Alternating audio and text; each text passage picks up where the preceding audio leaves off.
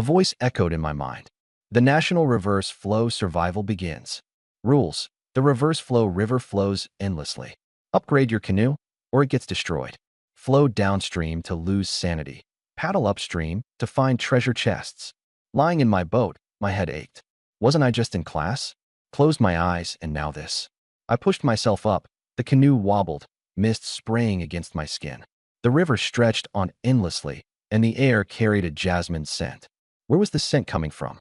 Following the fragrance, I spotted a girl lying at the bow. White t-shirt, light skirt, curves unmistakable. A jolt ran through me. Hadn't I just seen her moments ago? Suddenly, a system notification popped up. Detected a potential romantic target. Affection gauge available. Lin Xiao, 20 years old, 166 centimeters, 51 kilograms, appearance 91, affection level 10. Increase her affection to earn rewards. I froze, dumbfounded. We're trying to survive, and you want me to date? The river was deserted except for our canoe. The system replied calmly. This isn't a visual novel game world. I glared. Are you serious right now? My apologies, I'm new to this. The boat rocked, and Lin Xiao opened her eyes. Hi. Her gaze flicked toward the river, uneasiness in her expression. What are we supposed to do? Her affection rose to 18. I guess I knew why, because I hadn't laid a finger on her. First things first, we paddle upstream. That's a must. Lin Xiao glanced at the oars. All right, I'm Lin Xiao, a sophomore. You show, freshman, I said, picking up the paddle. Barely had I rowed a few strokes when a small silver shadow leapt out of the river, directly into my arms. Treasure chest, just for rowing? Lin Xiao was paddling too, and a treasure chest popped into her lap. I opened mine. Congratulations on obtaining an SS tier talent. Hypnosis. You are now awakened. SS tier? Hypnosis didn't sound very impressive initially, but paired with the affection gauge system. Here was the description. Hypnosis, SS tier using tools. You can implant suggestions into organisms, influencing their thoughts and behavior. I check my personal stats. You show, level 1 awakened. Vitality, 9.1. Spirit, 18.0. Sanity, 95. Lin Xiao had opened her chest too and tilted her head curiously toward me. How'd your talent turn out, freshman? Could I say it was hypnosis? Messing with someone's mind wasn't something people would take lightly. SS tier, I answered ambiguously. It's good for calming people's minds. SS tier. She looked genuinely surprised. This river's all about testing sanity. You're basically tailor-made for this test. Her affection climbed to 25. I got an A-tier talent, water surge. Control over water? Yes, an offensive ability. Lots of power. I relaxed slightly. Thankfully, it wasn't a mental ability like mine. Check the chat channel, she suggested. There were 999 plus regional messages, with over 8,991 people. Must be folks in the nearby area, she analyzed. I waved her off. Let's focus on paddling first. We rowed together. With my back to her, I discreetly summoned the tuning fork in my hand, tapping it lightly against the boat's edge. Subtle sound waves rippled out, blending with the river's natural noise. Her ears twitched, but she didn't seem to notice. Closing my eyes, I focused intently, directing my thoughts. Let Lin Xiao's affection steadily rise. The SS tier hypnosis took effect. Her body shivered slightly, her strokes slowing as she became more relaxed and pliant. Affection +5, +5, +5. Suddenly, my head felt heavy. My spirit had dropped to 6. Mustn't overdo it. I retracted the tuning fork. Current affection level, 92. You're cheating, aren't you? Guess what? At 51 points, there's an initial reward, and at 100 points, it's the ultimate reward. Initial reward, Vitality plus 18.2. Ultimate reward, 50x stasis cards. Clenching my fists, heat surged through my muscles. My vitality now sat at 27.3. Just as I turned to check on Lin Xiao, a black silhouette emerged from the mist ahead. A boat. It was drifting downstream as we paddled upstream, drawing closer. Squinting, I made it out. A rowboat, equipped with a single oar. Lin Xiao's heartbeat seemed to quicken. Her face flushed red. Why am I feeling hot and thirsty? Her unspoken desires, buried deep, had been awakened by the hypnosis. She caught me staring and quickly averted her gaze. Look over there. She shifted her attention in the direction I pointed. What's that? She murmured. I made out the details. It was a stone statue, human-shaped, arms stretched out in a haunting pose, standing on the nearby boat. That must be one of the statues mentioned in the rules, I deduced. You can see that far? She moved closer to me instinctively, her arm brushing mine. I let her lean in. Looks like it. Let's check it out, she suggested. Gripping my paddle, my 27.3 vitality surged. With a swift stroke. Splash. The canoe shot forward. Whoa, where'd you get that kind of strength? She grabbed the boat's edges, her hair lifting in the wind. In just under a minute, our canoe pulled alongside the other. The stone figure loomed ahead. The statue, a female form, was entirely petrified, arms extending outward. Must have been a survivor who came before us, Lin Xiao guessed. I scanned the contents of the rowboat. Fishing hooks, ropes, sealed bags. The boat was upgraded. Vehicle, rowboat. Level 2. Owner, statue number 9151. Items on board. Reinforced nylon ropes X3, fishing rods X2, biscuits X4, ship nails X10, or fragment X1. Option, board or dismantle. As I focused on the statue, my sanity dropped by minus 0.23 times. Careful. Staring at the statue costs sanity. I warned her. She immediately looked away. Shortcut to upgrading our canoe? Dismantle this. Don't forget I'm SS tier. I reminded her. She bit her lip. Just be careful, all right? Affection level, 92-93. I leapt to the rowboat, summoning 5 stasis cards into my palm. The river mourned softly. The statue's mouth moved, its voice hoarse. Sanity minus 0.3. Without hesitation, I activated a stasis card. The statue's mouth froze mid-movement. Stasis duration, 3 hours. Successfully resisted.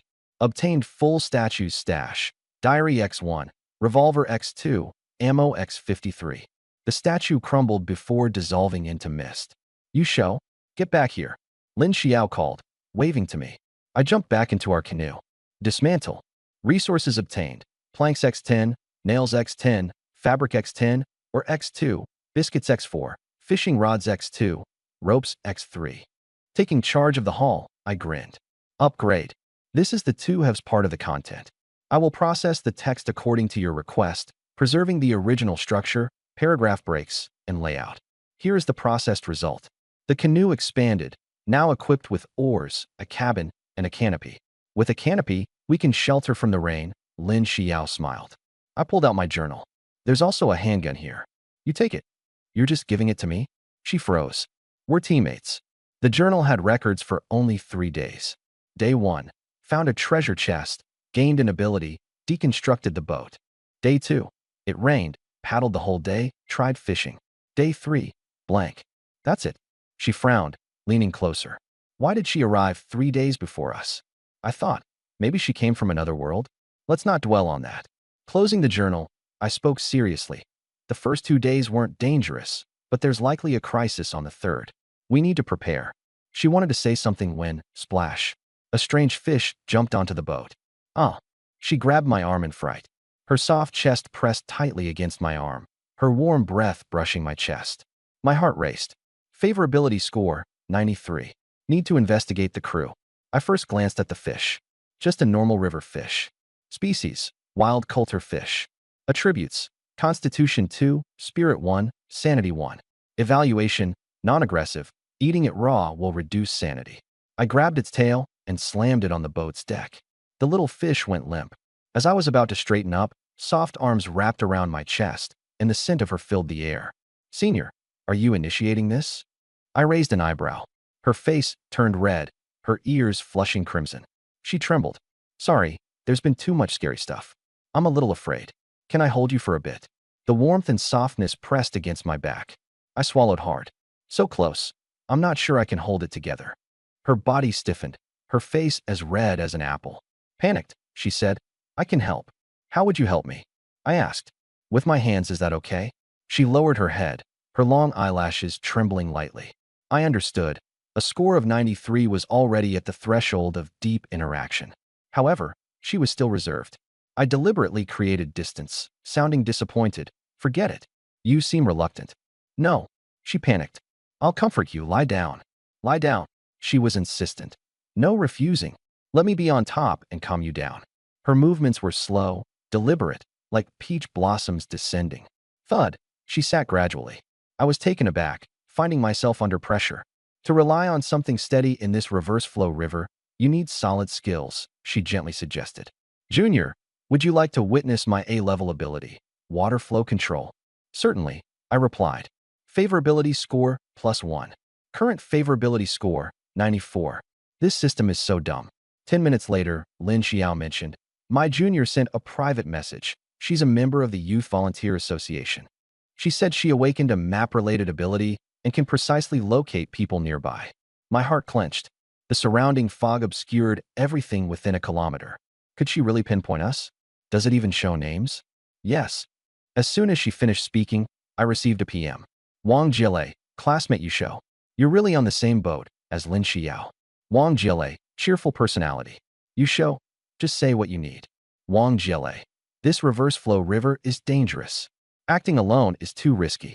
Could we team up? It's just me and the class leader on our boat, and we're feeling nervous.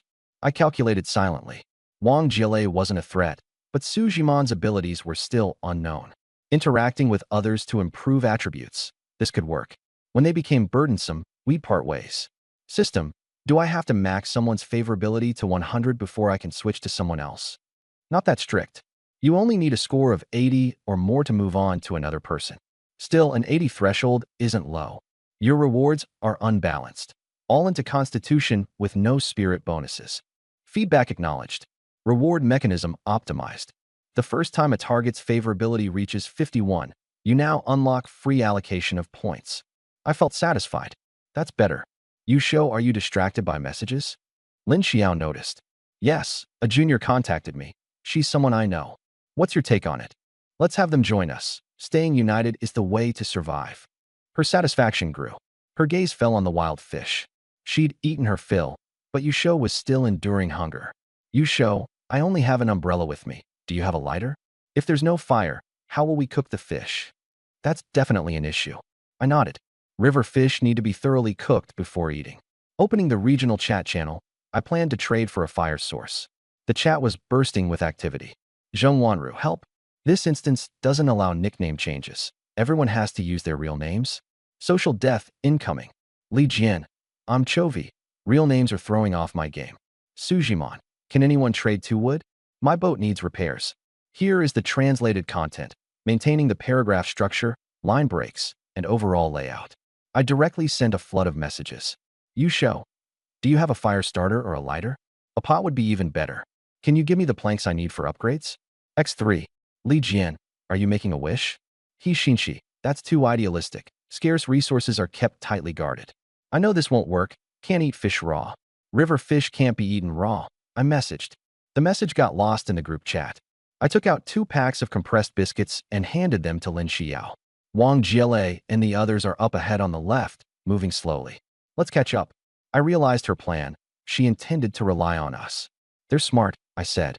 Sticking together is the only way to survive, she replied. I adjusted my sitting posture. Lin Xiao leaned closer. Her cheeks flushed. Are you feeling unwell? Wanting to help. Senior, don't you need help yourself? I countered. A minute later, I exhaled a deep breath.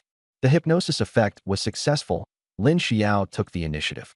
Junior, what's next? She swallowed hard. I'll row while you rest. Pulling out a fishing rod, I asked, do you know how to fish? I do, but you row too fast. I can use the water flow to lure the fish out. Don't call me Xiao Shou. Then I'll call you a show, she muttered, lowering her head. I started rowing. The boat sped up, and Lin Xiao's clothes clung to her frame. It felt like affinity +1, now 95. I couldn't figure out why her points were rising so fast. 20 minutes later, a bird's chirp echoed from the sky. A show, should I try taking it down? Go ahead. Water control. A column of water shot into the air, striking a bird. The bird landed onto the boat. Where did this bird come from? Lin Xiao frowned. I noticed a dark shadow in the distance. That must be the floating reed cluster. Suddenly, the water burst open. Something emerged. I caught it steadily. Bronze chest. Opening it, I found an iron furnace and a slip of paper. A sometimes working furnace, it read. The paper warned, water snakes are swift, don't go deeper. We won't. Let's regroup first. I made my decision. After another hour of recovering mental energy, we encountered 2 female classmates. Hypnosis at 51 affinity points would earn attribute points. The system explained how physique integrates strength, speed, and stamina. Wang Jiele sent a message. Let's rest for a bit. It was still the beginner protection period. Water flow was smooth, no need to row. Suddenly, a golden announcement appeared. Feng Yunwen acquired silver chest. First one. The channel exploded. How is that fair? I haven't even seen an iron chest. Drop hints. The chat spiraled uncontrollably. Feng Yunwen remained silent. I stared at her name. Feng Yunwen was already famous in school. Now, however, she kept quiet. Lin Xiao rested against the boat's canopy. Comparison kills. She's just too lucky, she sighed. You know her well? I asked. She's always pinned on the campus forum. Everyone knows her. Refocusing myself, I said. Let's find Wang Jiele and the others. The boat accelerated as Lin Xiao activated her talent. Water brought fish leaping into the boat, 12 in total. Ahead, a lone canoe drifted. I thought, hypnotize as soon as possible to increase attributes. I checked my stats panel. Physique 20.9/27.2, mental energy 13/18. Hypnotize someone to 51 affinity points to gain free points. Reaching 80 affinity unlocks rewards. Wang Jiele spotted us. They're here.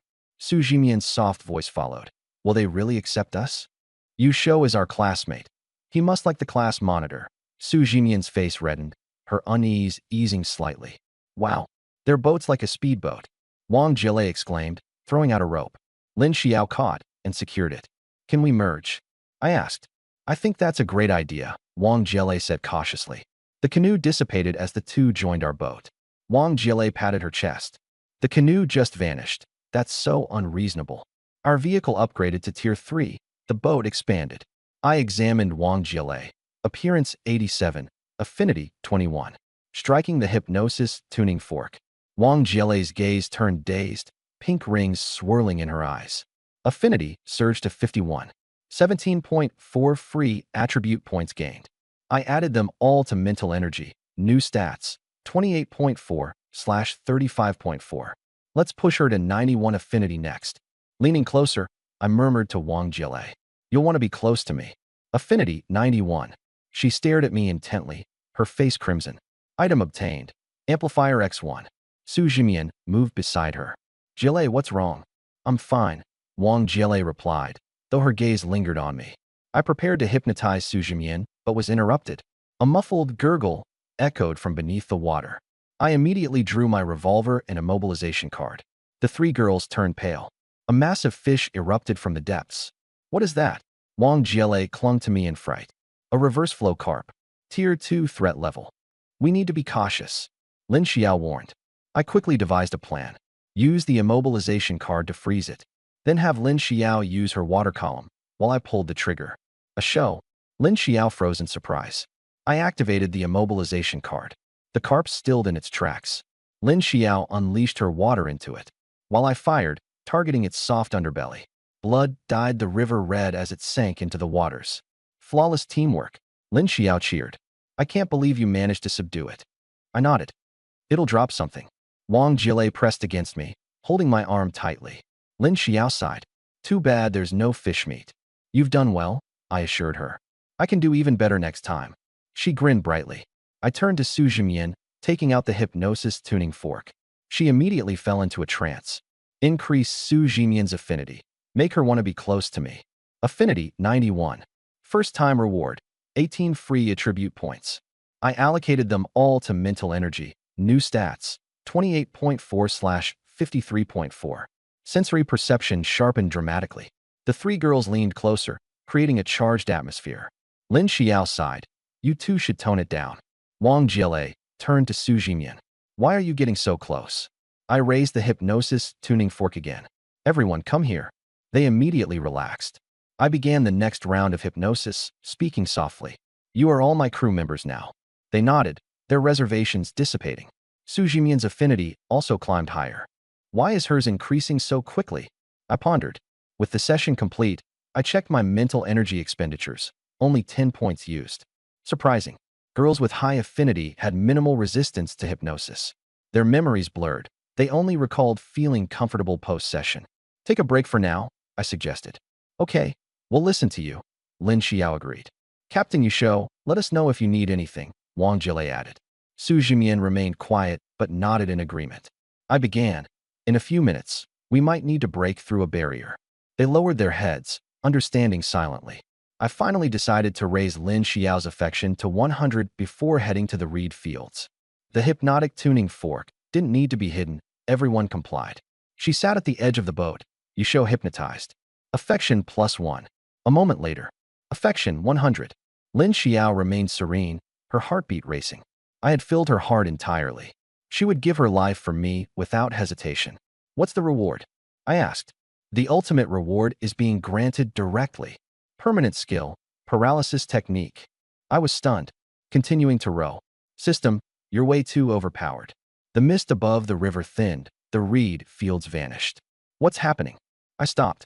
Did you all see the reed fields disappear? Su Jimon and Lin Xiao nodded. We saw it. It's so strange. What's going on? I was stunned. The place I had found with such difficulty had vanished. I thought of the group chat for our area. Maybe someone there knew something. Once I opened it, messages were exploding. Wang Zhiheng, I'm done. Killing the little fish doesn't give any attribute points. Li Jian, are you dumb? Non-aggressive mobs don't drop points. Huang Jingwen, Li Jian, are you crazy? I gave you my star card, and you traded it for some lousy fish? Li Jian, I burned the small card as kindling. The fish was extra. I still didn't see what I needed. I decided to ask directly. Yusho, has anyone seen reeds disappear into thin air? A reply came quickly. Lu Yinhua. Yusho, did you find a treasure chest there? I recognized her immediately. Lu Yinhua, psychology rep from class 5, telecom. Yusho. Yes, I got one in the reed field earlier. Lu Yinhua. Let's talk privately. She messaged me privately. Lu Yinhua. Was it after you rode forward and the place disappeared? Yusho. That's right. You've experienced this too? Lu Yinhua. We found a bronze chest, and it had a clue. It said, the secret realm of the reverse river can only be reached by going upstream. Going upstream only? I was floored. Reverse river, it doesn't allow turning back. Once you go downstream, you turn to stone, and the secret realm vanishes too. But why did she tell me this privately? Yusho. Thanks for the info, psychology rep. Lu Yinhua. No need to thank me. You helped me earlier when you warned, the river fish can't be eaten raw. In this survival environment, working together is the way forward. Sharing resources, what do you think? Yusho, I agree. If I find anything, I'll contact you. I closed the chat and exhaled deeply. All right then, upstream it is. No use regretting things now. How many more secret realms lie ahead? First, I need to row and conserve energy. I rowed quickly ahead. Sprays of water splattered on the boat's side, and the mist around me grew thinner. Daylight started breaking through. I wondered if there were other teams up ahead. Even though my physical and mental strength had multiplied, I still lacked solid options for ranged attacks. Other than a revolver with limited ammo, I didn't have much. If only I could encounter more female teammates. Wang Jile, seated in the middle of the boat, swayed gently as the vessel rocked. She turned to look at me. Yusho, are we just going to keep moving forward like this? I got an idea, better than blindly charging ahead and relying on luck.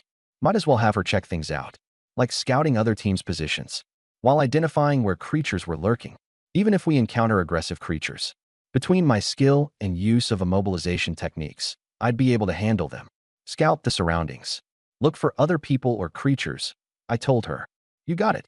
Wang Jile beamed, closing her eyes to activate her talent. Out of curiosity, I asked, Jile, at full power, how far can you scout? About the size of 2 school campuses, she answered, still with her eyes shut. Then her expression tensed as if noticing something. Opening her eyes, she wore a look of surprise. Yusho, to our right front, there are lots of reverse river carp, a whole group. Reverse river carp? I understood. It's fine. I can handle them. Anyone else nearby? Yes, left front. I spotted a boat with 2 guys. Straight ahead, there's another small boat, just 1 person. Probably female. How can you tell their gender? My scan reveals their names. I guess based on that. And the girl's name? Chung Wan Feng, she answered with a tilted head. I believed it was a girl. No guy would be named Wan Feng. The name felt oddly familiar, though. But no one in my class had that name. Could it be a teacher I knew? The surname Chung narrowed it down, probably my academic English 1 instructor. A glance at the timer showed there was less than an hour left on the newbie protection period. Time was running out. Sustained intense rowing, despite my enhanced constitution, was taking its toll. My pace slowed. Yusho, you must be exhausted rowing for so long, Lin Xiao said, walking to the back of the boat. Concern filled her soft features. She had maximum favorability with me, her heart entirely devoted to me. Before I could speak, Lin Xiao took the initiative. She moved to the rowing station and picked up an oar. Quietly but powerfully, she started rowing to help. Her movements were full of resolve.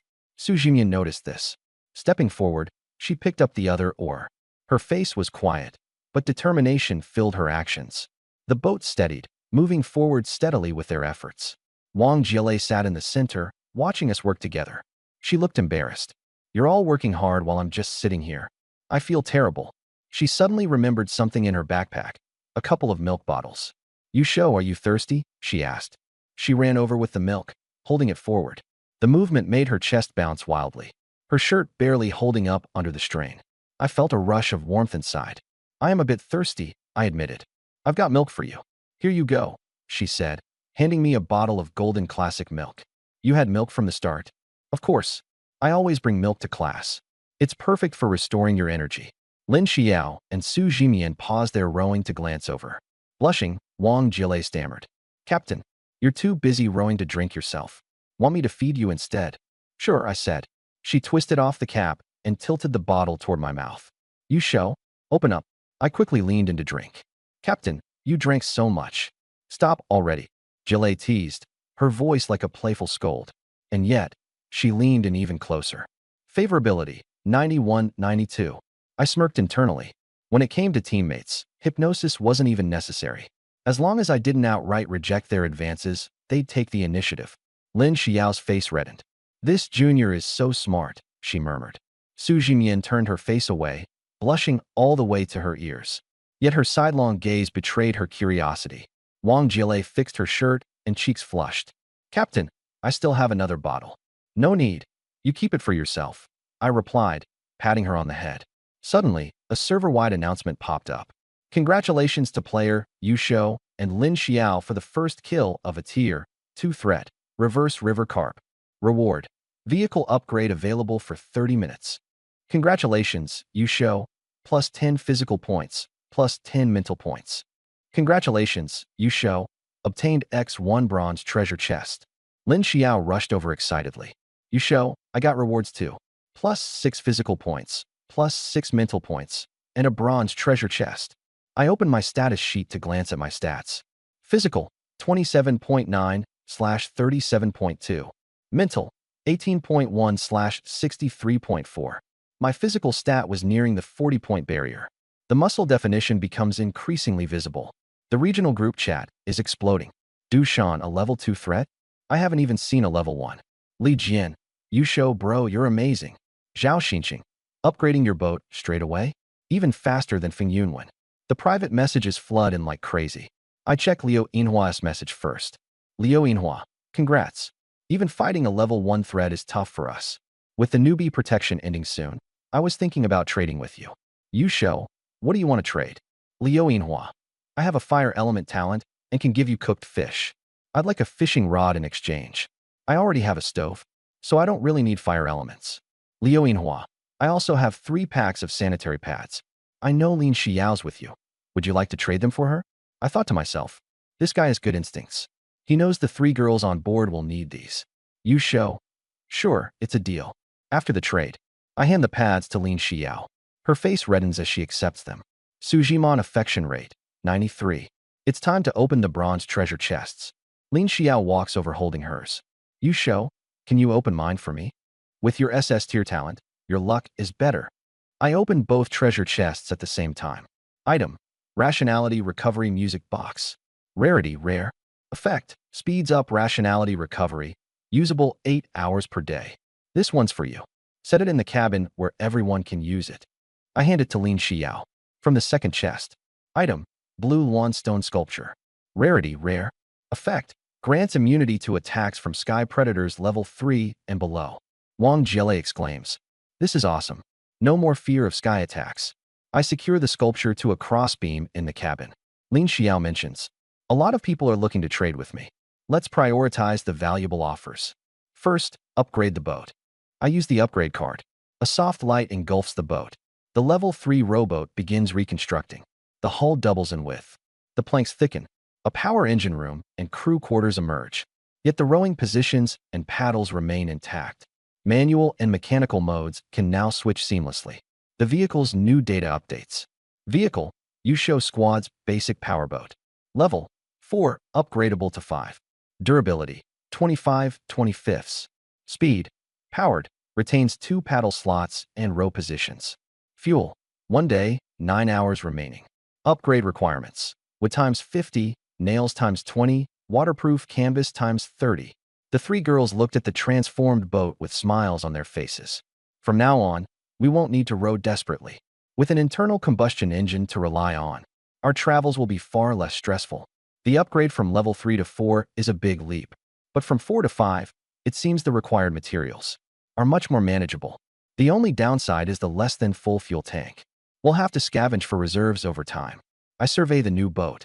When out of the corner of my eye, I notice Sujimon's discomfort. She looks like she wants to say something. Lin Xiao and Wang Jie don't notice, but my heightened perception picks up on her subtle expressions. Jimon, is there something you want to say? Being called out. Sujimon bites her lip. Blushing, she whispers, I need to use the bathroom. I drank a lot earlier, and I can't hold it anymore. The atmosphere on the boat turns awkward. Even though the upgraded powerboat has private compartments, there are still no proper restrooms. Surrounded by a vast river, it's inconvenient and unsafe for the girls. Understanding her predicament, I respond. Just make do in the cabin's compartment. It's too dangerous outside. But won't it dirty the floorboards? Sujimon mumbles while lowering her head. Wang Jie adds, and we don't even have toilet paper. I contemplate. Maybe I can find someone to trade for paper? No need. Sujimon interrupts quickly, her face burning. I have a way to manage. What way? I'm skeptical that she has a good solution. She explains. You can help me, right? It'd be easier that way. My mind goes blank. Did she really just ask me to help with this? Lin Xiao freezes in place. Speechless. Wang Jie blinks and mutters. This survival vehicle is way too basic. Not even a restroom. Meanwhile, Sujimon keeps glancing at me to gauge my reaction. What about the paper? Wang Jie follows up. If it's handled well, it won't be needed. Sujimon responds, still beet red. In this awkward situation, I find myself agreeing. Given the circumstances, adaptability is key. Sujimon walks to an empty spot near the cabin at the boat's edge. I follow her. She quietly takes something off, still dressed in a skirt. You can now. She gestures, and I comply. She's too tense to relax. Don't be nervous. Try to relax. Since I've already agreed, I may as well follow through. Anyway, she isn't heavy. Okay. Her soft voice shows trust. Soon, ripples spread across the river's surface. Under the flowing water, everything becomes untraceable. Peace is restored. Sujimon leans against me, her cheeks still flushed. It's only after a while that she softly says, all done. Affection rate, 93. I don't think I did much. Yet somehow her affection increases again. Sujimon, her hair in a single ponytail, has a few loose strands that fall onto my collarbone, carrying a sweet, faint aroma that leaves me momentarily dazed. I reflect on how unbelievably high her affection rate already is. At this point, I feel like I could take a step forward. But as the thought creeps in, I push it aside. Here, on an open boat, amidst a vast river, feels odd somehow, though perhaps not anymore. I have long since used hypnosis to subtly ease her internal reservations. Many of her boundaries have already softened over time. Yusho, just leaning on you, leaning alone, makes all the threats and other people fade away. She turns her head, her fair cheek tinged with a soft pink. I inhale deeply before replying. From now on, you can lean on me whenever you want. Sujimon bites her lip, murmuring in a low, hesitant voice. I don't want to give away my first time like this. Can we not do it here? I didn't plan to. I respond spontaneously, but I can feel your thoughts quite clearly on my back. Sujimon's shy smile blooms, and she lets out a small laugh. I help her up, guiding her to stand steadily. Sujimon slips away from my grasp, stepping lightly in her white, high-top leather boots, and readjusts her mask back onto her face. I turned around and walked back. Sujimon gently took my arm, like countless lovers would. I felt a little overwhelmed. She was never this forward before. Sujimon, with her stunning looks and cold demeanor. She was someone the boys in our class secretly admired and pursued. Even upperclassmen with stellar accomplishments tried to win her favor. She always politely refused, her disposition indifferent as ever. But now she was clinging to me like this. The contrast was unreal. Yusho, do you think I'm acting strange now? Sujimon lowered her gaze, her voice carrying a trace of unease. Why would I think that? I stopped in place, looking at her. Do you think I'm being too forward or unreserved? She tilted her head up to look at me, her eyes holding a hint of apprehension. I don't think that at all. You're doing just fine. Don't overthink it. She immediately brightened up, her eyes curving into little crescents, and a radiant smile appeared on her face, her dimples faint and sweet. Got it. That expression, I'd never seen our usually aloof class president display it before. The two of us walked back to the ship cabin door side by side. Lin Xiao and Wang Jile were busy at the stove nearby. Wang Jile turned her head. Jimon, you guys were gone for so long, what happened? Went to get more water, all right? Su Jimon waved her hand dismissively. Wang Jile looked at me, her gaze sparkling. You go, the boat's on autopilot now. You don't have to work so hard anymore. We're making some fish to fill our stomachs. Is that cool? Our upgraded, level 4 powerboat was speeding ahead at a much faster pace than before. I nodded and sat down to rest by the edge of the cabin. Wang Jile rubbed her stomach. I'm starving. Lin Xiao replied. I'll handle the fish. Wang Jile added excitedly. Senior, I'll help you scale it. Su Jimon chimed in. I'll join too. Right at that moment, Su Jimon stood on tiptoes and lightly kissed my cheek. Her fragrant tongue gave a playful lick as she whispered softly. If you'd like. After we eat, we can go to the room. Her lips were moist and carried a faint, sweet aroma. Without waiting for my reply, she turned to assist the others. Her ears now tinted red. I kept a calm expression, but inside, I was thrilled. These girls with maxed out affection levels are just unbeatable. But then again, I couldn't help but wonder. By hypnotizing these classmates, were they still the same people they used to be? Had I really just turned them into a few obedient puppets? I ran my fingers along the edge of the upgraded boat. It was nearly unrecognizable as the simple wooden canoe it once was. Only 2 short hours had passed. Was this even still the same boat? I thought of the ship of Theseus, but didn't dwell on it too much. After all, as long as the changes happen gradually, it's still the same boat. Yusho, the fish is ready. Lin Xiao called for me. Coming. The 4 of us sat together and shared the grilled fish. The fish was unsalted, plain and flavorless. Lin Xiao took a small bite and said, It lacks seasoning, but at least we've got something to eat, right? Wang Jile, on the other hand, took hearty bites. Tastes pretty fresh to me. Watch out for bones, Su Jimon reminded us softly. All of a sudden, a golden announcement popped up. Congratulations to player Feng Yunwen for obtaining the first excellent tier item in the entire server. Reward, 5 free attribute points. Reward, 10 chances to mute others for 1 full day. Feng Yunwen hit the jackpot. I speculated silently. Such insane luck. Wang Jile opened up the group chat, which was already flooded with messages fawning over Feng Yunwen. Feng Yunwen, hee, I'm just lucky, that's all. No one dared to cross her. After all, who'd mess with someone carrying 10 muting privileges? This is the processed result according to your request and maintaining the original paragraph structure, line breaks, and layout. I turned off the group chat. Suddenly, a thought struck me. So many boats, yet no one's forming teams? Either they haven't met each other, or someone's withholding the information. Yusho, what are you zoning out about? Su Jimon leaned close to me, her face shy and flushed. It's time to head inside. The other 2 girls seemed a bit tempted as well. I thought to myself, time to build some goodwill. The beginner protection period had only 20 minutes left. We entered the cabin. Su Jimon's figure was graceful, exuding a blend of cool elegance and bashful charm.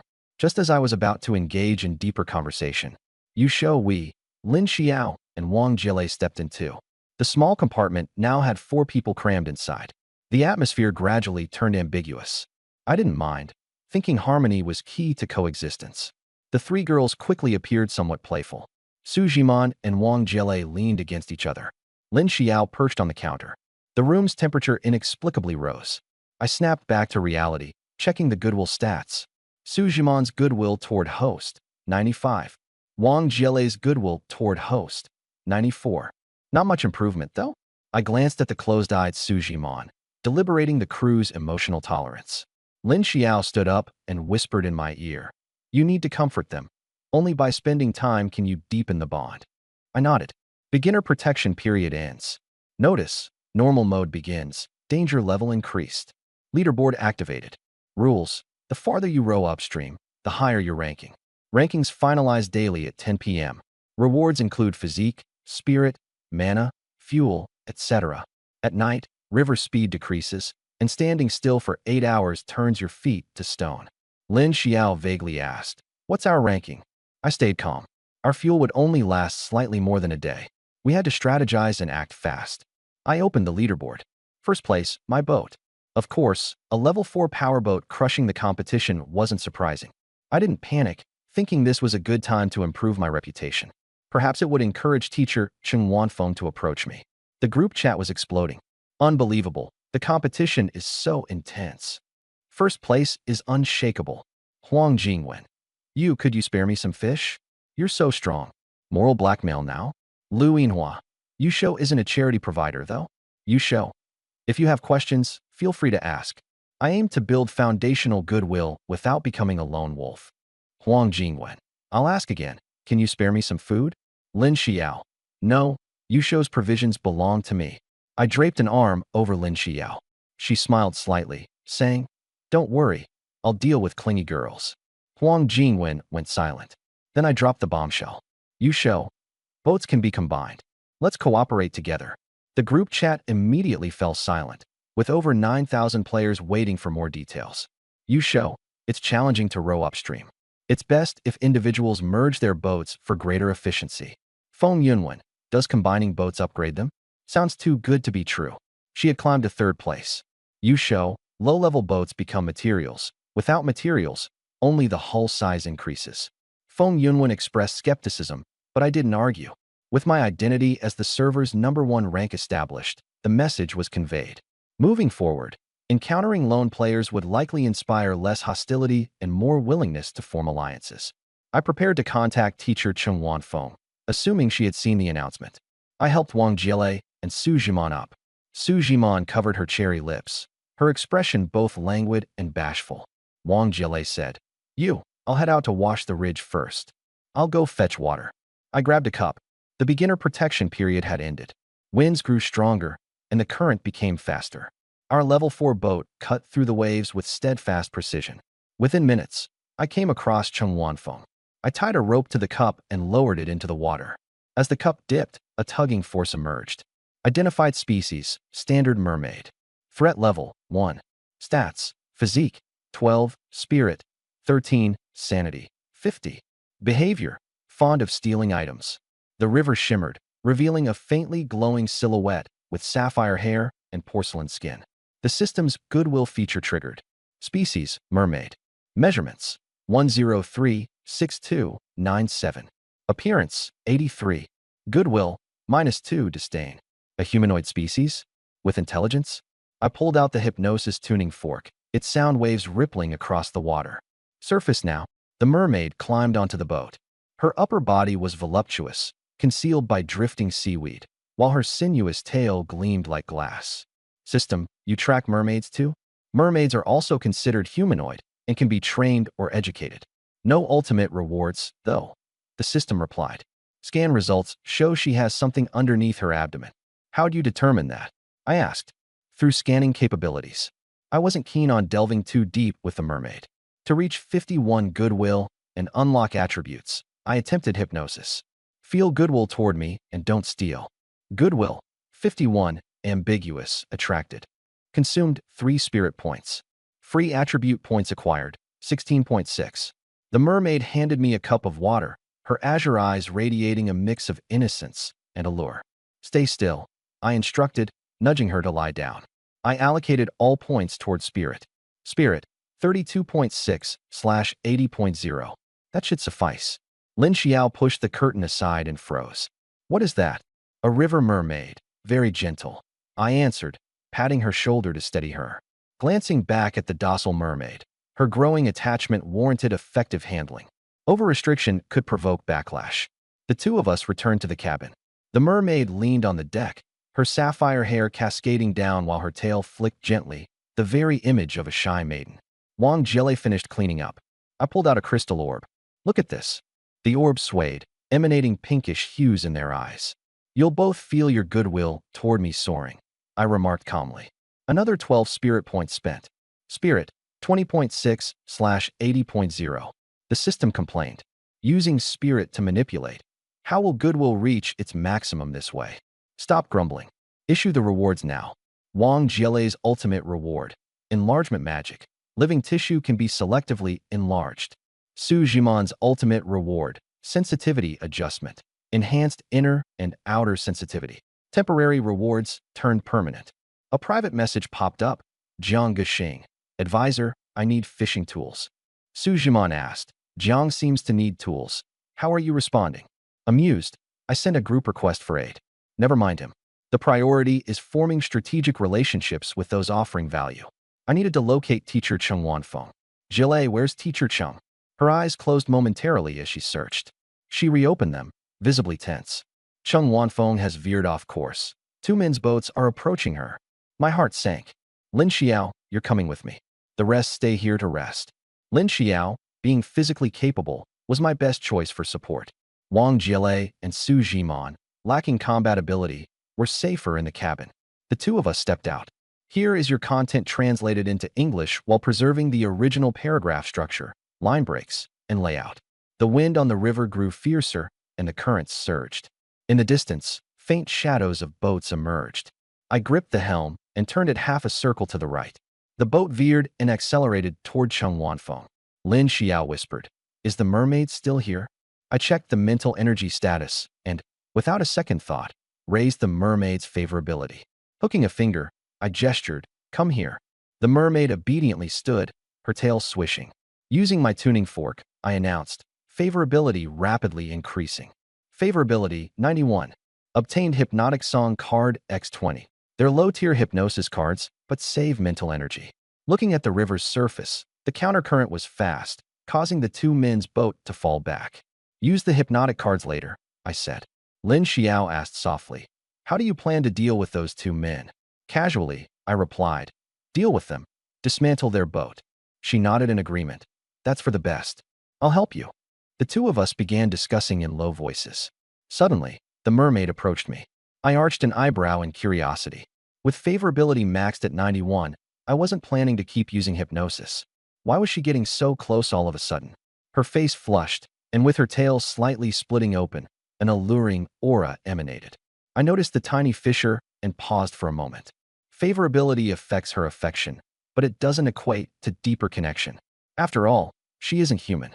I'm not insane. Getting entangled with a mermaid isn't an option.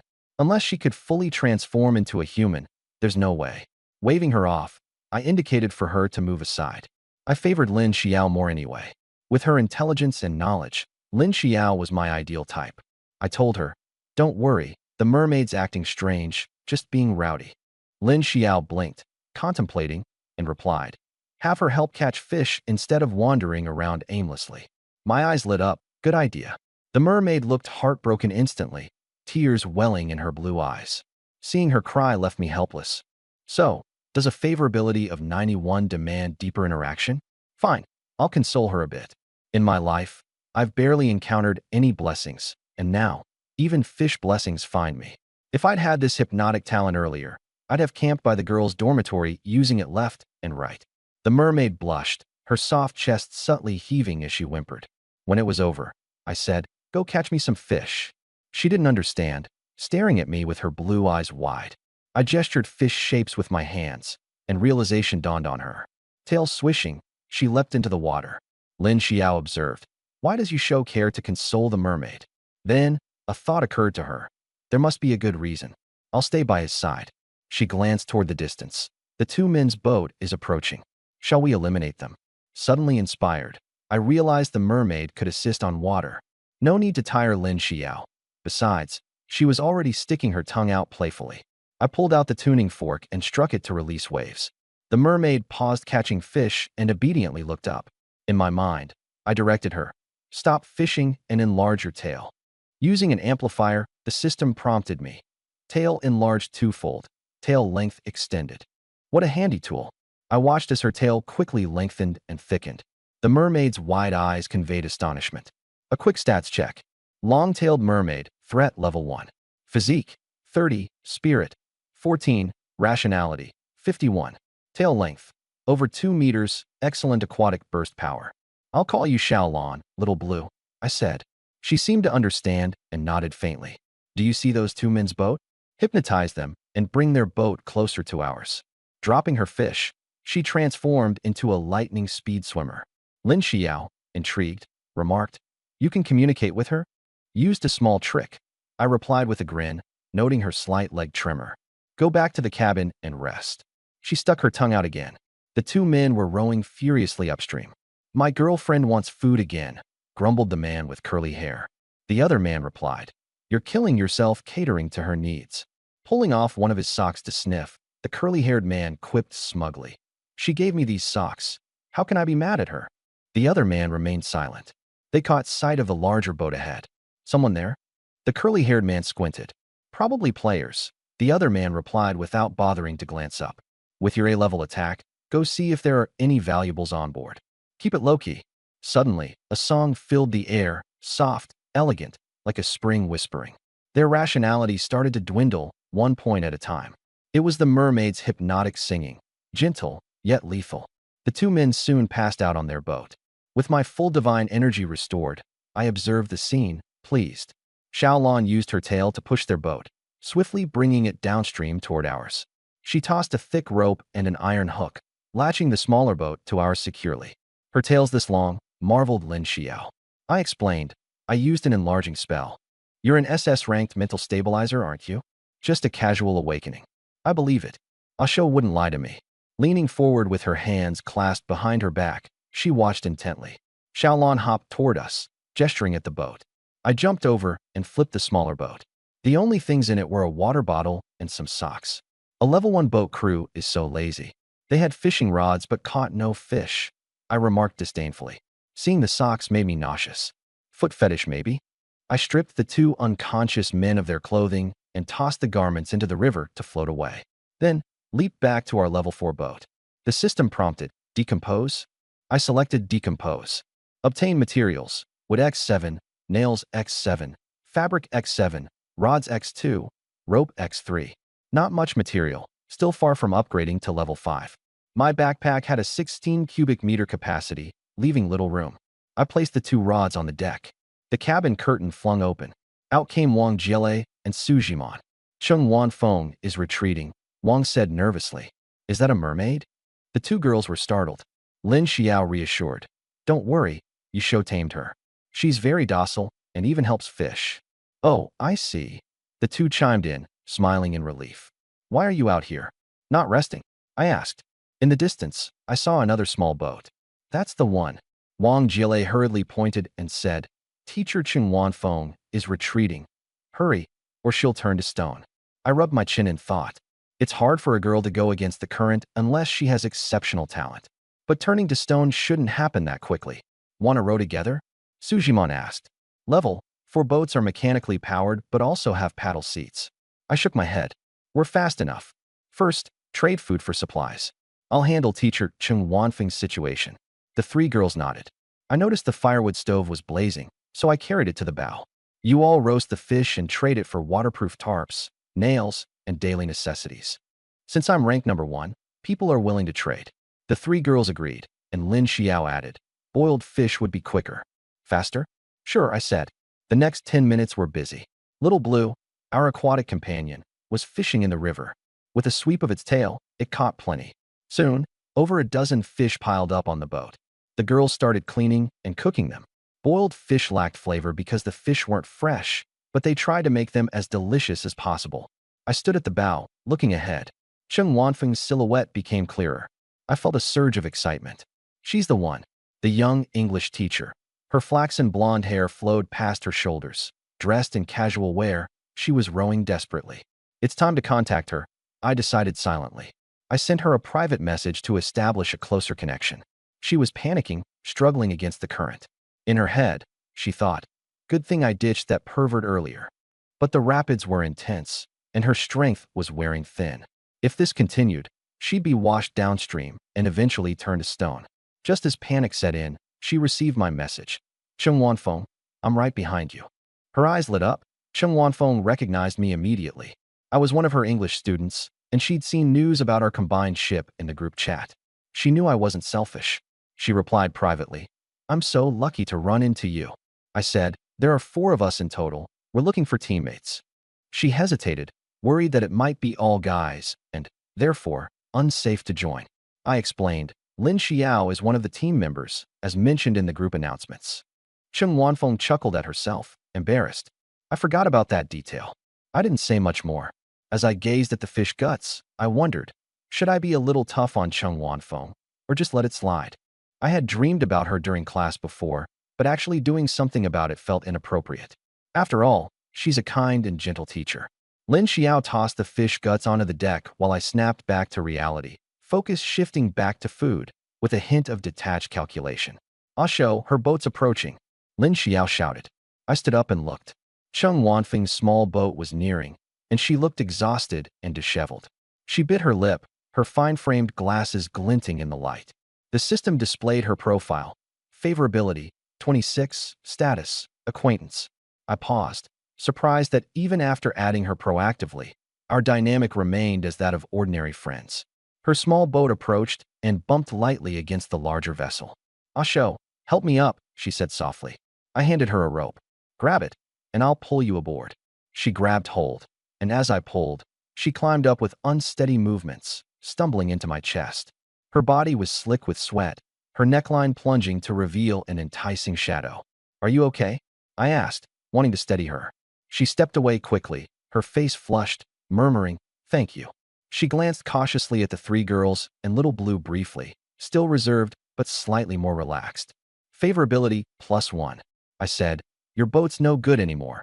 We need to dismantle it for materials." She nodded. "All right, I'll leave it to you. I'll join your team." She understood that her level 2 boat wouldn't last, it'd capsize eventually. I initiated dismantling, and the materials were absorbed into my inventory. Some spilled over into Lin Xiao's inventory to help balance the weight. Cheng Wanfeng kept some distance from me, guarded. Her restraint stoked a subtle fire within me. Out of sight, I quietly drew out the hypnosis tuning fork, hiding it behind my back. The timing was perfect. Without warning, I pulled her into a tight embrace.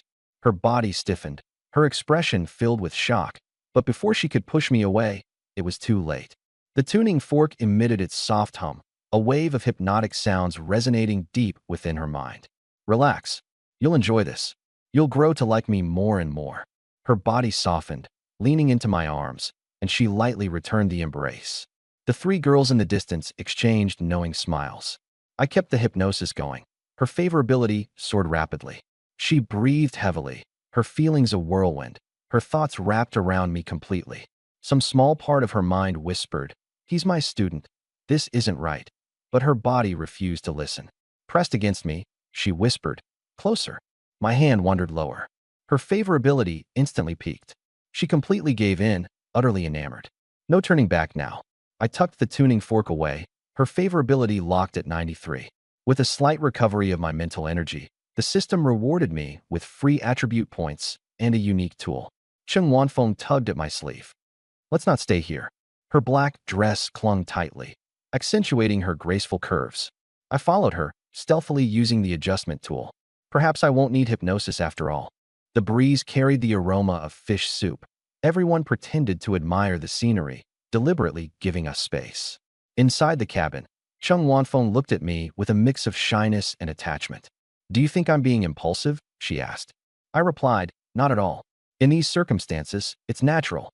She gazed at me intently. "You're my lifeline. I only have feelings for you." I shook my head.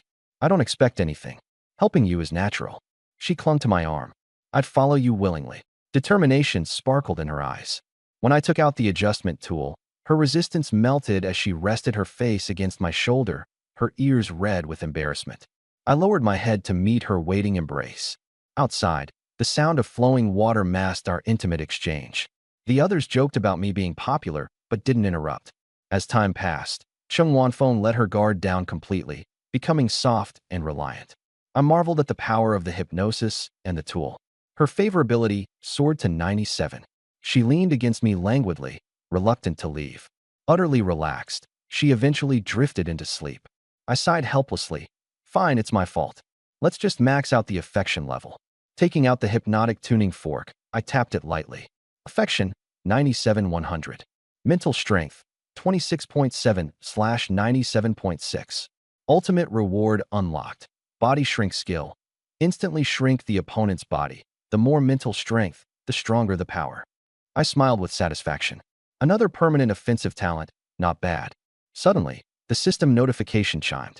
The first surge will occur 3 hours later and last for 1 hour. Players are advised to conserve energy and fuel. Rewards will be given for surviving the surge period. I sighed inwardly. This survival game's pacing is brutal. Just started, and it's already eliminating the weak.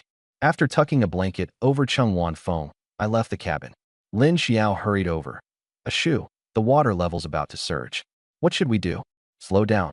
Checking the leaderboard. I saw we were in first place. Deciding on a medium speed now. I planned to go full throttle when the surge hit to grab the reward chest. Medium power is enough. It'll save fuel and keep the boat steady, I said. We'll use full throttle 3 hours later. Lin Xiao nodded. She always listened to me. Suddenly, she slapped her forehead as if remembering something. Oh, Ashu. I was busy trading earlier and forgot to tell you. Someone's been spamming me. It's so annoying. I raised an eyebrow. Let me guess. Desperate pleas for help? All of them, she sighed. A few of my old friends even asked me for fish and supplies. How did you deal with them? I ignored them. They'd just take advantage, and it's a thankless task. I don't want to carry the blame. She sighed again. You'd better handle the fish trades from now on. Me? Leaning closer, she lowered her voice. Those girls think it's only natural for me to give them stuff. Either they don't pay me or hand over junk in exchange.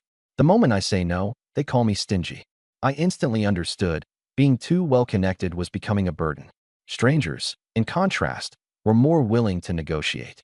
She didn't trade with guys, probably because of me, I figured. All right, I'll handle it. No one's taking advantage on my watch. Relieved, Lin Xiao patted my arm. I just traded for duct tape, bandages, and salt, she added. I nodded. Salt's in shortage, especially with 3 girls sweating constantly during activities. You did great. I ruffled her hair. Wang Jiele chimed in. Xiaojia, you're amazing. Su Jimon nodded in agreement. Blushing, Lin Xiao brushed it off. Just lucky, that's all. Oh, Ashu, check your private messages. People probably reached out to you too. Opening my inbox, I found it flooded with messages. Skimming quickly, I ignored one-off pleads and focused on recurring senders. Huh, the dorm supervisor sent 13 messages. Scratching my chin, I noted that all the attached photos were hidden. Huh, she's probably out of trade items, then. Next was Wu Xuejia with 10 messages. The same girl who almost scammed me before? She's got some nerve. Opening her chat thread, the first 8 messages were filled with exaggerated flattery. Wu Luiying, Ashu, you're the absolute best. Her intentions became clear in the last 2 messages. Wu Luiying, I have a collectible anime doll. Can I exchange it for food information? Wu Luiying, also, I have some lingerie. I can send it to Linjia. I smirked. Why would I want useless junk like that? With so many girls and high-quality trades around, I'm in no need of that stuff. This isn't what I need. If you want my cooked fish, trade me wood. Say, 20 units would suffice. After a few seconds, she replied, I only have 5 units of wood. I don't need food. I want a weapon, even just a knife. Glancing at my inventory, I saw no knives, only a revolver. No weapons? No problem. Lone wolf tactics never suited me anyway. Send the wood first. Weapons will come later. Your boat can be upgraded to level 5 and last longer, right? Don't underestimate the benefits of being prepared. Instead of broadcasting trades in the group chat, I preferred dragging people in through private messages. It was more secure that way. The chat went quiet as she weighed the pros and cons. A few moments later, her message came through. Fine. Deal. But don't scam me. I grinned. Target confirmed. What's the point of being at the top if you don't pull others in? That's just showing off. Besides, I didn't rely on an emotion value system. I only played around with affection. Relax, you're making the right choice, I added, mimicking the tone of a seasoned con artist. After all, Wu Luiying herself peddled fake phone cards. Half scammer, half trader. Why'd she bank everything on this? Because resource management was key.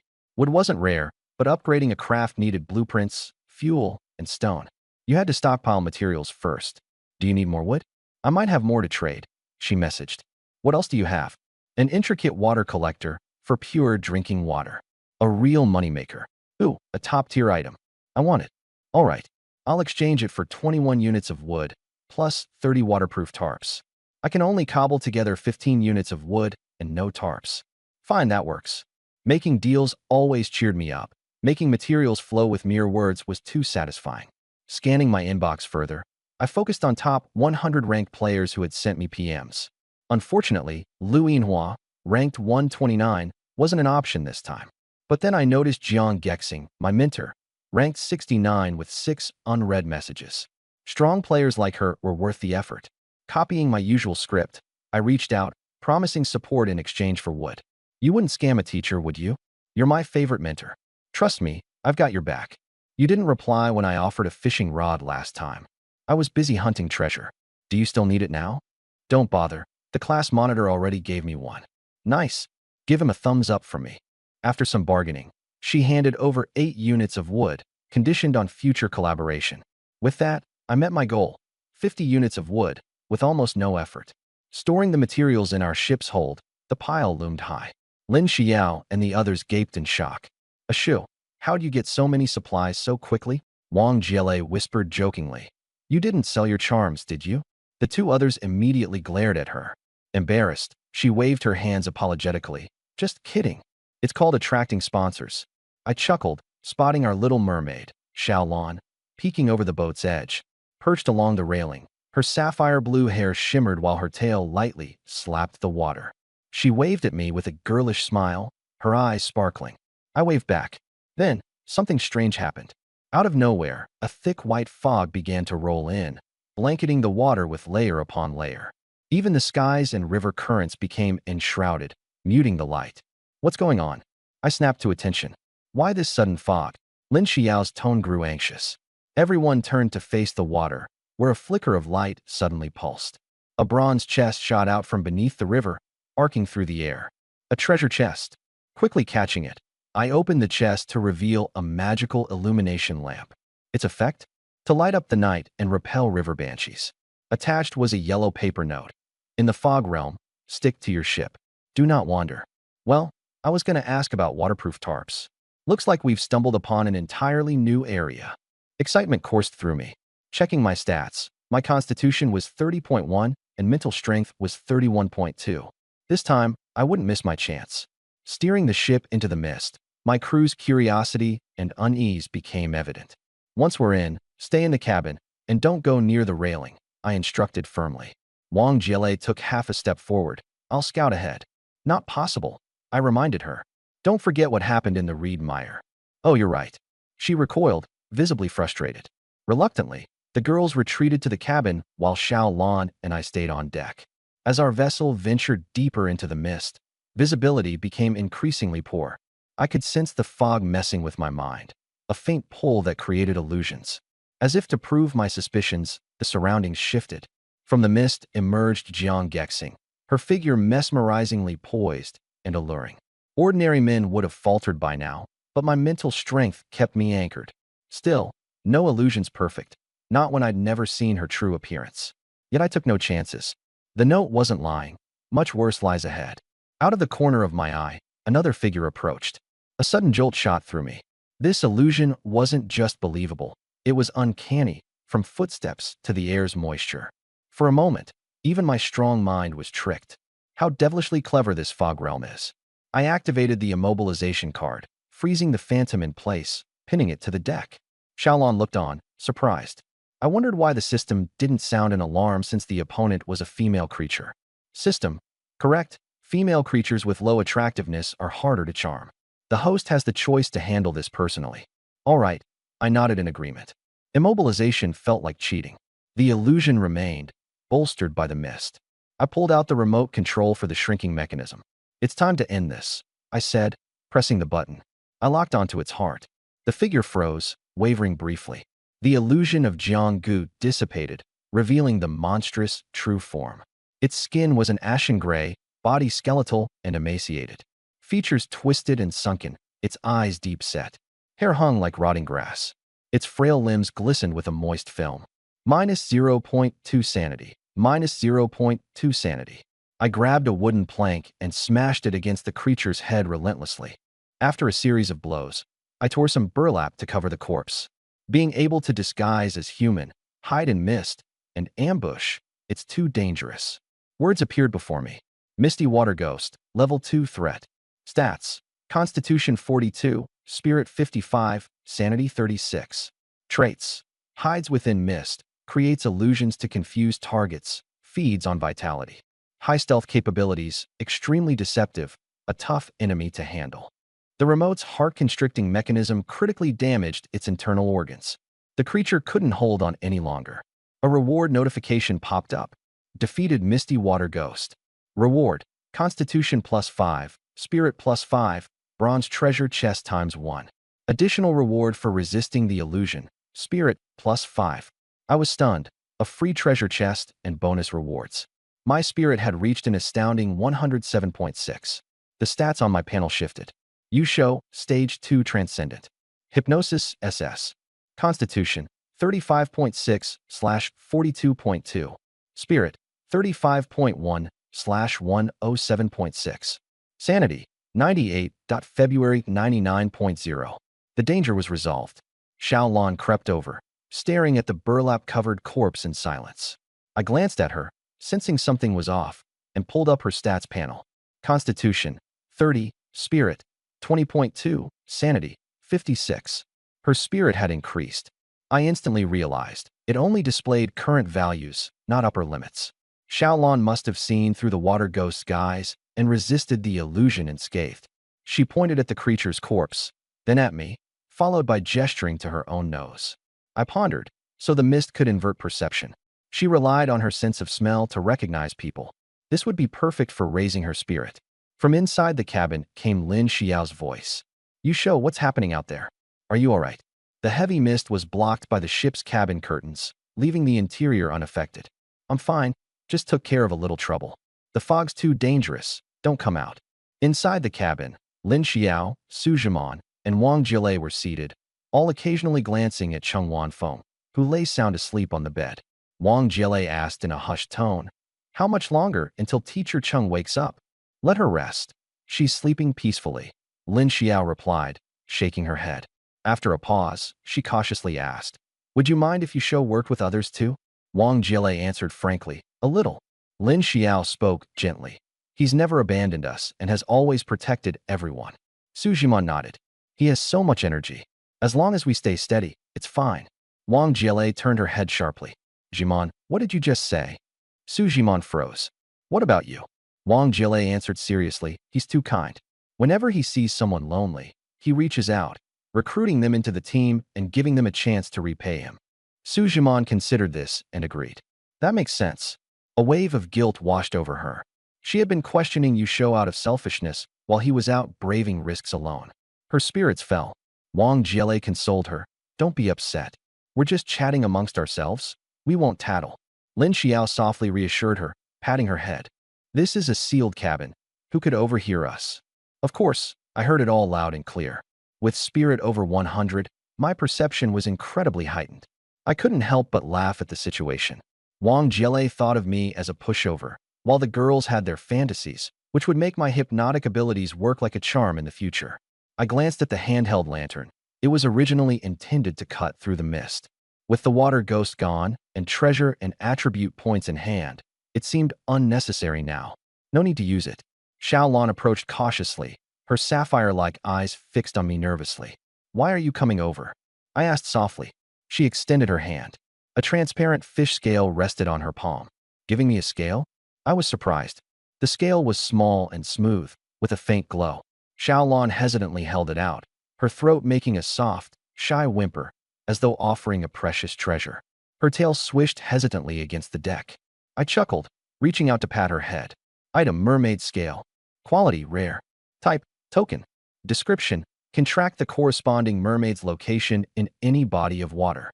Note: freely gifted, signifies deep recognition. I understood her intent. She feared confusion in the illusion mist and wanted to ensure I could distinguish her. Her thoughtfulness touched me. Even though I didn't need it, the gesture was too meaningful to refuse, so I accepted it. After waiting a few minutes without encountering a second water ghost, I wondered, was there only this one? Or was the boss of the mist close? With nothing better to do, I opened the chat channels. A new section next to the regional channel was now unlocked. Global chat, available to Stage 2 Transcendence. Total online users, 591. Across the globe, fewer than 600 people had reached Stage 2. Surely some major figures were lurking in there. The system prompted me to set a nickname before participating in chat. After pondering carefully, no room for jokes here, I decided on. Patience seized the moon through clouds. Saved and entered the global channel. The chat was sparse, with most people remaining silent. Only a few occasional messages trickled in. Upstream river, 10,000 immortals retreat. Looks like I still have the advantage. I realized the poetic username might have been inspired by my own region's players. Can't swim. Hey, buddy, I'm from Greater Xia. Upstream river, 10,000 immortals retreat. Text is auto-adapted to native language.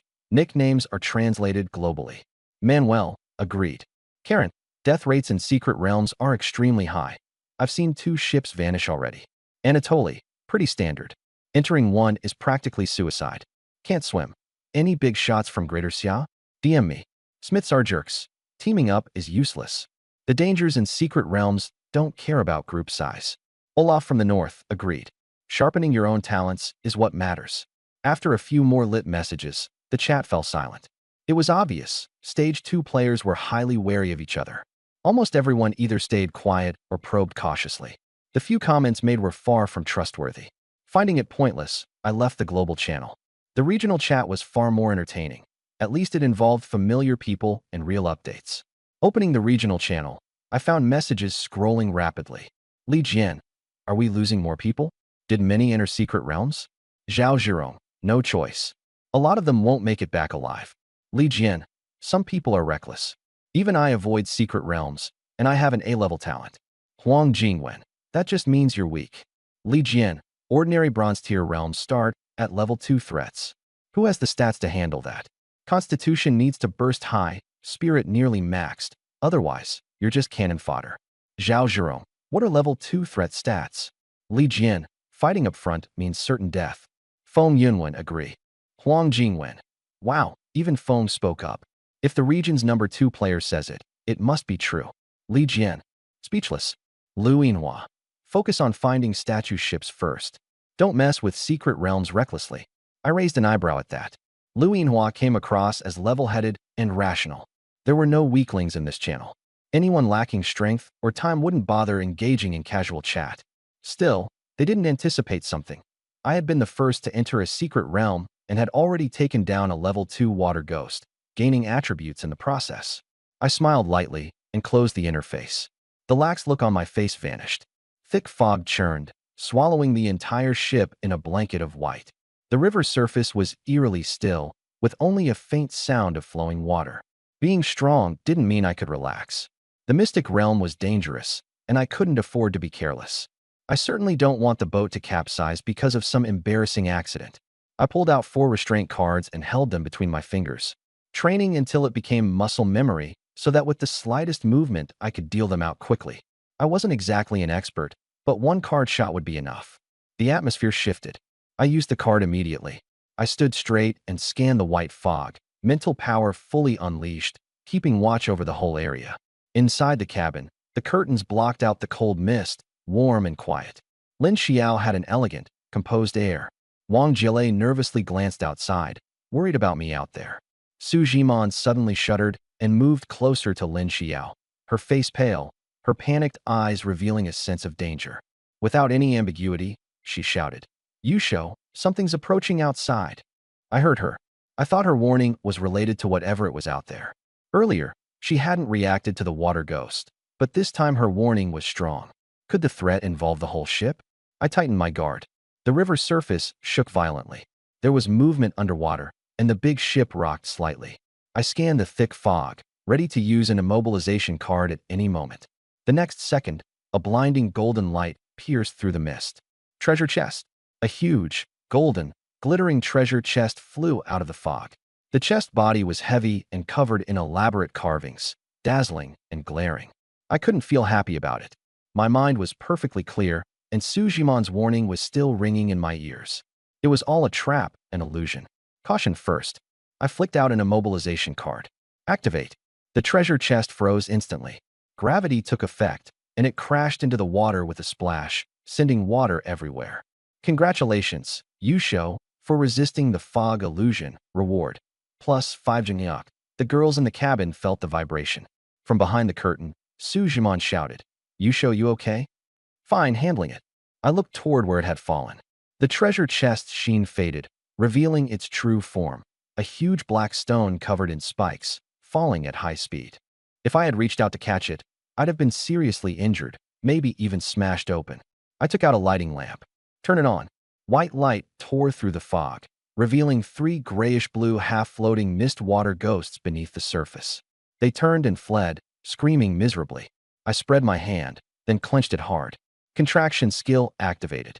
My mental power instantly dropped by 5.1 points. The 3 water ghosts were grabbed by an invisible giant hand.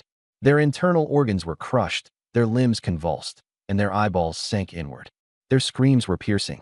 No matter how they struggled, it was useless, and their lives faded rapidly. Little Blue clapped excitedly, eyes shining. Defeated Mist Water Ghosts *3. Plus 5 Constitution. Plus 10 Yuck, I complained. Can't each monster drop 1 treasure chest? The 3 girls held their breath. Su Zhiman said softly, It should be okay now. Wang Jile rubbed her chest. Those screams gave me goosebumps. Just then, Cheng Wanfeng woke up. She lazily turned onto her side and lifted the blanket. The 3 of them all looked at her at once. Wang Jile covered her mouth in surprise. Cheng Wanfeng was like a ripe August melon split open. You. She blushed and hurriedly wrapped the blanket tighter around herself. Where's Yusho? He's outside dealing with the monsters, Lin Xiao said gently. How long was I asleep? Almost an hour. Cheng Wanfeng looked guilty. It's all my fault for draining Yusho's energy. He's fighting alone. Yusho has plenty of energy, Wang Jile said bluntly. We're cooperating too. You're not in your fertile period, are you? Having a result now would be pretty dangerous. Lin Xiao shook her head. It's fine. Wang Jile said. I'm fine too.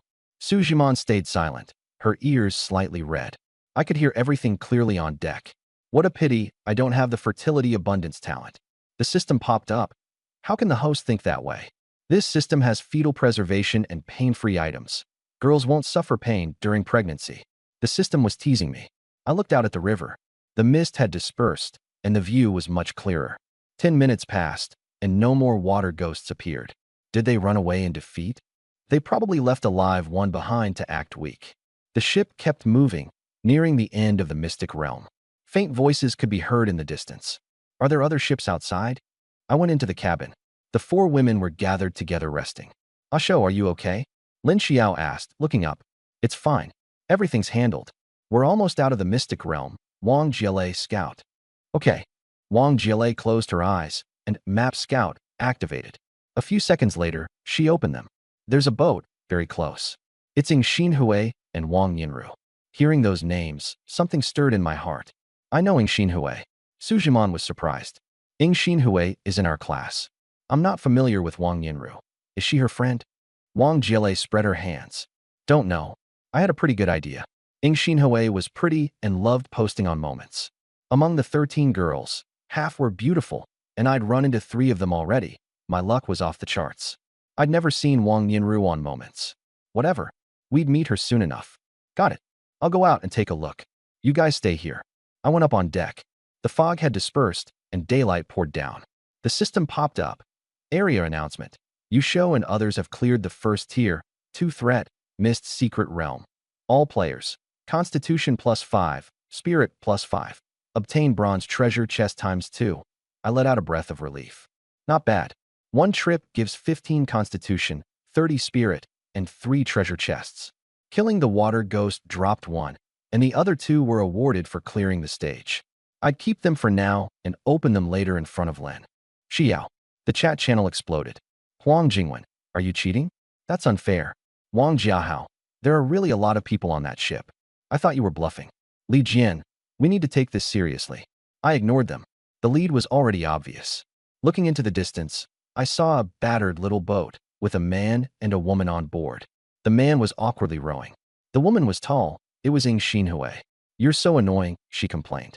Why am I on the same team as you? Why were you pestering me before the teleport? The boy wore a plain short-sleeved shirt and looked dull-witted.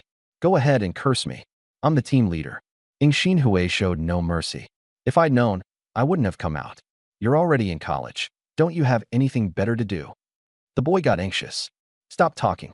I'm working hard. I'll make you change your mind about me. Ng Xinhui sighed helplessly. Enough. You're making the boat go slower. Wang Nianru was one of those creepy, self-satisfied types. Ing Xinhui could only endure it thanks to her A-rank attack talent. Watching them, I thought, so the eldest Miss Ing is being stalked by some guy? Ridiculous.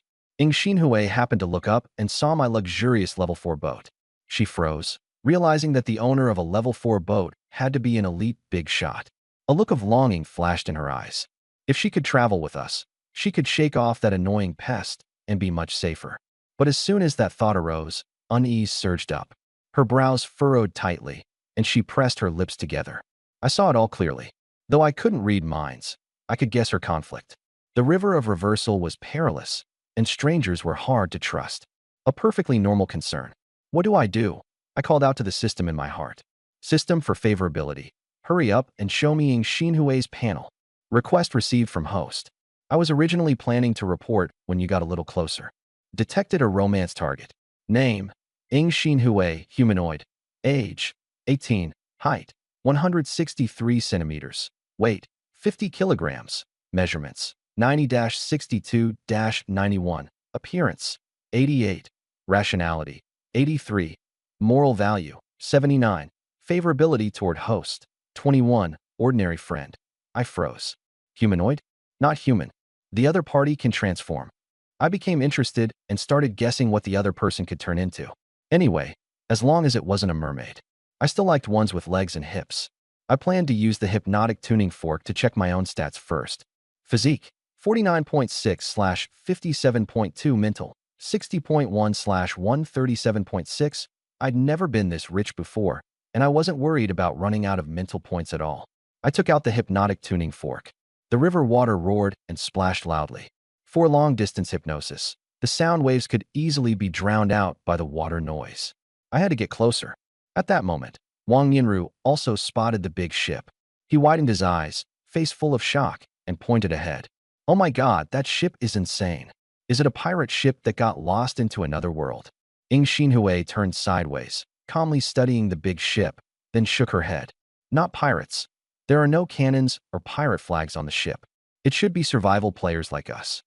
Wang Nianru looked completely unconvinced and refused to accept reality no matter what. We all started the same way. So how can there be such a huge difference in ships? That makes no sense. Ing Xinhui was certain.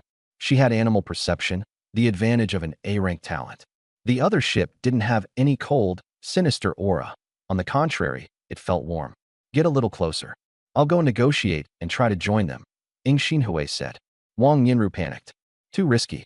We don't know anything about that strange team. Let me talk to them. Ing Xinhui was getting annoyed. This senior had been clinging to her nonstop.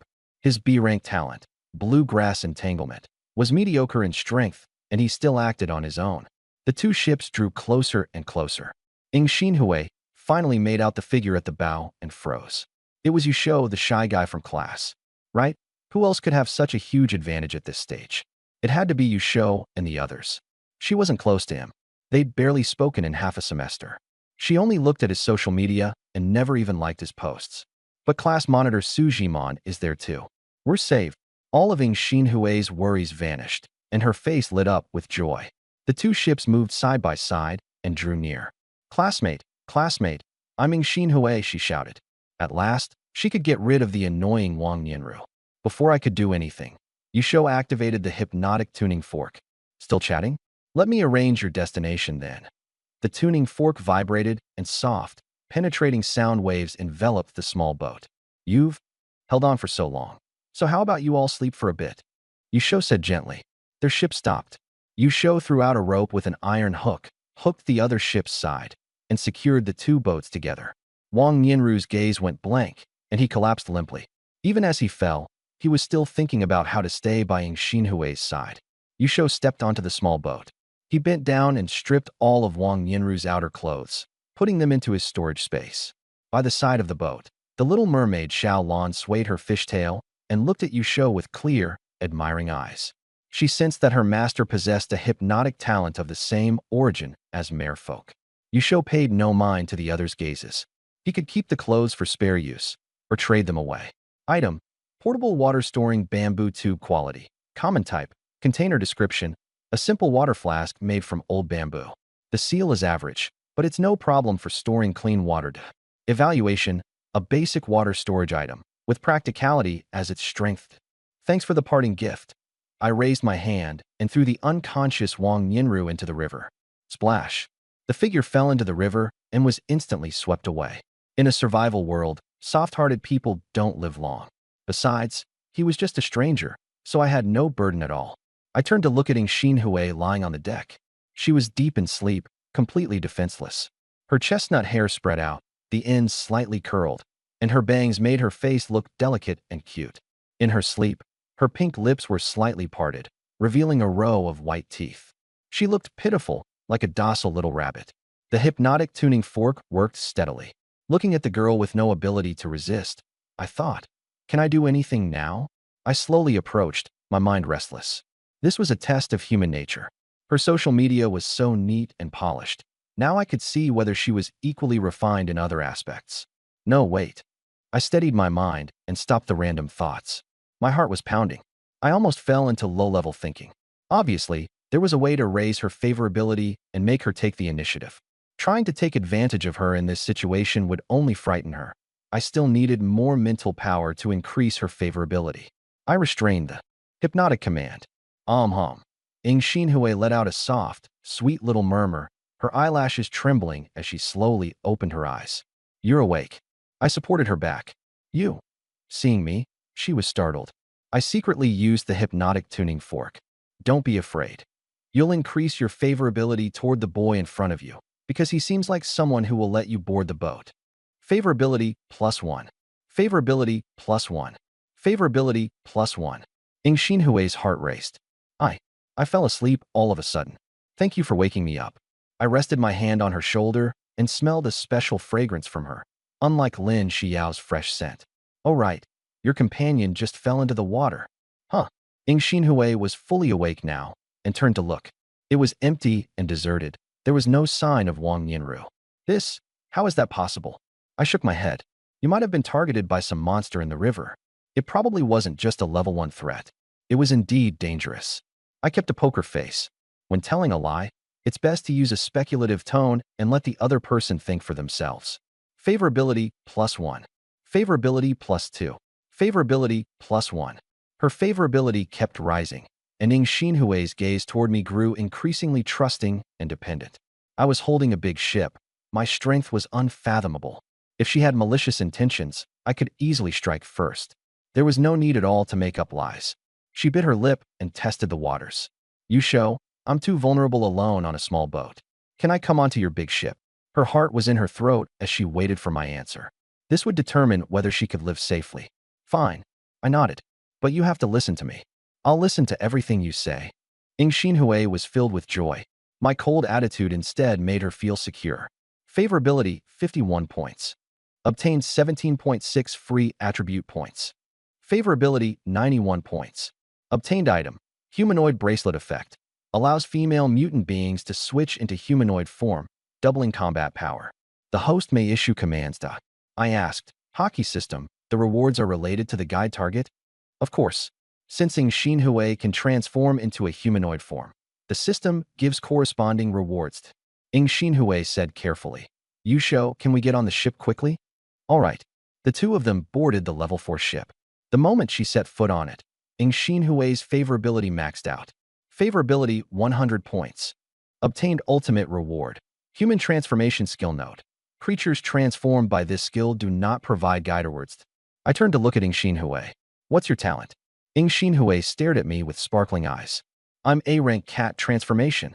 A cat girl, huh? I looked at her denim shorts. Have you ever transformed into your cat form? No, Xinhui shook her head. After cat transformation, there will be sharp teeth, cat claws, and a tail. She noticed my gaze and looked down at her own pants. The tight denim shorts outlined her rounded curves. Her straight, long legs were especially eye-catching. The pants would restrict the tail, she muttered softly, blushing. I was extremely attractive to her. My voice made her sweat profusely. Her hips twitched slightly from nervousness. I noticed it. She's starting to prepare. I first disassembled the small boat beside us. Obtained. Wood X10, Nails X10, Cloth X10, Oars X2, Rope X3. Xinhui didn't care. She only cared about me. She looked around and saw the blue-haired girl. Where's Squad Leader Sue? Who is this mermaid? Squad Leader Sue is in the cabin. The mermaid is my companion. I took out the humanoid bracelet and gave it to Xiaolan.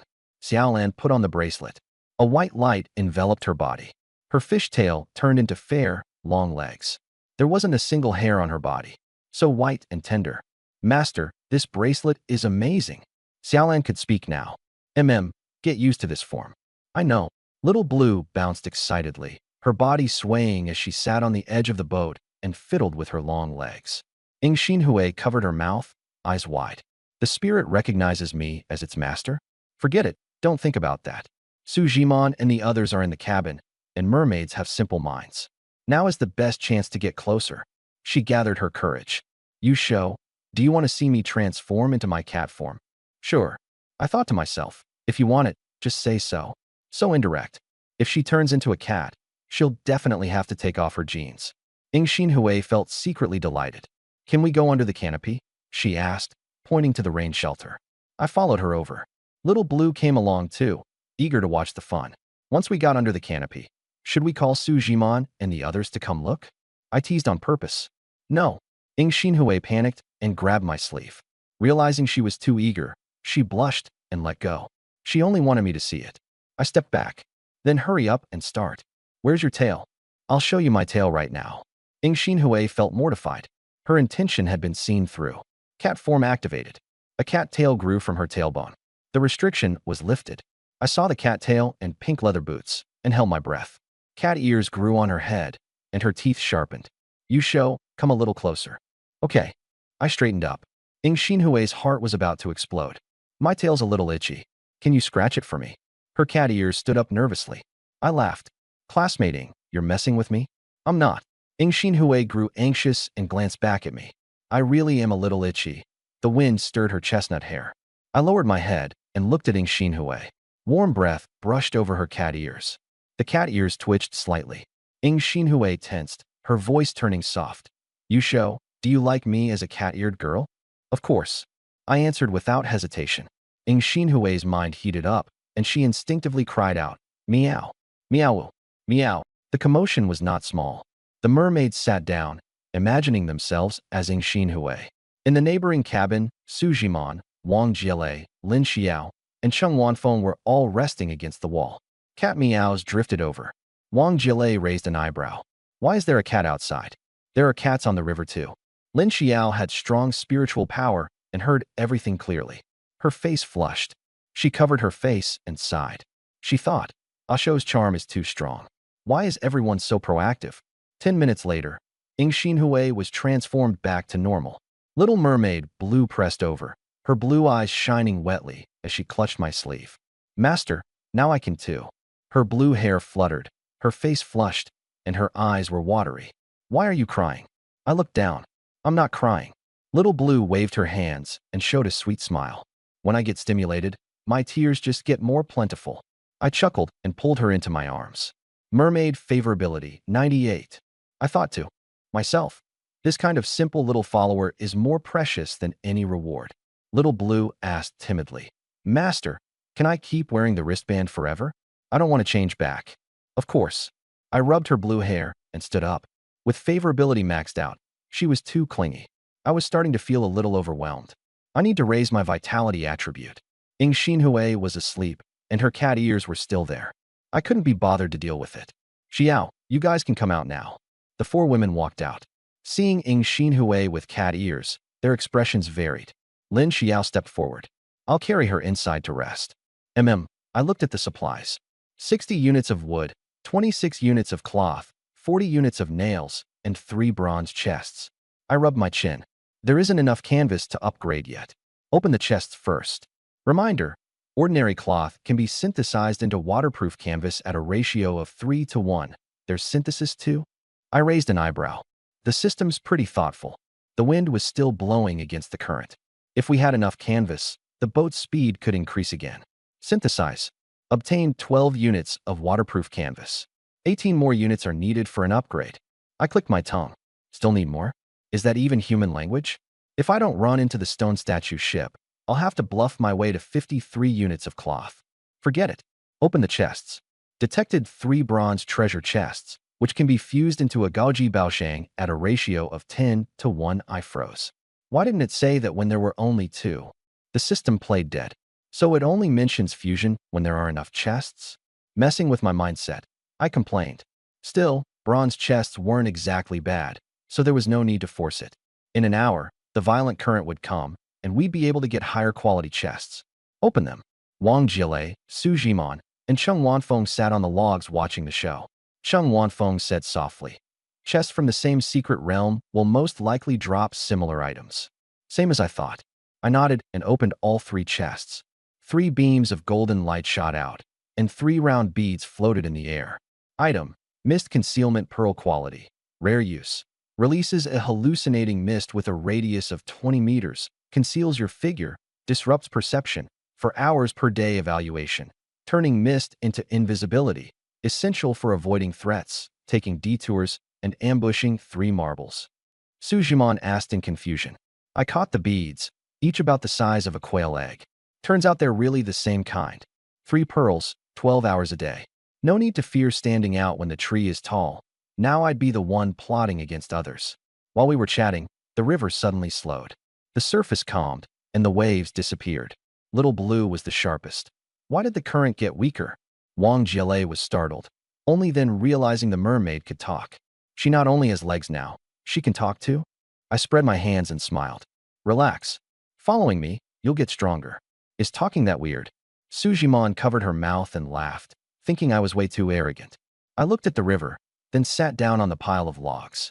Little Blue's right. The current really has slowed down. It's about the same as when it first started. Let's check the group. The group had already noticed it. Plenty of people were rowing, and whether they were saving energy, they knew best. Zheng Wenhui. The system finally developed a conscience. The current slowed down, so I can rest a bit. Wang Jiahao. I thought we'd have to keep fighting the rapids forever. My hands are about to get calluses. Lin Hao. Don't celebrate too early. This might be the calm before the storm. Wang Jiahao. Even if it's slower, I still don't dare relax. There are monsters in the river. Lu Yang. No need to keep fighting upstream. Hurry up and eat some fish to recover stamina. Huang Jingwen. The fish in the river are all bones and no meat. They taste awful. Wang Jiahao, stop being picky. As long as it fills your stomach, that's enough. Cheng Wanfeng pushed his glasses up. This arrangement is reasonable. No one could endure violent current the whole way. The system has to give people time to catch their breath. I glanced at the survival panel. 8295/9000. So many people died in just a few hours. Yeah, we really do need a break. At that moment, a new message popped up in the group. Huang Jingwen. Why did I drop out of the top 100? Is someone else grinding even harder? Li Jian. Getting on the leaderboard is all about ability. Wang Jiahao. I'm going to surpass you too. Huang Jingwen. Li Jian, you're only a few ranks above me. What are you so smug about? Curiously, I looked at the leaderboard. Now I can start scouting partners. I still need 54 units of ordinary fabric. Soon, I noticed the changes were huge. Lu Yinhua is climbing fast. Wang Jile locked onto the name. Are you in the same dorm? I asked. No, she's in Xinhui's dorm, Wang Jile said. I didn't expect her to be so resilient. She shot up more than 10 places at once. Everyone was being tortured half to death by the raging current. How was she still able to go against the flow and surge upward? In less than 10 minutes, Lu Yinhua steadily climbed. In the end, she stopped at 81st place. But she wasn't the most eye-catching one. Another person was even more exaggerated, jumping straight from outside the top 500 to 99th place and still continuing to rise. Now I was curious too. Not long after, this person popped up in the group chat. Zhang Sufan, looks like I guessed right. She only said half of it, immediately arousing everyone's curiosity. Guessed right about what? Why say only half? All the online players noticed Zhang Sufan's climbing speed. Everyone was waiting for the rest. Zhang Sufan, I'd already guessed the river current changes in a pattern. Otherwise, ordinary stamina would never be enough to keep up. Wang Jiahao, holy shit. Boss, you're amazing. Zhang Sufan, nothing profound. I trade stocks, so I just applied market fluctuation logic to it, and it clicked. Everyone else. She simply stopped keeping them in suspense. Zhang Sufan, to put it bluntly, fighting the current head-on is exhausting and unrewarding. Better to stay calm and go all out when the water surface is relatively still. The efficiency is way higher. Li Jian, You've got guts. Aren't you afraid of getting pushed back and turning into a stone statue the whole time? Zhang Sufan, I'm very steady. I've basically been hovering around the top 500. The ones turning into stone statues are those who fell behind after dropping past 6,000. Li Jian. True, the ones turning into stone statues are the lower-ranked players. Zhang Sufan, I started dollar cost averaging into Nasdaq at 18 and held on until my second year of grad school.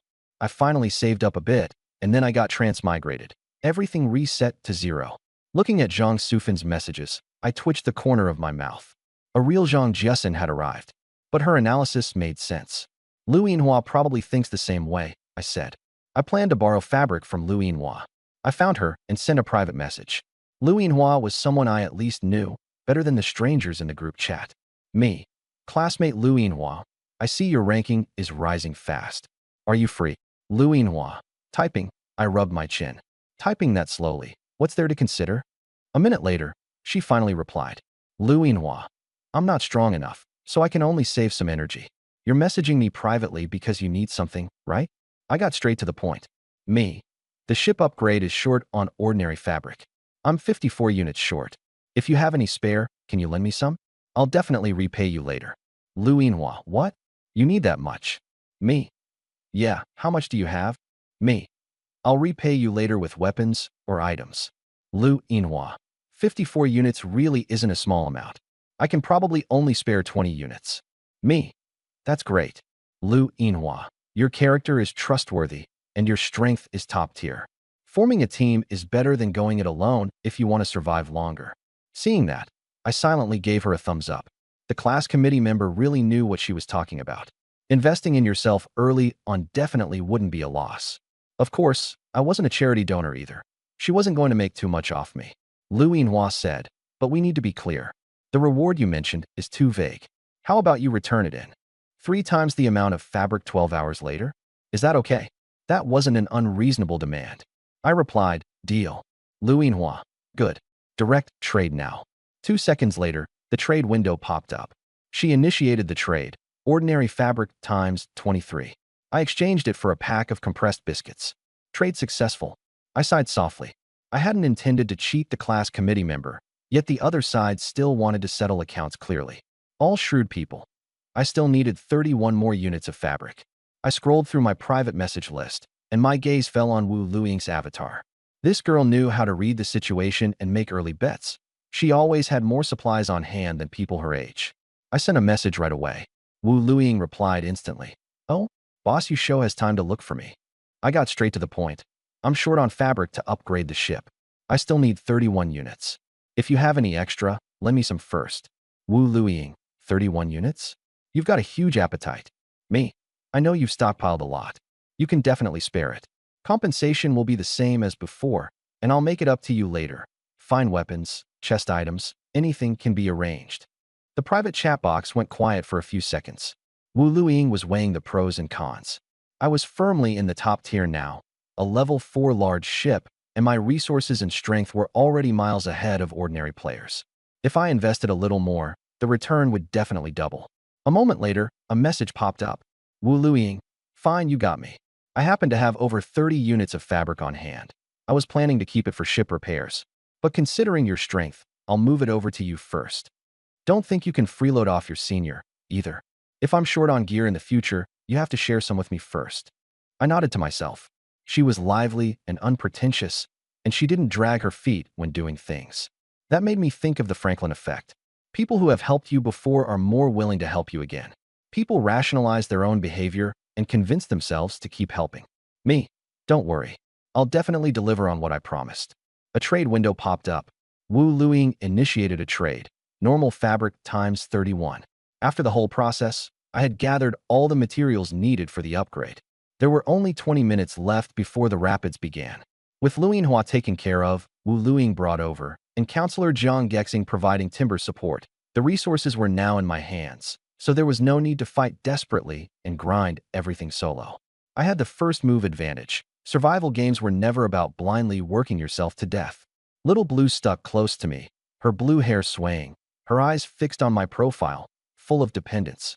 Lin Xiao, Su Zhiman, and the others stood quietly by the side of the ship, not disturbing my negotiations, only watching the river for any movement. All right, I've gathered the level 5 materials. I can upgrade now.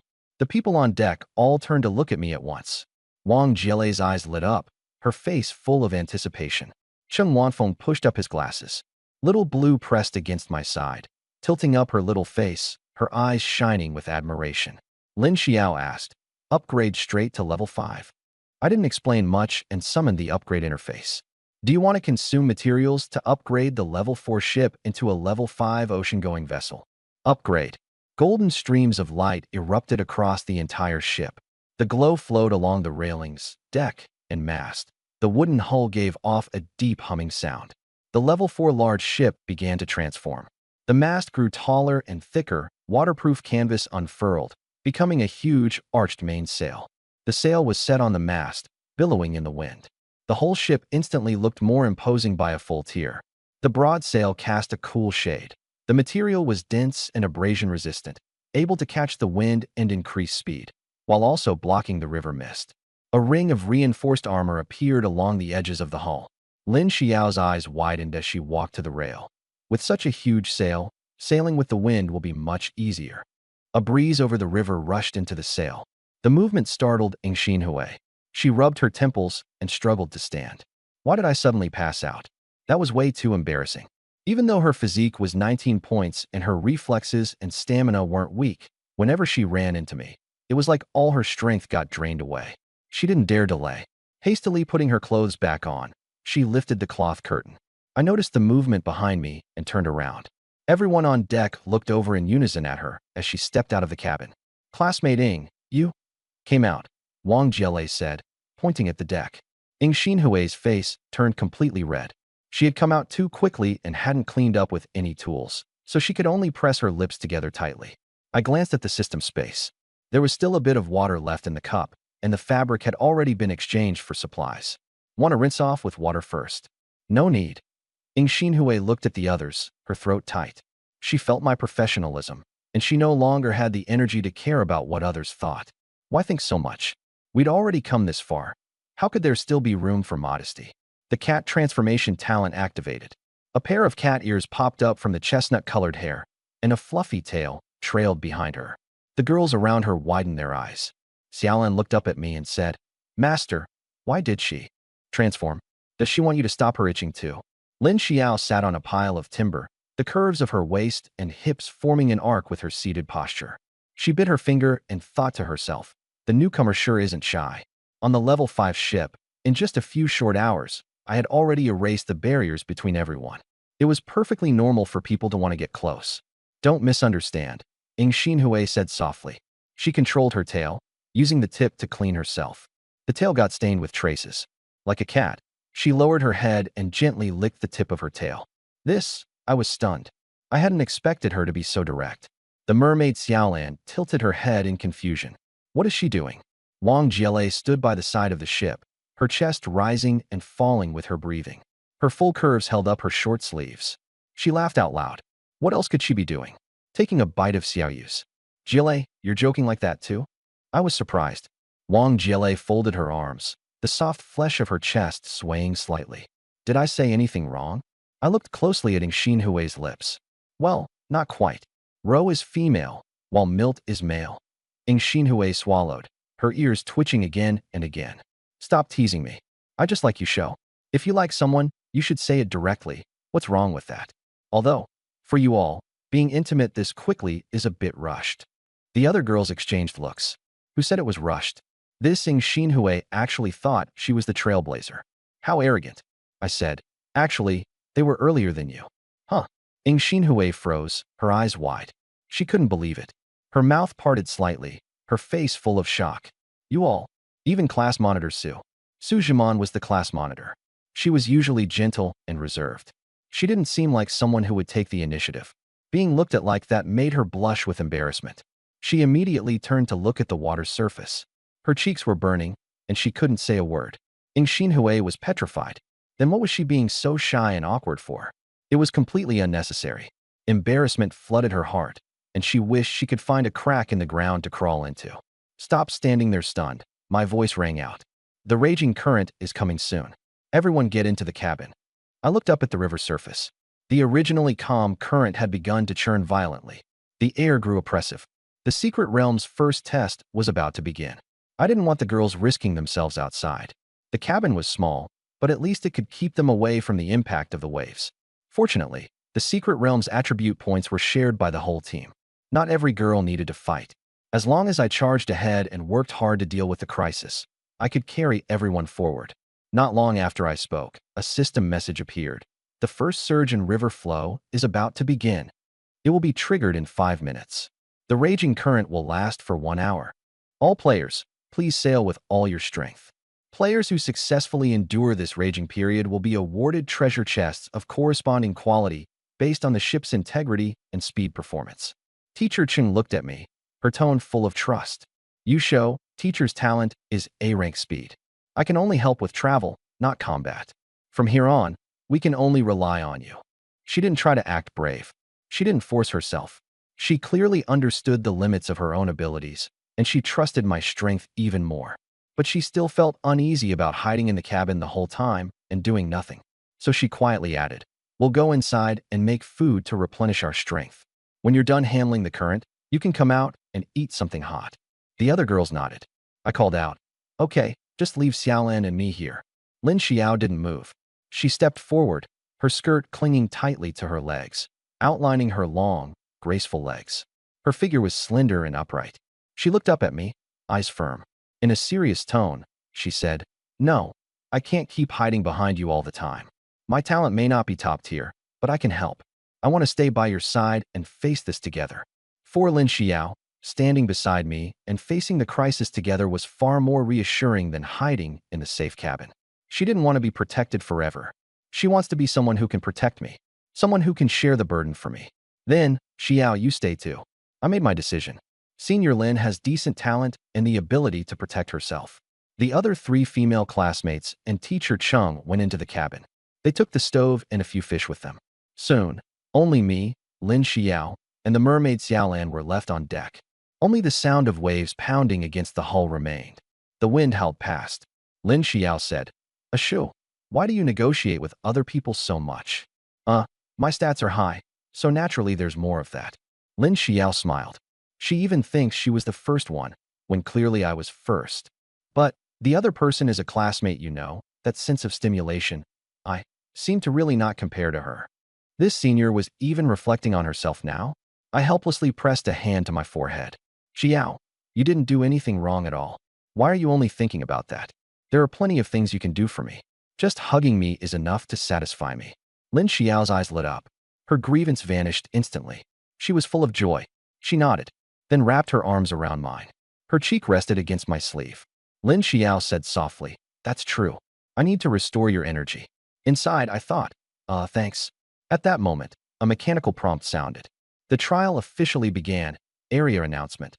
The first surge in river flow has begun and will last for 1 hour. All players, please make your preparations. The originally calm river surface suddenly roiled violently. Huge waves surged and slammed hard against the level 5 large ship. The hull shuddered with a dull rumble and swayed slightly. Thankfully, the ship was sturdy enough that even the biggest waves couldn't damage it. It only felt as if the current was frantically tugging at us. I let go of Lin Xiao and rushed to the control panel, pressing the start button. The combustion engine was pushed into high gear, and the propeller split the water. I adjusted the angle of the sail and accelerated with the wind. The wind's gotten stronger. Good thing it's still behind us. I didn't even look at the channel messages. Right now, the river surface was what mattered most. With the surge in current, there would be even more stone statue boats and player vessels coming down from upstream. There was no point in having Wang Jile scout ahead now. Charging straight forward was the least effort. I glanced at my stats. Physique, 40.6/57.2. Spirit, 49.1/137.6. Free attribute points, 17.6 without hesitation. I put all of them into Spirit. Spirit, 66.7/155.2. Physique comes from killing monsters anyway, but Spirit is what activates skills. The mermaid Xiaolan grabbed my arm. "Master, look over there." Sunlight slanted across the water, splashes flew up, and a rainbow stretched across the bow. I pointed at the rainbow. Xiao looked too. But Lin Xiao was staring at my profile instead. What's a rainbow worth? With you right in front of me, everything else doesn't matter. Xiaolan immediately looked away and lifted her face to me. Right? Master is the prettiest. The rainbow can't compare to Master. I was caught between two gazes. One affectionate, one clingy. I sighed inwardly. How was Lin Xiao here to help at all? She was clearly here to keep an eye on me. Suddenly, a server-wide announcement popped up. Frowny face, congratulations to 10,000 immortals retreating against the current for obtaining the server's first golden chest. Reward, 10 free stat points. Congratulations on the first kill of the level 3 threat, Little Kraken. Reward, 1 vehicle upgrade, 30-minute duration. I steadied myself. Sure enough, there were strong players who dared to charge and fight, and they were incredibly lucky. The entire server exploded. I turned off the channel and focused on what was ahead. Watching others achieve things was useless. I could kill level 3 threats too. I just hadn't run into any. Now that the chance was here, I had to seize it. And now the chance had come. On the water's surface, a huge black shadow slowly emerged. It was a stone statue ship. I took a deep breath. A stone statue ship had advanced hidden treasures. This time, it might just drop something good. If I could survive this hour, there was even a chance at a gold chest. I said to Lin Xiao and Xiaolan. A ship will appear in the distance. Its aura is off. Don't look at it. Lin Xiao asked. A stone statue ship? Probably. Xiaolan asked me if she should overturn it. I shook my head. Stone statues reduce sanity. Last time it worked through sight and language. Don't take the risk. Last time it seemed pretty easy though, Lin Xiao said in surprise. But she immediately understood that I had special means. I had an SS rank soothing talent. I've got my own way. Don't worry. I didn't explain further. Lin Xiao nodded. In her mind, she guessed. Twin talents? You get items by skinship with girls? Is that why he's been negotiating with others? The more she thought about it, the more it made sense. She glanced at Xiaolan's long legs. Everything was reasonable. I felt embarrassed to say it, bearing all of this alone. No one understood me. It was truly heartbreaking. She clenched her fist. I couldn't let other girls misunderstand me, but I also couldn't reveal the secret. What a challenge. I believed Lin Xiao would come up with the best possible explanation on her own. At 100 favorability, she naturally stood on my side. I asked the system, will 100 favorability still go down? Above 95 points, it basically won't drop. Weren't you a newbie system? I'm just newly assigned. I distilled the predecessor system's data and analyzed it. I felt a little more at ease. I took out the immobilization card and looked into the distance. The boat on the river was getting closer. It was a small fuel-powered boat. Two figures stood motionless on the deck, exuding something eerie. I released my mental power. Invisible threads instantly enveloped the little boat. The situation on the boat was laid bare. The two women on the deck had both turned to stone. The older one was in her 30s, with steady features. The younger one was in her early 20s, slender in build. Both wore matching wading suits. They looked like longtime partners. How much effort would it take to upgrade to a motorboat now? But the people on the boat were stronger. That meant better stone statue hidden treasure could be obtained. I moved a little closer. The ship's information popped up. Basic motorboat, level 4, durability. 7/25 fuel. 0 items, 2 storage boxes, 1 fishing rod, 11 waterproof canvas sheets, 1 repair toolbox, 1 spare oil drum, 2 folding oars, 3 life rings. I was tempted. There were plenty of supplies, and they had collection value. Sanity minus 0.1. Sanity minus 0.1. My mental power swept over the stone statues. Sanity dropped. I immediately averted my gaze. Why am I losing sanity with such high mental points? Sanity is mental health. Mental points are special energy. The two are different.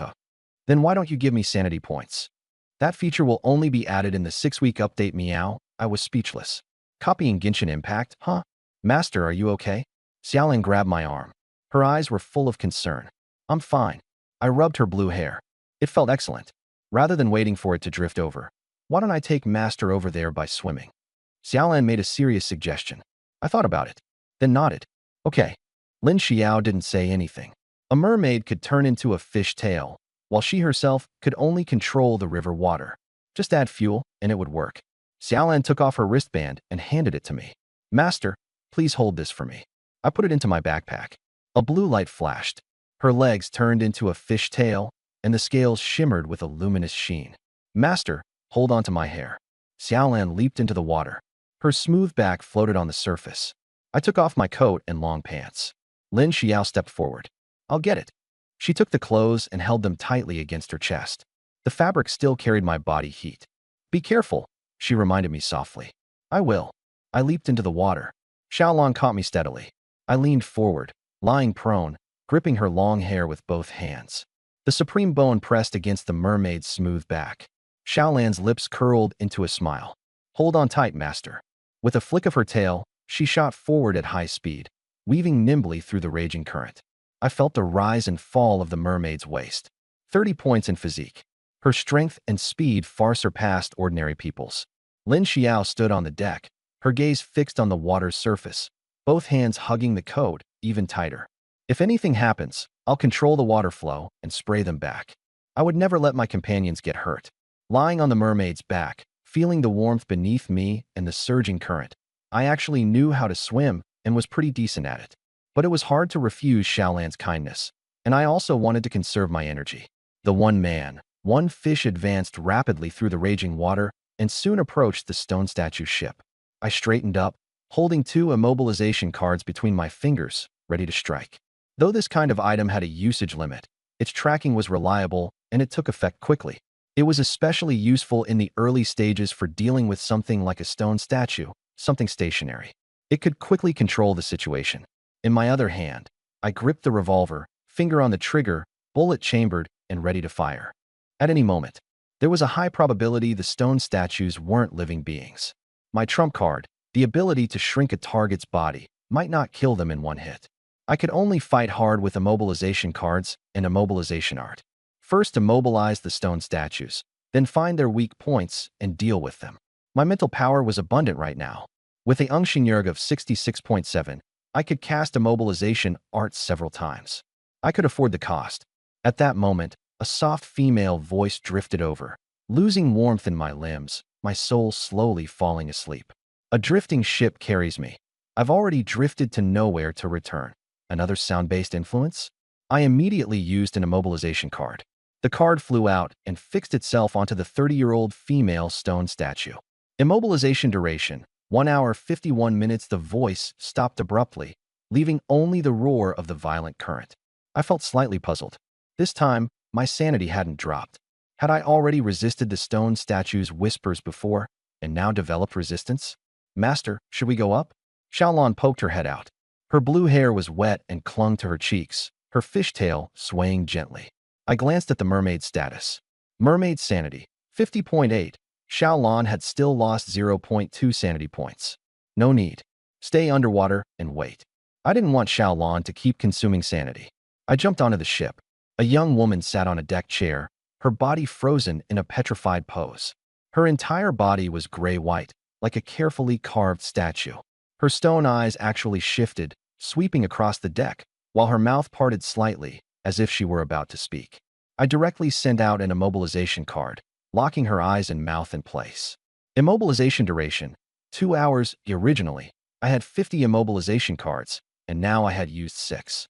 I had thought these cards could be used on single targets and lasted a long time. Using a few in the early stage wouldn't be wasteful. I still wanted to immobilize 5th and 6th level threats. Even if immobilization lasted just 1 second, it would still create a lot of room for maneuvering. Host, immobilization cards can still be obtained later. The system's voice rang out. So items can be given repeatedly? I thought 1 card meant 1 fewer card. I was a little surprised. Before the first round of updates, there are a total of 18 normal urban skills. 6 weeks later, the system will finish analyzing the talents of the survival world and form new, heaven-defying skills. I chuckled. Now that really puts my mind at ease. You actually didn't trust my capabilities before. That really hurts this system's feelings, meow. I shook my head and turned my attention back to the stone statue ship. Wait, I had just stopped that eerie sound from the stone statues. Why hadn't a prompt popped up about resisting pollution? I looked toward the tightly shut wooden cabin door in the center of the ship, my brows furrowing.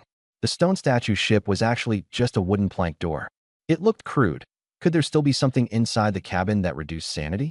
I no longer hesitated and kicked hard. Bang! The wooden door was instantly kicked flying. The cabin was small, and at a glance, everything was clear. In the center stood a shabby wooden table with a small iron cage on top. Inside the cage was a curled-up, petrified hamster. I had only just glanced at it.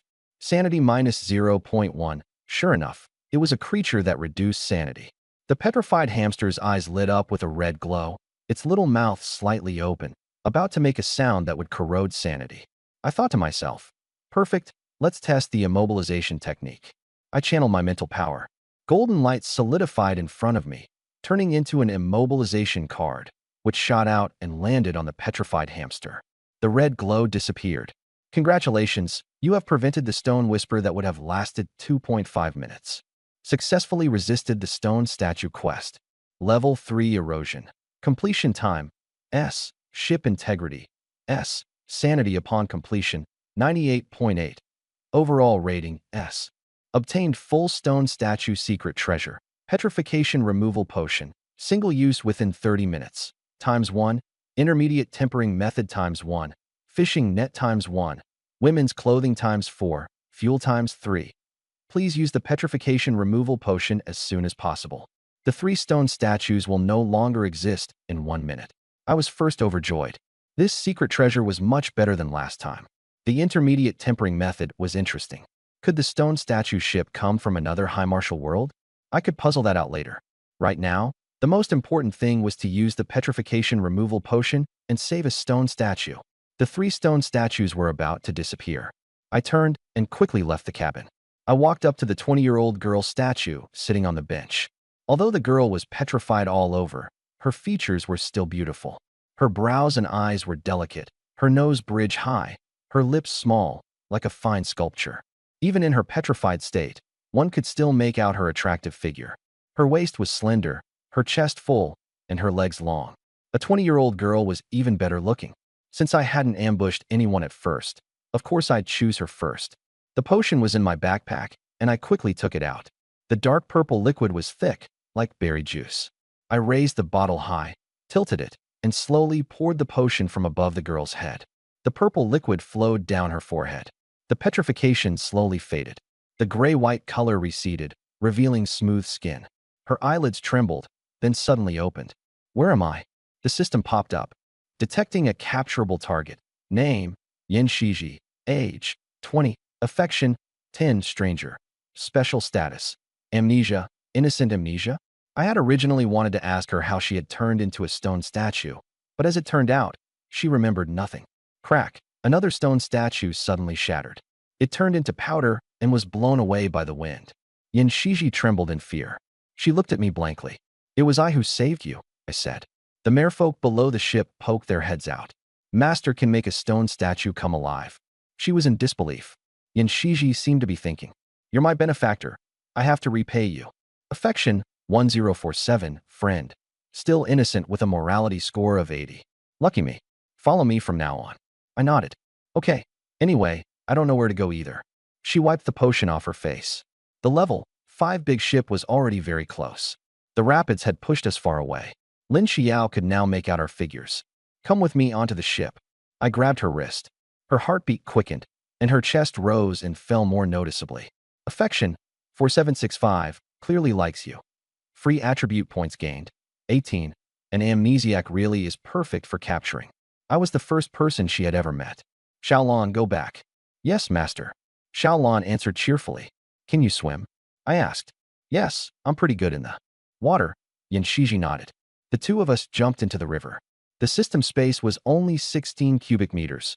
I'd hook the stone statue ship later and then dismantle it. Lin Xiao understood what I meant. The rapids surged violently. Yin Shiji's chest swayed with each stroke. Master. Xiaolon was puzzled. Was Master not going to ride her anymore? I thought about it. No need to force it. I swam onto Xiaolan's back and wrapped my arms around her waist. The mermaid happily flicked her tail and swam forward. Yin Shiji followed behind. Does the benefactor not know how to swim? I can carry him too. She was very good in the water, as if trained. Watching me hold the mermaid, she thought. What can I give the benefactor? Having lost her memory, she had nothing. Should I let him break? At that thought, she choked on water, her cheeks burning. The benefactor isn't that kind of person, right? I looked back at Yin Shiji. She had been swimming easily just moments ago. Now her face was red to the ears. Don't end up falling into the water like Hamamiko. Soon we arrived below the level 5 ship. Xiaolon flicked her tail and carried me up onto the deck in a leap. I got ashore and looked back. Should I pull Yan Shiji up? She had already climbed aboard.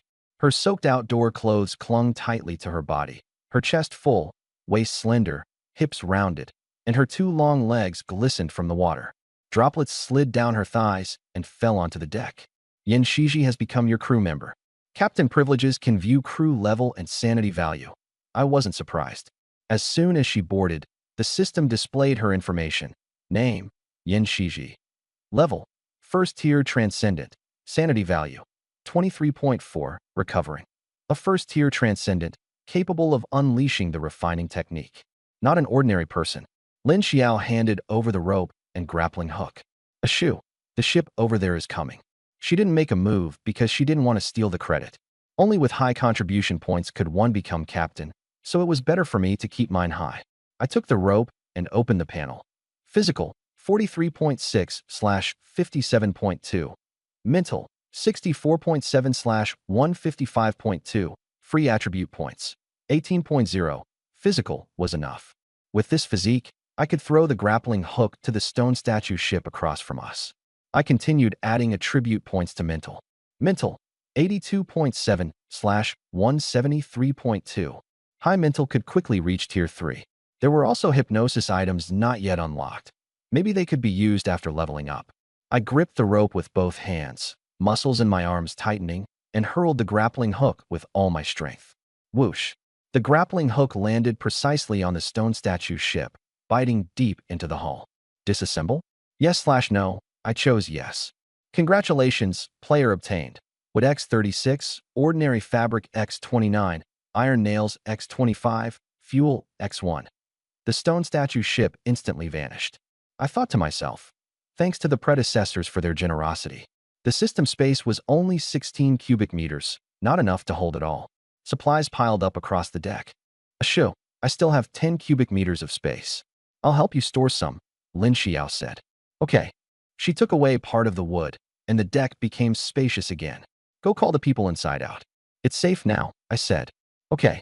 Lin Xiao handed me a piece of dry cloth. Wipe off the water and put your clothes on.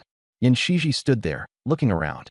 She secretly glanced at Lin Xiao and thought, this girl is so beautiful and so good to the benefactor. She must be his girlfriend, right? Wanting to repay him with her body was too absurd. Affection, 6566, clearly likes. I looked at Yan Shiji. Her favorability increased again, probably because the boat gave her a sense of security. 66 points. I can kiss her cheek now. Just as Lin Xiao left, I hurried up to Yan Shiji. I cupped her face with both hands and kissed her cheek directly. Yan Shiji froze. Her face turned red. Did her benefactor see that she wanted to repay kindness with her body? So he kissed her, as a tacit approval? Favorability, 6671, shallow affection. The increase was slowing down. I immediately took out the hypnosis tuning fork and lightly flicked its arms, making it vibrate. Relax, you're very safe. Your favorability toward me is increasing rapidly. Favorability +1. Favorability +1. Pink swirls appeared in Yan Shiji's eyes. Student Yu Xiaotong, we're here. The girls came out. Cheng Wanfeng asked, who's the new one? Yan Shiji. I rescued her from the stone boat. She has amnesia and may not be from Earth, I said. Wang Jiele and the others curiously gathered over. Favorability, 100. Obtained deep reward. Purification Angel Summoning Scroll X20 obtained ultimate reward. Summon Purification Angel skill. I froze. If I touched someone, would they turn stupid? Yan Shiji came back to her senses and pressed tightly against my arm. You brought me back to life. I have no family or friends, and I want to offer everything to you. She took off her outdoor jacket. Is she that eager? Wang Jile whispered. Lin Xiao made a shushing gesture. I have the talent to get stronger through physical closeness. Cheng Wanfeng blushed. I'm going to gather supplies. Su Jimon stared without blinking. The mermaid Xiaolan was also observing and learning. More than 10 minutes later, I put on my clothes. There were no threatening creatures in the rushing current. If there were level 2 threats, I could hypnotize them into pulling the boat, then kill them after using them, and even gain physique points. But then the other players wouldn't be able to survive. I checked the leaderboard. First place, Yu Shou's boat, second place. Feng Yunwen's boat, third place. Zhang Sufen's boat. Zhang Sufen was gaining momentum. Yan Shiji was still lying down. Lin Xiao wanted to help her up, Don't move me. Let me lie here for a bit, Yan Shiji said. Wang Jile said, Xiao, there's something big going on in the group chat. Everyone in the group was praising Zhang Sufan. Senior Zhang, give me a recovery potion for stamina. Zhang Sufan's talent was related to recovery, and after reaching third place, she started selling recovery potions at the last moment. Good timing. Most players were still rowing by hand. After being battered by the current for dozens of minutes, everyone was exhausted. Recovery potions had become a lifeline. Zhang Sufan said, recovery potions aren't free. Trade food for them. Lin Hao said, Senior Zhang, I've been fishing for an hour and got nothing. Please give me one bottle first. The others all started whining about being poor. Everyone wanted handouts. Huang Jingwen said, Senior, everyone is rowing right now. Who has time to look for food? Give us the recovery potions first, and we'll pay you back after we open the treasure chests. I laughed. Once the treasure chests were opened, who would still pay her back? At that point, they'd all hand over junk. Zhang Sufan said, Do you think I'm a charity worker? Li Jian, support. The group chat was buzzing with discussion. But privately, everyone was definitely going to trade.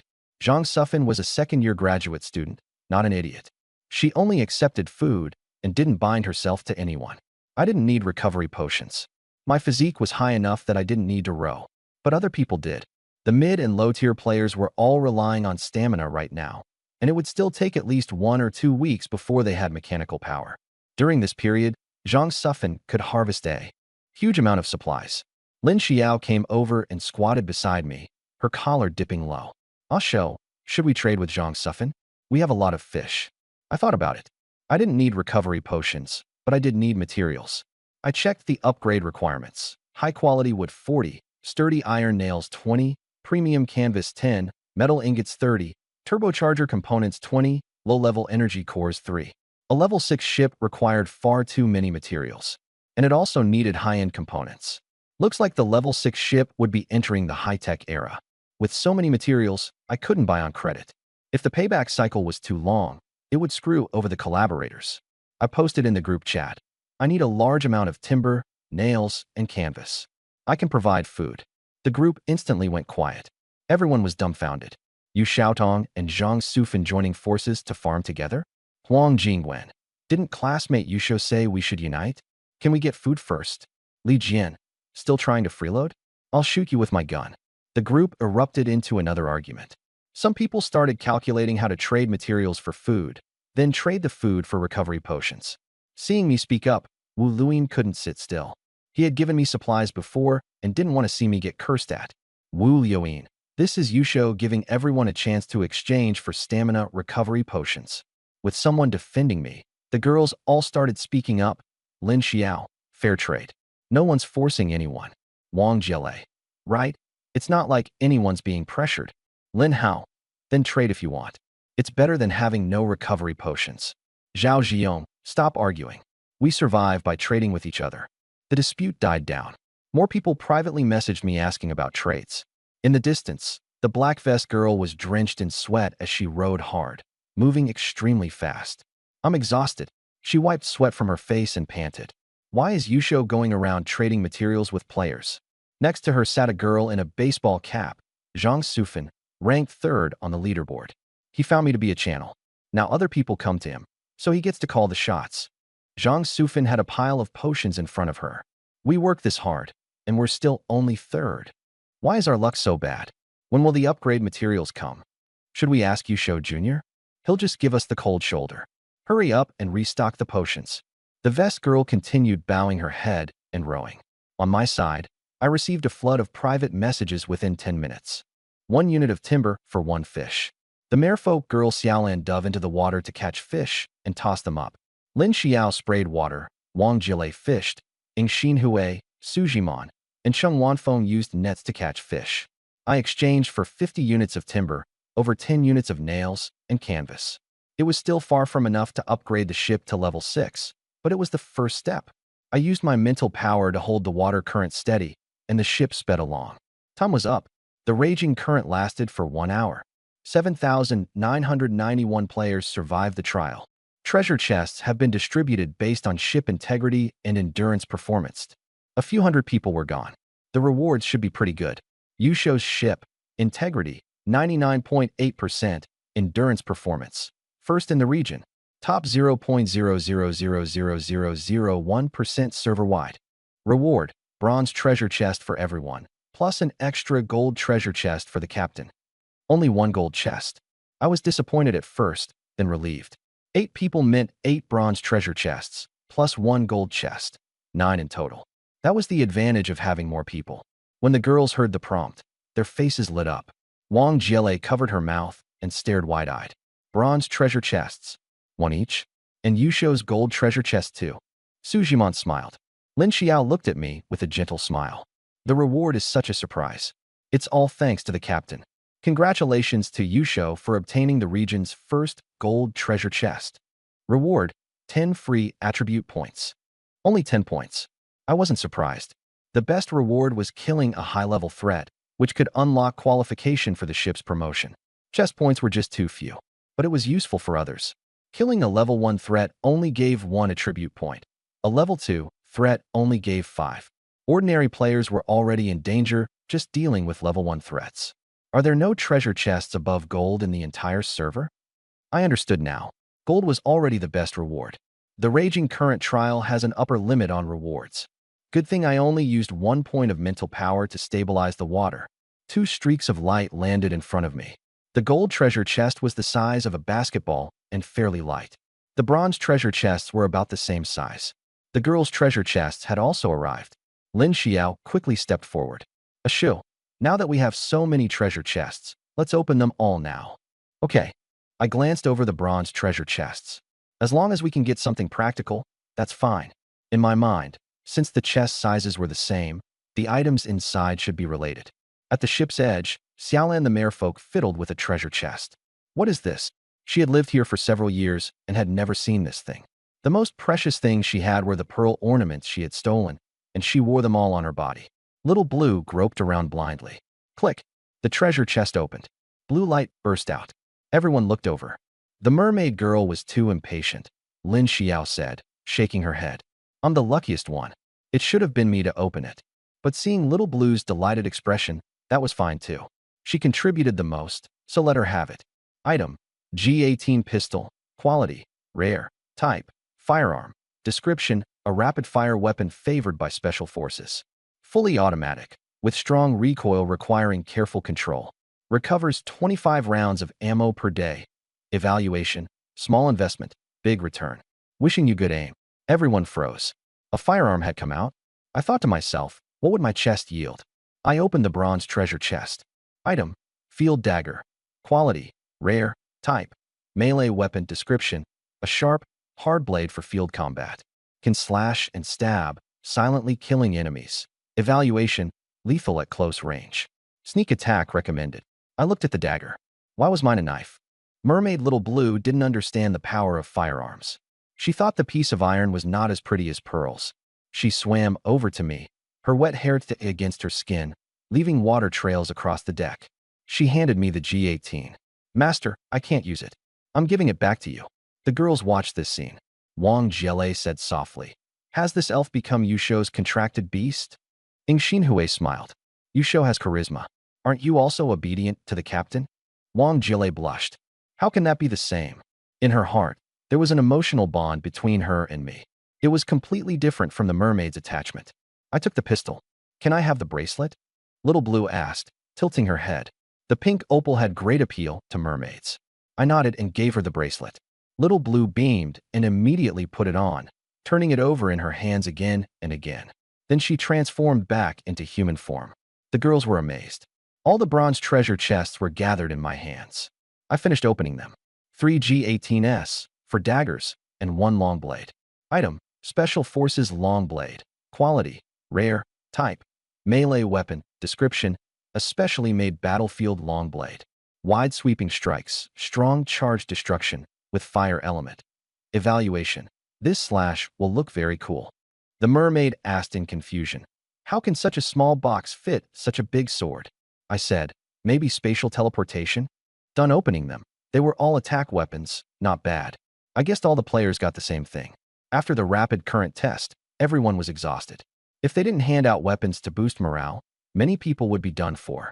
Let's divide the items, I said. I took 2 guns, 1 dagger, and 1 long blade.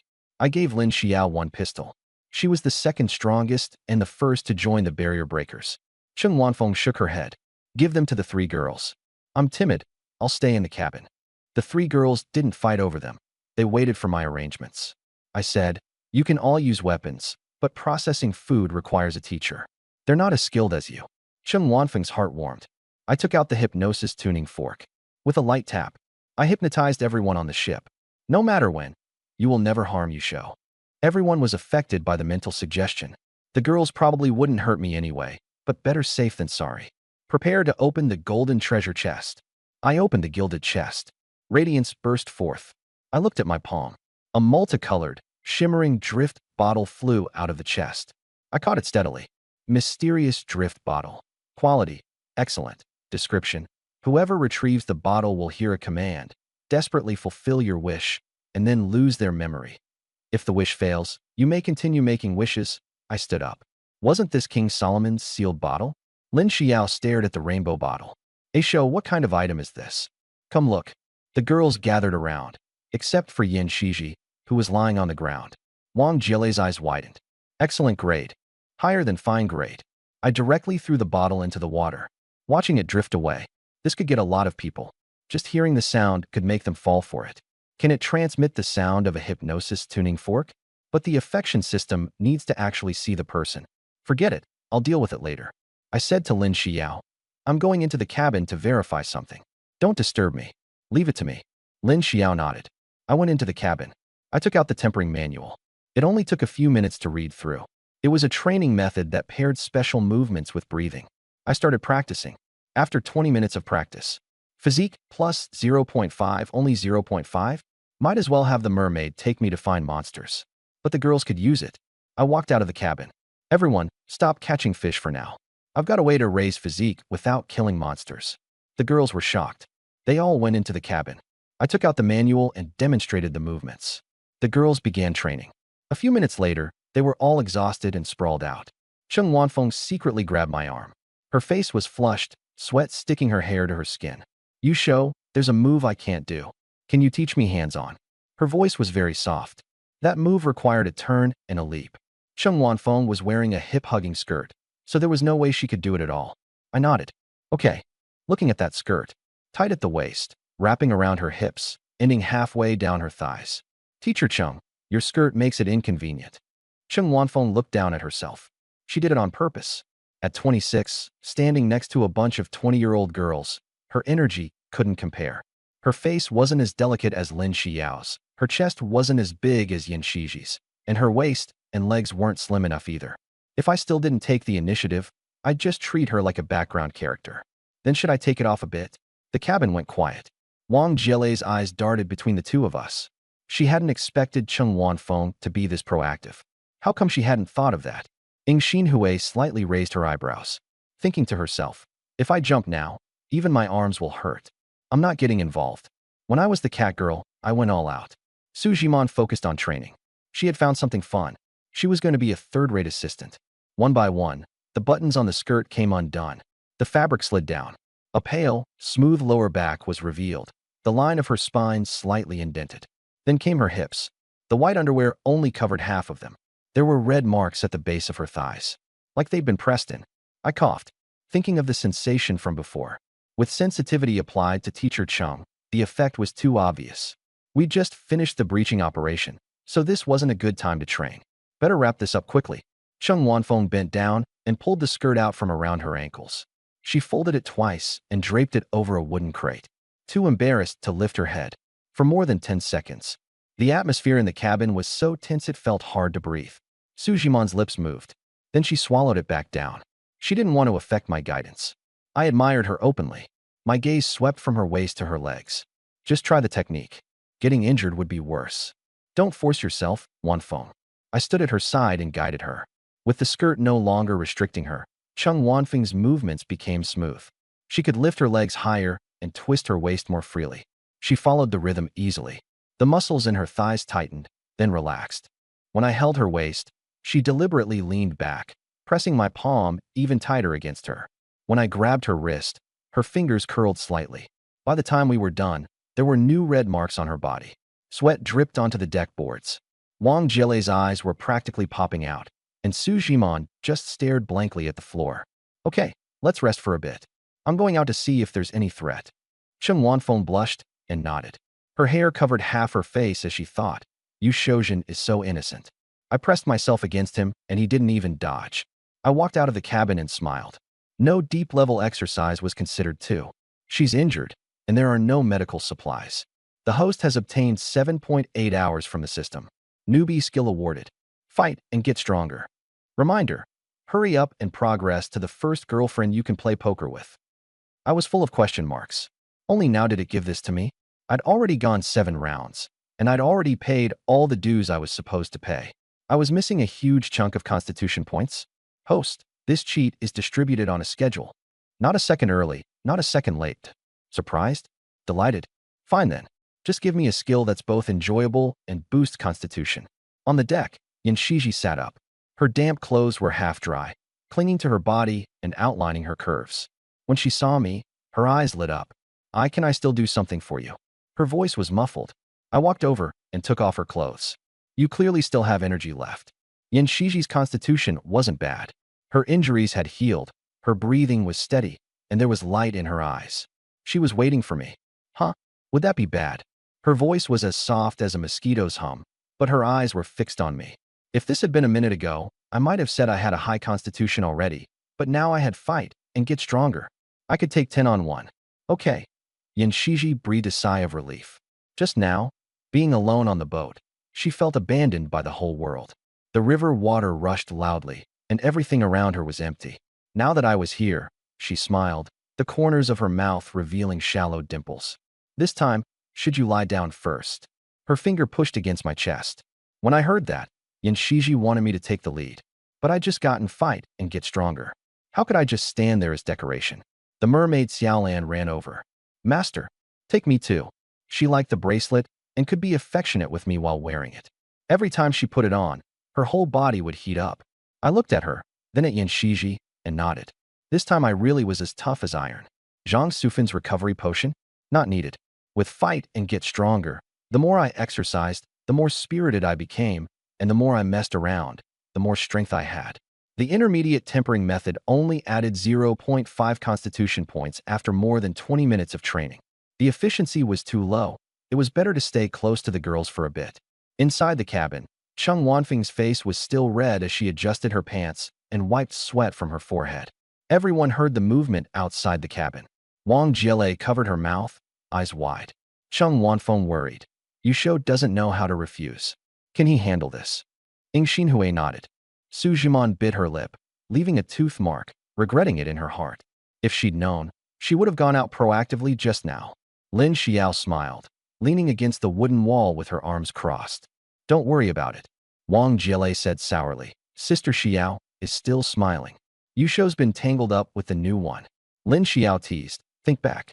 When has Yusho ever been exhausted? Wang Jielei opened her mouth, then closed it. True enough. Yusho was full of vitality. Is Yusho's constitution special? Wang Jielei guessed. Lin Xiao said, pretty much. Don't worry, everyone. She didn't tell the truth. As soon as Yusho cuddled up, he got stronger. Should we go out too? Ying Xinhui suddenly asked. Su Jimon's face was completely red, burning all the way to her ears, her heartbeat pounding like thunder. Yusho can only handle 3 or 4 with both hands, right? Wang Jielei calculated, and then her own face turned red too. Ying Xinhui stood up. If you're not going, I'll go myself. You really are going? Wang Jielei didn't manage to stop her, and Ying Xinhui went straight out. Cheng Wanfeng couldn't hold back anymore.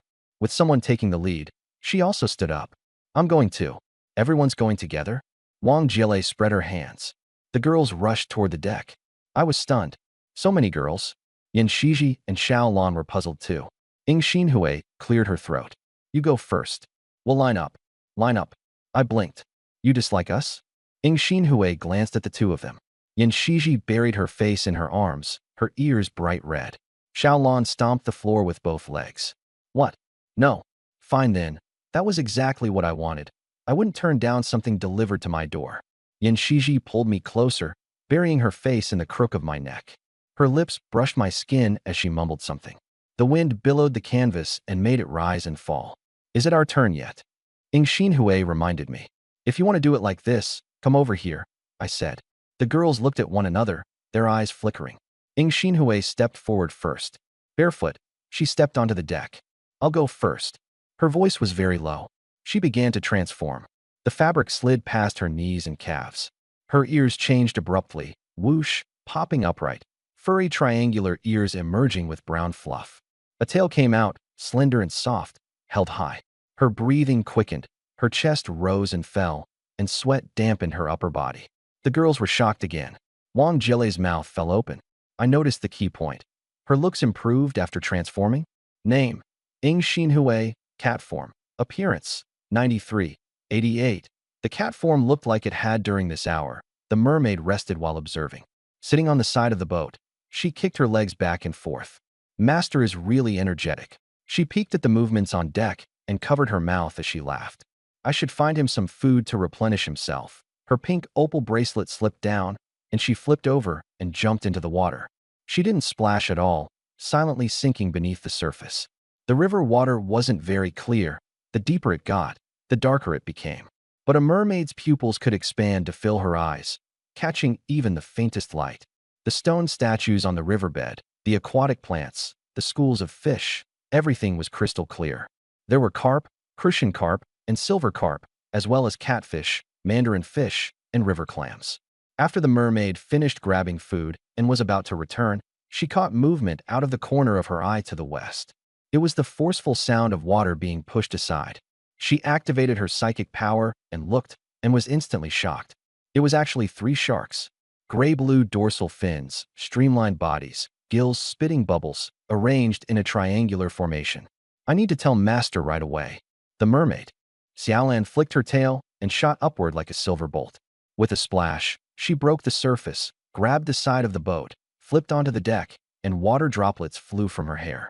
She shouted to me. There are 3 sharks in the water to the west. 3 sharks? I thought to myself. After waiting an hour, something useful has finally come. Standing in the middle of the deck, I didn't look nervous. You all go back and rest for a bit. In 1 hour, I'd gained more than 20 points of physique, like I'd been charged up. Every muscle in my body was full of strength. The girls weren't made of iron. Some leaned against wooden crates. Others laid down on the deck.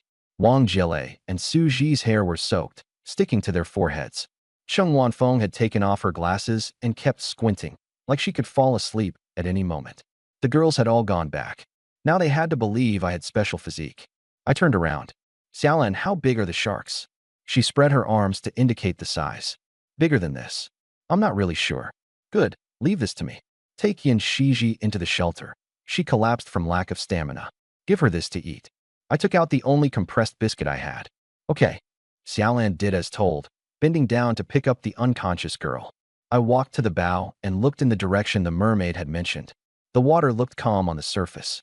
The river at dusk was like a dark gray silk cloth. Looking closely, 3 gray-blue dorsal fins broke the surface in a triangular formation, less than 30 meters from the boat, moving extremely fast. I stared at the nearest one. Species: gray fin shark. Level: Level 2 threat. Basic attributes: Physique 113, Spirit 8, Rationality 18. Habits: Sharp sense of smell, highly sensitive to vibrations in water, will immediately swarm and attack any fallen person, with a high biting frequency. Overall evaluation: Fierce with sharp teeth, fast swimming speed, strong aggression, rough meat, but valuable fins. I glanced at the other 2. Their stats fluctuated slightly, but they were all level 2 threats. The lowest physique was still 106 points. 3 level 2 threats. If I killed them all, I'd at least get 15 attribute points. But I didn't rush to act. First, I'd let the sharks contribute some labor, and once they were tired, I'd shrink their hearts. I pulled out the hypnosis tuning fork and gave it a light tap. A high-frequency vibrating sound spread out, blending into the sound of the waves and becoming inaudible. The 3 sharks slowed down at the same time. The movement of their dorsal fins changed from violent to sluggish, as if someone had pressed down on their heads. I concentrated my mind and used the tuning fork to pour the hypnosis command into their nervous centers. Approach the boat. Put on the harness and pull the boat. Don't panic. The first shark was controlled and turned toward the bow, opening its mouth to reveal hooked teeth. The second followed closely behind. The third circled around and came along too. I took out a rope and tied it into a dead knot, then stood at the edge of the bow and waited. As the first shark came close, I threw out several ropes, and the shark obediently let them loop around it.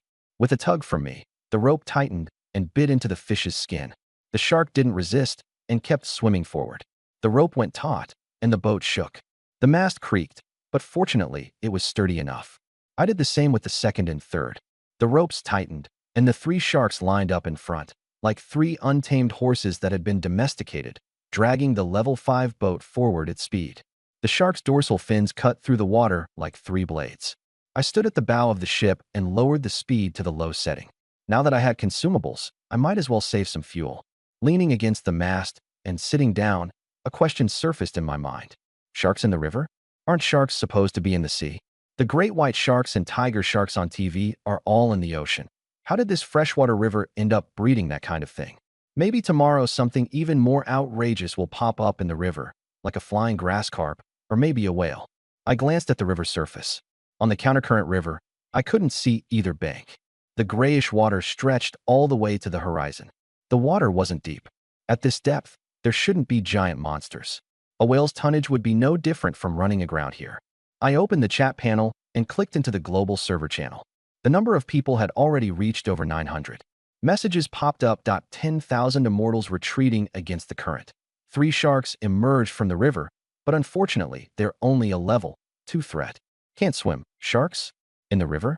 I'm moving closer to the middle of the boat first. Karen, I've got 2 on my side too. Their gray dorsal fins just surfaced. Anatoly, they aren't ramming the boat. They're just swimming alongside it, as if they're waiting for something. Karen, I jabbed at one with a spear. Missed, too fast. Loves milk. Hates wrenches too, came here too. George Bird, no trace. The sharks seem like they're waiting for us to fall into the water. Anatoly, I got a silver treasure chest drop. Never wears a mask, it's all the same. I frowned. The sharks appeared almost simultaneously, as if they'd been released in a coordinated wave. They could drop silver treasure chests? How were players below level 2 supposed to fight them? I opened the regional chat and froze. Nobody in the regional chat was discussing sharks. It was all chat messages. Who caught fish? Who traded for cloth? Sharks don't appear below level 2? Host, the game is protecting the target. But it's been over an hour, and it still hasn't detected a new girl. The system popped up. This is a girl desert. Do I absolutely have to run into one? The host can raise favorability as soon as you meet them. Right now you're wasting your talent. I thought, crap, the system's developed intelligence. I glanced through the regional channel. Everyone was trading supplies. Wang Jian'e can have lunch meat. Anyone want to trade? Lin Xiaoyu, I've got a grass carp. What can I get for it? Sun Xiao, who can give me some water? I'll trade compressed biscuits. I'm dying of thirst. I withdrew my gaze and thought, wait, isn't this an exchange? The trading window can actually trade live fish. Humans are living creatures too, right? I opened the trading section. The interface was simple. Offer on the left and receive on the right. At the very bottom was a small note. Trading instructions. 1. Both parties must confirm consent. 2. Tradable items include supplies, props, ship components, living beings, and intelligence. Living beings must have lost the ability to resist. 3. Human organs are forbidden from being traded. 4. Captains may trade crew members to other captains. Crew members may not trade captains. I clicked my tongue. Captain privileges really are huge. Would there actually be captains trading crew members now? No. During the rowing stage, everyone is a source of labor. Losing even one person would definitely slow the ship down. Only once there's power would crew members become less valuable. I closed the section and thought, forget it. I'll plan this slowly. Why do I feel a little like a villain? I was startled. Hypnosis, immobilization, getting stronger with every battle. If I also used food to swap girls onto my ship, I'd really become a monster. I slapped my thigh. Damn it. I'd been influenced by pessimistic thinking. Even if I was a monster, I'd be an invincible one. At that moment, a message in the group caught my attention. Sukai Bei sent a message with a screenshot. Item, bathing bathtub, rarity, rare, function, automatically heats after being filled with water. Soaking for 10 minutes increases mental recovery speed by 10%. Usable once every 24 hours. My eyes lit up. A portable hot spring. Mental recovery acceleration. So useful. Messages in the regional channel surged. After the torrent had passed, and things calmed down in the evening. Everyone was drenched in sweat and wanted a hot shower. Naturally, I didn't want to miss out. I was still firmly at the top of the leaderboard, and I couldn't waste that reputation. I sent a message, "Give it to me, and I'll give you a lot of food." Feng Yunwen quickly replied, "If I don't shower, my whole body feels awful. Can you let me have it?" Huang Jingwen followed up, "Kai Bei, we're classmates. Give it to me first, I'll return it after I use it." Li Jian asked, "What are these people talking about?" Su Kaibei was frightened. After more than 10 seconds, she replied that she would auction off the bathtub. Highest bidder wins. The channel exploded. Bids flew back and forth from all sides. The place was in complete uproar. Then Zhang Sufan suddenly placed a bid. 10 bottles of physique recovery serum, 50 pieces of cooked fish. The entire room fell silent. The bidding stopped instantly. No one could outbid that kind of generosity. Su Kaibei decided to give it directly to me and Lin Xiao, saying there were more women on my ship and greater demand. I thought to myself, a bathtub that restores mental energy? I'm not letting this go. Zhang Sufan couldn't reach me. I was first. Anything I bought, she couldn't do anything about. I sent a message, offering 80 ordinary fish and promising to help answer upgrade questions in the future. The channel erupted again. Everyone was shocked. This move was solid. No one could stop it. In private chat, Su Kaibei became very chatty. She even volunteered to be a companion, acting like a Yandere girl, and actually wanted me to give her food every day while also being a lovesick companion. I calmly refused, but then Shisun Wang Jilei was sore all over, leaning against the wall in exhaustion. Lin Xiao kept her eyes on the bathtub, checking the water temperature. They all knew the details of the bathtub arrangement and were eager, looking forward to taking a hot bath. I signaled for everyone to bathe in shifts. The 3-meter-long tub was spacious, but it would be unbearable if they all squeezed in together. The first batch had 2 people around me, and the second batch had 3. That timing worked out just right. Lin Xiao stepped forward first and said softly, "Let me help you Shodwa wash first. He's been busy all day." Su Jiman hesitated. She wasn't as natural as her senior and was too timid to be bold. The other girls tacitly agreed, leaving the choice to me. After a moment of silence, I said, "If we're just talking about washing, let Lin Xiao do it. But you all can help out verbally." Ying Xinhui stuck out her tongue playfully, and Wang Jilei teased with a smile. The atmosphere was delicate. The girls' hearts raced and their cheeks flushed, but the mermaid Xiaolan was even better at catching the key point. Steam rose from the bathtub, and the lighting was dim. Lin Xiao came close to my side, resting a hand on my shoulder as she undid her clothes with her back to me. Her movements were graceful and lovely. Amid the drifting steam, her outline was faintly visible. She asked softly, "Ashu, why aren't you moving? Do you want me to help you?" I answered, "Sure." We got into the water. As the surface rippled, the bathing atmosphere turned soft and gentle. Cheng Wanfeng was not to be outdone and joined the first group as well. She was nervous yet expectant, her knees slightly weak. After one batch finished, another took its place. Ying Xinhui's cat form had a clear advantage, bringing me surprise after surprise. By the end of the bath, the water had gone from clear to murky, and I was planning to dump it out. The system popped up a message. Physique points +2. Physique points +2. A panel popped up, and I stared at it for 2 seconds. Xiaogan, there wasn't any backstepping here, so why did my physique points increase? Does the host think this system only recognizes that one kind? Too conservative, meow. That's too silver-winged. What kind of glorious thing is that? By the way, the more targets you Google it, the stronger my functions become. Oh, what a pity. If the system had a physical body, we could trash talk and farm rewards together. The host is making a nasty joke. This system refuses to answer, meow. I walked out of the cabin. Yan Shiji was still sleeping in the corner, covered with a thick blanket. Moonlight filtered through the gaps, and thin silvery beams fell on her cheeks. Her skin looked like porcelain. The mermaid lady was still standing guard alone. The night wind blew up, and Xiaolan stood at the bow, her upper body bare. The mermaid turned her head. "Master, it's getting cold. Don't come out." "It's fine." I walked over.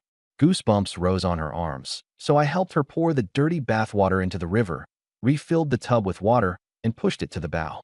"Xiaolan, stay in the tub." "Really?" She immediately slipped into the warm water and closed her eyes. I stood at the bow, deep in thought. The leaderboard would settle at 10 p.m., and it was only 8 now.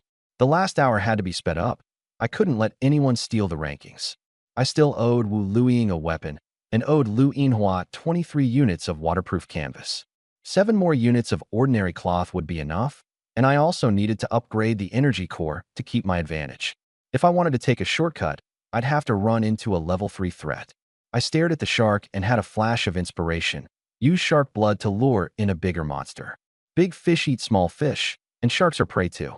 Better to take the initiative and use the shark as bait to hook a beast from deeper waters. I took out the rope with the iron hook. Physique, 75.1/82.7 Spirit, 130/173.2. Luring out shark blood was a piece of cake. I flicked my wrist, and the iron hook shot out, stabbing into the back of the last shark. Blood began to seep out, and the smell of blood spread. The injured shark quickly swam to the front. Just then, Wang Jielei came out of the cabin, her cheeks flushed, her braid hanging down on one side. "You show, I want to use the bathroom. Use a basin instead. The wind's strong tonight." "Okay then." She didn't leave, her legs pressed tightly together. "Student Yu Shou, there's a person with an extremely faint life aura in the distance. Their name isn't showing. Only one. I don't know if it's a player. Be careful." "Got it." She lowered her head and muttered, "Why did Sujimon get such a lucky break? I'm not going back. Help me pinpoint the direction, and I'll help you a bit." I understood what she meant. A moment later, Wang Jielei landed on the deck, her brows and eyes curved. "You Shou, you're too easy to talk to. You'll suffer for it later. It's fine. A loss is a blessing." She walked to the edge of the boat. "The other side will run into us in 30 minutes.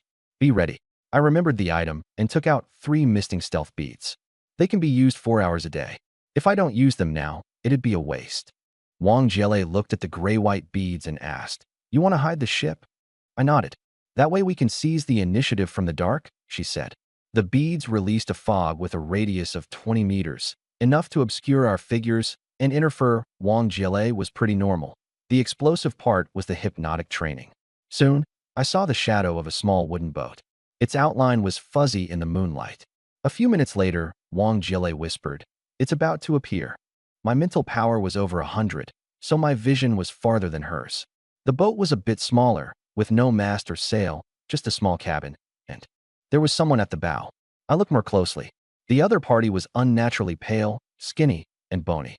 A minute later, I widened my eyes. A skeleton. The skeleton wore a bowler hat, the brim pulled low to cover half its face.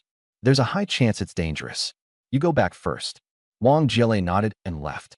I checked the group chat and found no related messages. It didn't make sense for the skeleton to be attracted by the shark. Skeletons don't eat meat. Sujimon waking up without warning meant the skeleton had no intent to kill. Then what was it here for? The skeleton brought the boat drifting over, now less than 40 meters away. I took out 4 immobilization cards. For a level 3 threat, I'd use them directly. A level 4 threat would be pinned down as a target, and a max-level Bone King was nothing to mess with. The details of the skeleton became clear. It was a female skeleton with relatively wide hips. The skeleton spoke, its voice faint and floating, sounding in the air or in my mind. "Sir, don't panic. I'm a skeleton merchant who likes trading. I mean no harm." I was stunned for a moment, and information popped up. Name, Riveril. Occupation, level 1 night trader. Threat, none. Physique, 20. Mental, 100. Abilities, proficient in over 200 languages. Special trading talent, tradable. Construction items, clothing, food, medical supplies, upgrade materials, etc. A trader? High mental power, able to see through the fog? She took off her hat and put on white gloves. Her laughter seemed to echo in my head. "Sir, you're the strongest in this zone. Come trade with me." She claimed to be an official merchant, fair and mutually beneficial. Upgrade materials could be supplied even without a stone statue ship, but the price was high. I had hypnosis, dealing with her wouldn't be hard. But she didn't have a brain. Skeletons relied on necromancy and soul power, and S-rank hypnosis would be ineffective. I remembered that summoning the purification angels was something the favorability system gave me. I asked her how trustworthy she was, worried she'd flee to the undead world after the trade. She grinned, teeth bared. "I'm alive, and I'm not running from the secret realm." I hid my hand behind my back and took out 3 summon scrolls. 3 pink-haired little girls flew out of the scrolls, unbelievably fast.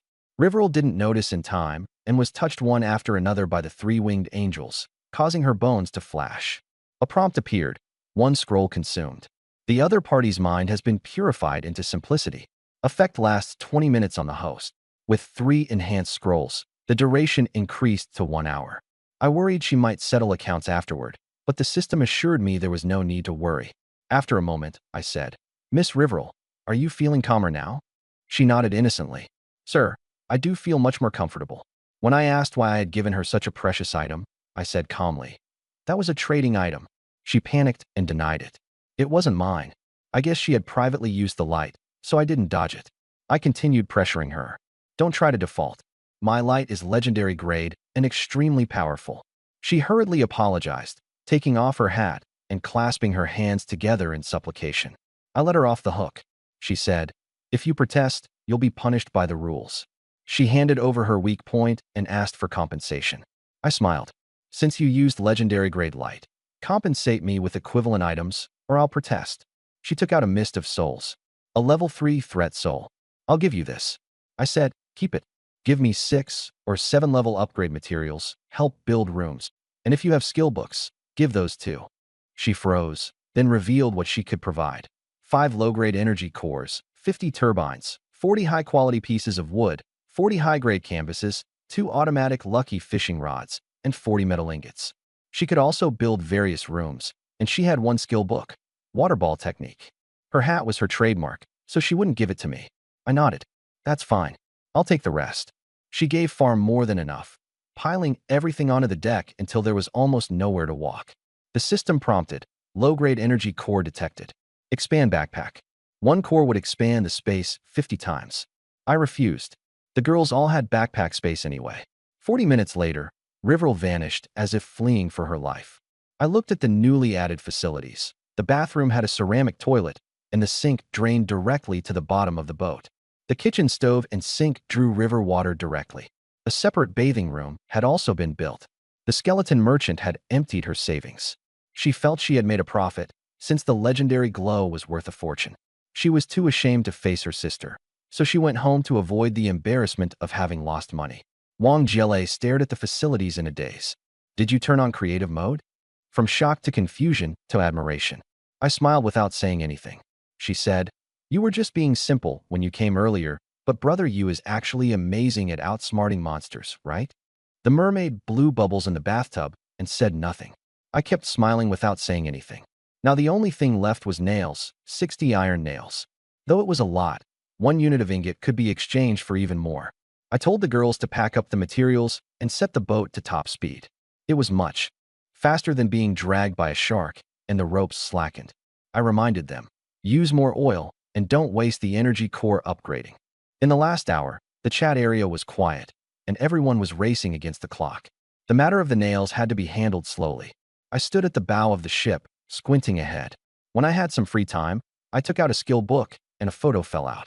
Under the moonlight, it was a photo of a pink skeleton, not like River's white one, but with bones a pale pink, like the color of lips. I chanted, "Seeing beauty as white bones calms my heart of desire. Seeing white bones as beauty removes my fear." After reciting it a few times, the pink skeleton in the photo seemed a little prettier. This trick really works. Looking closely, her attire was luxurious. A red gemstone on her hat sparkled brilliantly. Her robe was embroidered with golden runes, her belt had silver buckles, and a purple amethyst on her staff adorned her head. A celebrity from the skeleton world? It wasn't strange to have a celebrity photo. She was just collecting it. I caught a glimpse of the shark beginning to slow down. The shark sensed that I was watching it and desperately picked up speed. The ship was going too fast, so they could only barely keep up behind us. "The shark's a bit weak. In a while, we'll be able to kill it and bleed it out," I sighed. A shark with over 10 times normal physique only had about twice the physical strength in reality. It couldn't pull a big ship for long. I really wanted a nuclear-powered donkey. Then it suddenly occurred to me. The item amplifier had 2 chances a day, and I'd already used one on the mermaid. Now I could still use it on the shark. If I doubled it, it should be able to hold out longer. I took out the amplifier and pressed the button. Xiaogan, borrowing my power again. The shark is relatively small, amplified 1.9 times. A shark over 3 meters long still counts as small. The item's cooldown was 2.5 hours, so using it once wasn't a problem. A faint glow enveloped the lead shark, and it swelled to 6 meters. Its physique surged to 191. The hypnotized shark, now already brimming with strength, slapped its tail fin hard against the water, dragging the ship forward at great speed. Good job. It can still hold out for another half-hour. I didn't stand at the bow to face the wind, nor did I go into the cabin. There were things to deal with at night, so I moved into the shed. There was a shelter next to the kitchen that blocked the wind, and the temperature was still acceptable. Had Yanshiji fallen asleep? I had earlier had the mermaid feed her some compressed biscuits. She should have recovered by now. Yanshiji, are you awake? The girl inside the shed lifted her head, her eyes round and bright.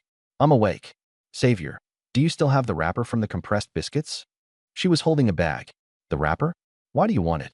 When I see the packaging and the food together, I feel a sense of familiarity, and it puts my mind at ease. Familiarity? That was pretty normal. It was probably standard in her original world. She only felt familiar with the appearance, but all her memories of the past were gone. Sealed by the statue, all traces of her past had been erased. I don't have any for now, but I definitely will in the future, I said. She straightened her body. I won't eat for free. I'll definitely help. I smiled. You have refining techniques, so you have combat power. She turned to look at me. What is that? Right? She had truly forgotten. She didn't even know her own abilities. I glanced at her shoulders and arms. Your muscles are really nice. You've trained before.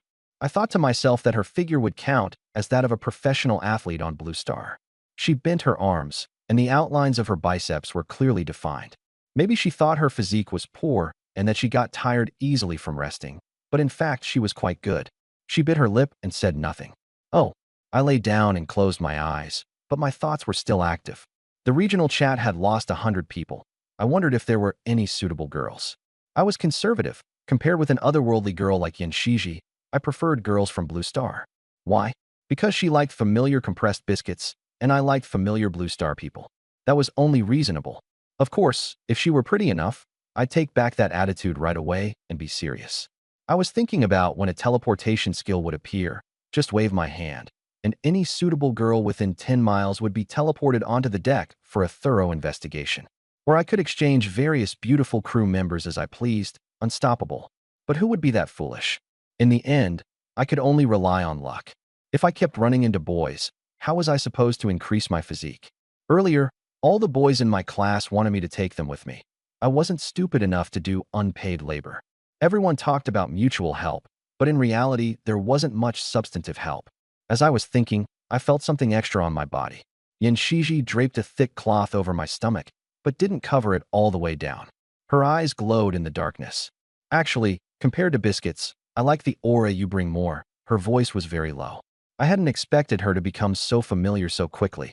She leaned forward, her long hair slipping off her shoulders as she lowered her neck, her posture deeply reverent. She wanted to learn from me. She had many questions she couldn't solve. The fog in her mind was thick, and only when she got close to me would a sliver of light break through the mist. Physique points +2. It jumped several times in a row. After dozens of minutes, I felt that the otherworld girl had no sense of manners, treating me like a nuclear-powered donkey as she kept increasing my physique points non-stop. Fortunately, the system had an increment mechanism. Yanshiji bit her lip and swallowed, not noticing anything unusual. Her head felt dizzy, and the only thought in her mind was, the savior looks so relaxed. I should be reassured? Physique points +2. Host is so dedicated. Kitty admires you. Let me sprinkle some water. I gritted my teeth and held on. 2200 hours arrived. At 2200 hours, the first day's leaderboard settlement is complete. There are still 7,169 players on the board in this region. A golden frame gleamed in the night. Leaderboard rewards: physique, spirit, mana points, and fuel rewards. First place, the ship of Yusho, Lin Xiao, Wang Jiele, and others captain +15 physique/spirit/mana points. Choose one other team members +5 to each stat fuel 3.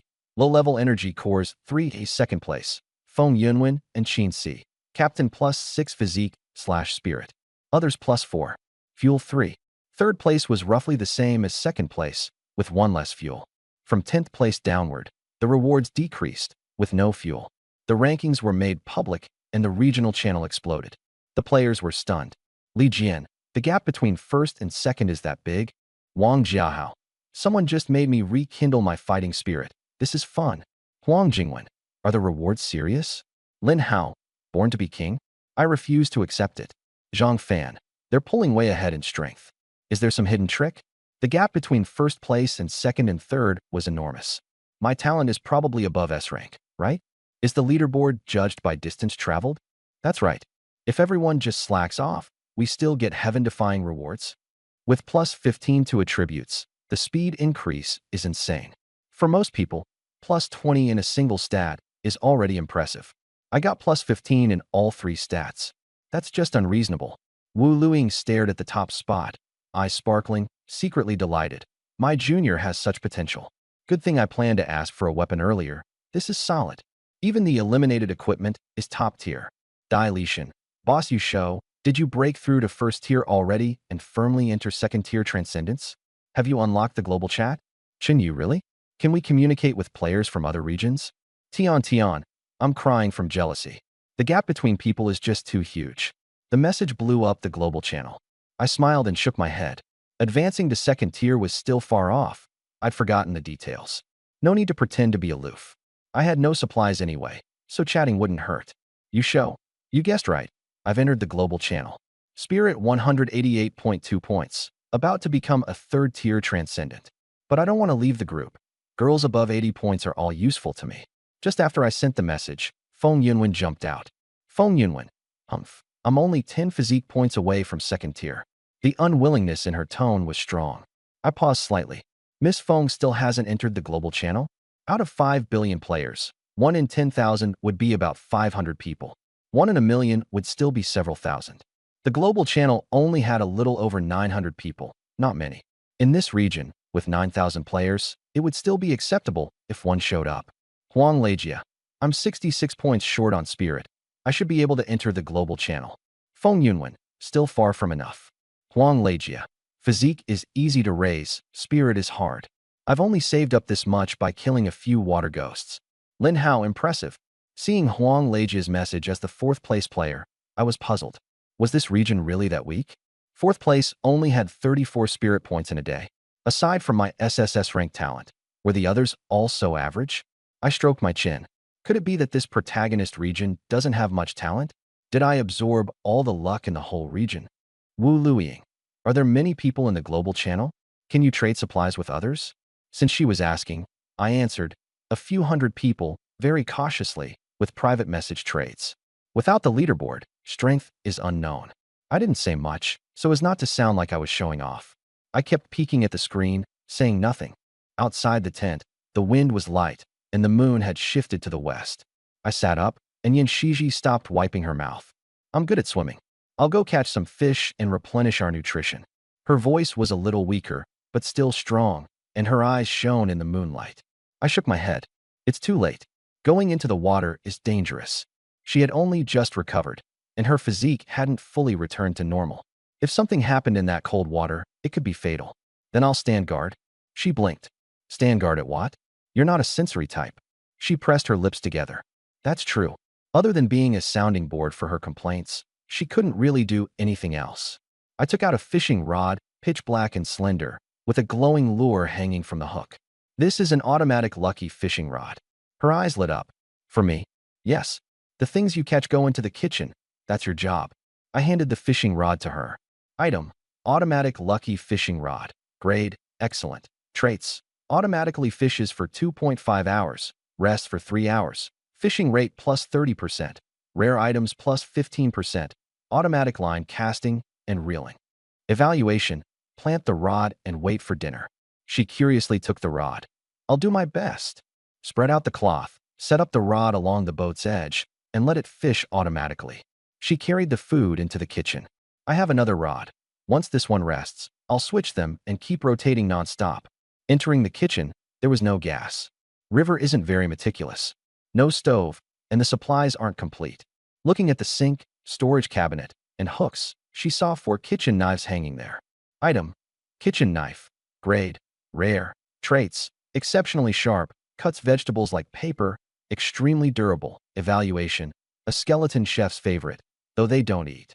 Not bad. Basic utensils. River's equipment wasn't bad either. The kitchen knife's grade was the same as a dagger's. Perfect. Give Wu Luiying 2. I can't give her nothing. I want to expand my influence. The girls I invest in have to pay off, so I need to give them some sweeteners before I can ask for nails. Wu Luing is a safe bet for the top 10. Getting 30 units of ordinary nails shouldn't be hard. I opened the chat, ready to give her the kitchen knife in exchange for more nails. You show. I gave you the weapon. How are things? No reply for 5 minutes. No, the other party is typing prompt. Either she's pretending not to see it, or she really didn't see it. I sent something beneficial. There's no reason to ignore me. It's not too late. Could she have fainted from exhaustion? Who should I ask? Lu Yinhua or Jiang Gexing? I'm leaning toward Lu Yinhua. I opened private chat and saw Huang Jingwen spamming a pile of messages. I'm not familiar with her, so why is she suddenly this anxious? She messaged me privately. You show, classmate, this is extremely urgent. I saw a rainbow bottle base swallowed by a giant fish, and even the fish turned colorful. That bottle must be a treasure. Item grade, poor, legendary. What is a rainbow bottle? I froze. Wasn't that my mysterious drift bottle? If the bottle is picked up by someone, it would be even more useful. An excellent item.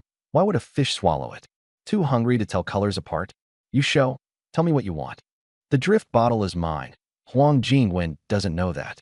To her, the rainbow bottle is ownerless. Huang Jingwen. I originally wanted to keep it all for myself, but the fish's skin is tough, and I don't have a weapon to deal with it.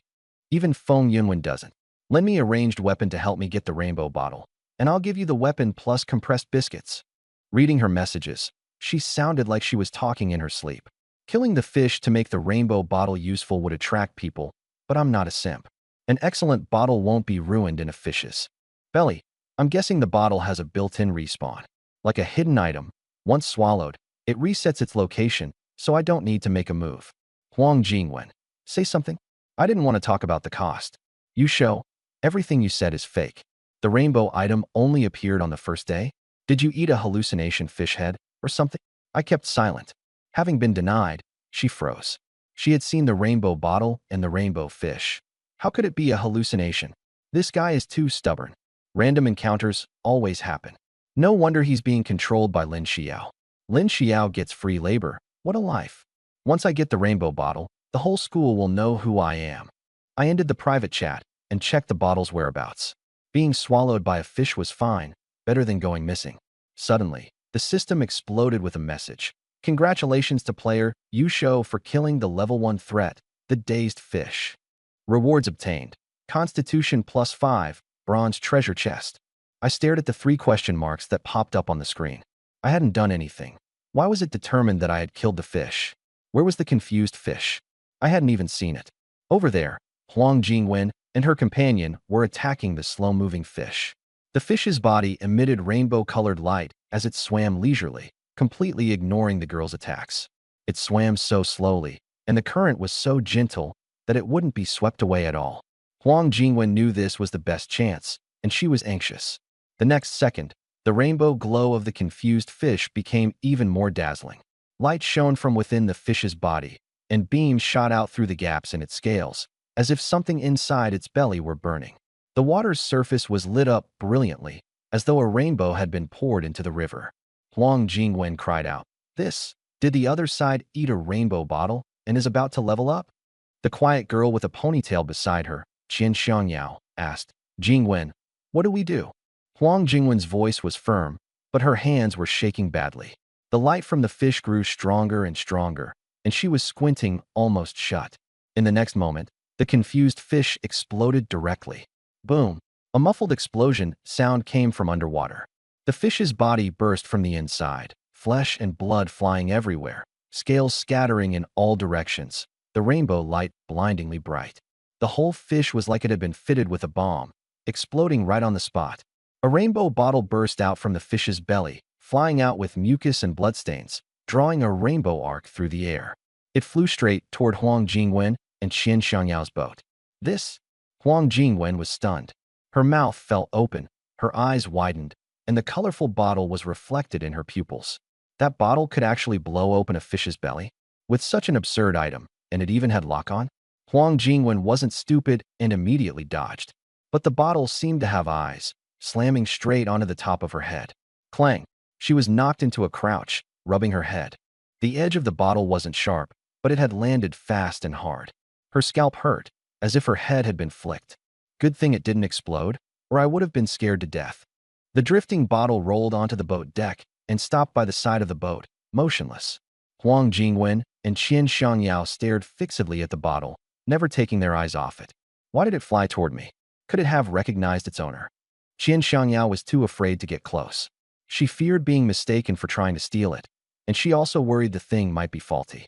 A bottle flew out right under her nose and even had lock on. No matter how you looked at it, it was sinister.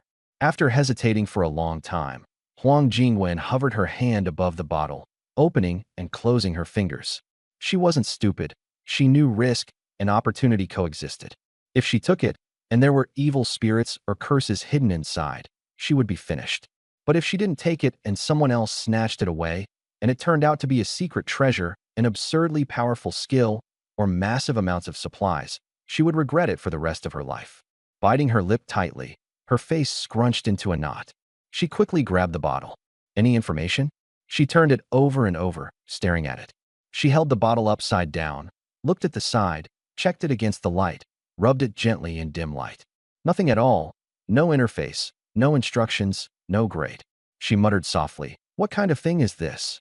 Her brows knitted tighter and tighter, vertical wrinkles forming on her forehead. Qian Xiangyao didn't say a word, too nervous to make a sound. She thought to herself, if something happened to Huang Jingwen, her own B-grade with talent wouldn't be able to do anything against someone in the top 50. I looked at the bronze treasure chest in my hand. The box wasn't big, but it felt heavy and solid. The mysterious drifting bottle has met its destined person. The destined person can hear your voice and will do their utmost to fulfill one wish. A system prompt popped up, and I couldn't help but curve my lips. I guessed the reason. The mysterious drifting bottle had killed the confused fish, and Huang Jingwen and the others picked it up. Who exactly was the other person? Huang Jingwen or her teammate? I didn't know what they looked like. Earlier, when Li Jian was arguing, he said he had found Huang Jingwen and that she looked ordinary. The two had even fought over that for quite a while. Huang Jingwen's looks probably didn't even score 80 points. Command transmission channel activated. A square white object materialized out of thin air in front of me. I reached out and caught it. As the light dimmed, a thick sheet of cowhide paper appeared. Its rough edges were uneven. So the drifting bottle had had nothing before. This was the missing piece. Speak to the cowhide paper, and your voice will be transmitted into the holder's mind.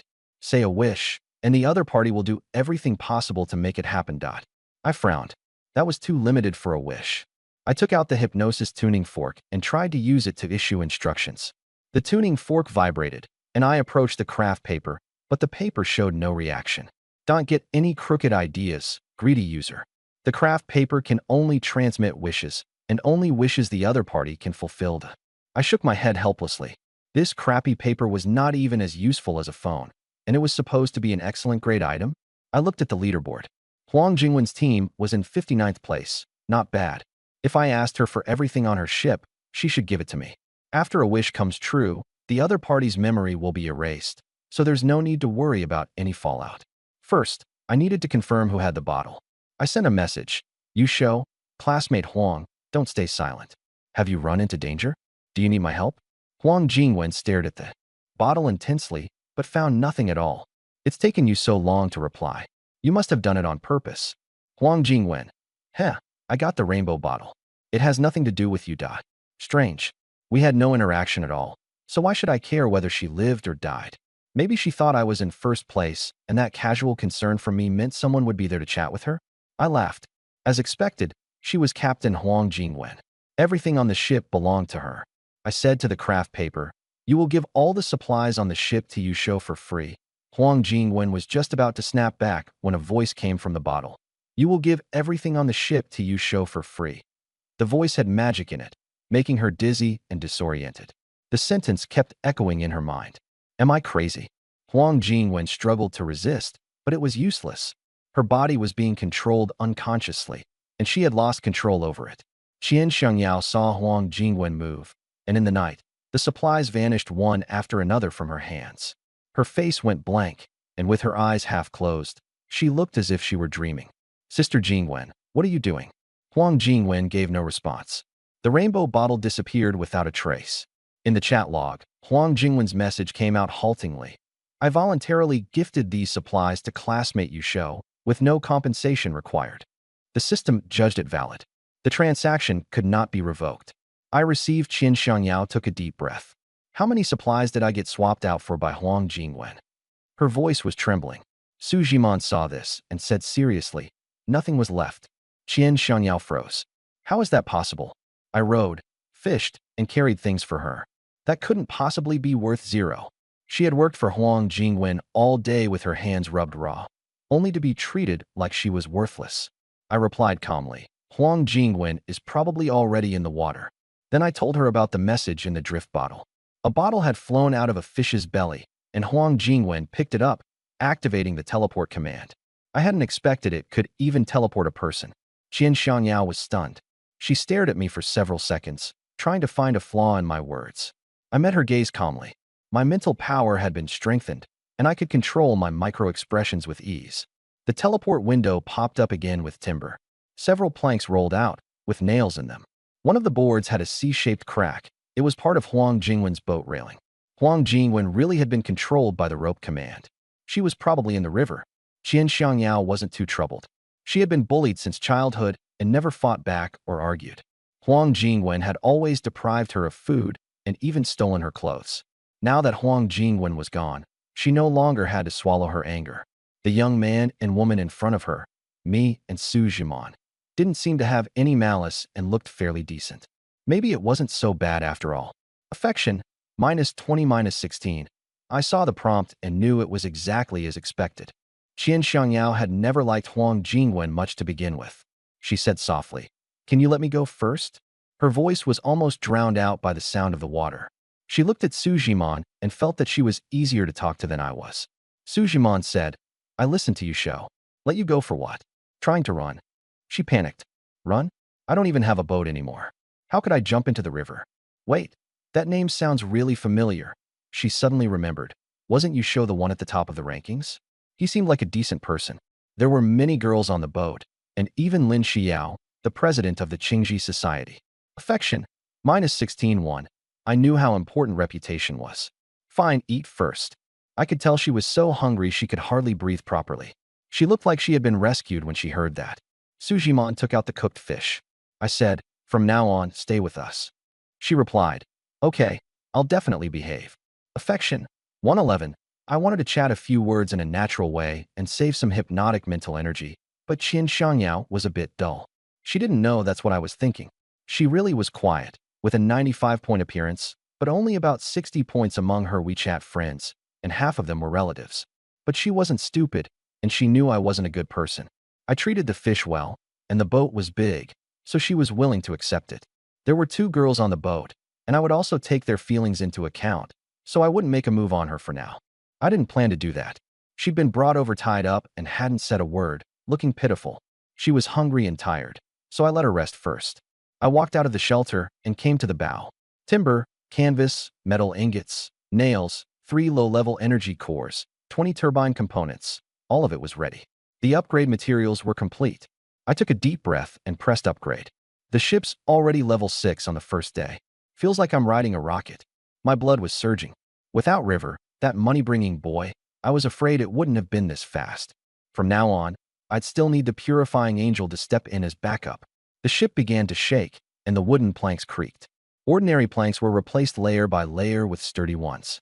The ship's railings were raised, waterproof canvas was fitted over the cabin roof, and metal strips were pressed along the edges. The energy cores were embedded into a recess in the middle of the hull. 3 blue crystals, each the size of a fist, floated and rotated. Blue light leaked out, illuminating the deck brightly. Qin Shangyao's face was tinted pale blue. Fish juice dripped from the corner of her mouth down to her chest. What tier of vehicle is this? She even forgot to eat her fish, mouth open as she stared at the glowing crystals. Su Jimon helplessly covered her face. She hadn't untied Qin Shangyao yet, and still had to feed her. What a fuss over nothing. Yusho will upgrade the ship to the highest level. Wasn't it also me who stirred things up when I said Huang Jingwen had nothing? If you've got something to say, don't even think about eating. Qin Shangyao hurriedly forced a smile. No, you guys did great. I'd long since had enough of Huang Jingwen. Thanks, sis. Qin Shangyao favorability toward the host. 1119, I didn't care about favorability right now. First I had to figure out what changed after the upgrade. The fuel room was at the stern, The fuel engine was still there, but the fuel lines were much simpler. Fuel and energy cores could both be used. Burn fuel when saving energy, or switch flexibly to cores for acceleration. The speed increase wasn't huge. The core still wasn't being driven to full power. Then I noticed something new. To the right of the mast at the bow, there was an extra metal base, round, 1 meter wide, with anti-slip texture. Sitting on it was a short, thick cannon, over a meter long, its barrel angled slightly upward. A turret? The body of the cannon was cast in one dark gray piece, and there was a loading port beneath the barrel that could accept a low-level energy core. I crouched down and touched the cannon body. It was cool and smooth. I pulled up the info panel. Ship-mounted energy cannon consumption. Low-level energy core *1, 12 rounds total. 1 shot can pierce defense against a tier 3 threat.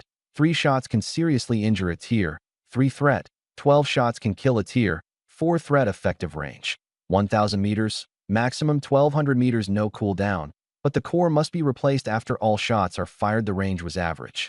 I thought it would at least reach 2,000 meters. "Ah Shou, the ship's upgraded." Lin Xiao came out of the cabin. Yes, the materials were enough. It was almost 11 o'clock, and she said, "Come back and rest." I looked at Yin Shiji, who was full of energy. She turned to me and said, "Benefactor, don't worry about me. I've already slept for several hours." I thought to myself, yeah, it really is time to rest. If I'm not at full energy, I've hypnotized too many people. I went back into the cabin with Lin Xiao, and Su Jimon followed too, knowing everyone was watching me. Later on, there probably wouldn't even be room for a single hair. Qian Xiangyao lay in the shelter, still tied up, though the ropes had been loosened a bit so they didn't hurt anymore. The shelter blocked the wind, so it wasn't cold, and it was very quiet. She thought to herself, there are so many girls on the ship, and they all seem to care a lot about Yu Shou. I'm probably just overthinking it. I might not even be the one he likes. Forget it, I won't think about it anymore. In a daze, she fell asleep. In the distance, a stout middle-aged man was fishing in the river. His arms swept through the water with brute force, and he slapped the surface, sending spray half a meter high. He had broad shoulders and bulging deltoids. He grabbed a big carp by the gill cover with his bare hands, his 5 fingers hooked in like iron claws, digging deep into the soft flesh. The giant carp struggled wildly, its tail whipping up a fishy wind. With his other hand, he gripped the fish's tail tightly. Huff! The carp was almost subdued, its eyes rolled white, belly up in the water. At that moment, a young man at the bow shouted, "Coach Qian, the situation has changed." He was holding a glowing compass. "What is it?" Qian Yong asked, turning back. "The divination says your daughter's direction has changed. Before it was northwest, but now it's shifted a lot toward the north. It's not due to the current."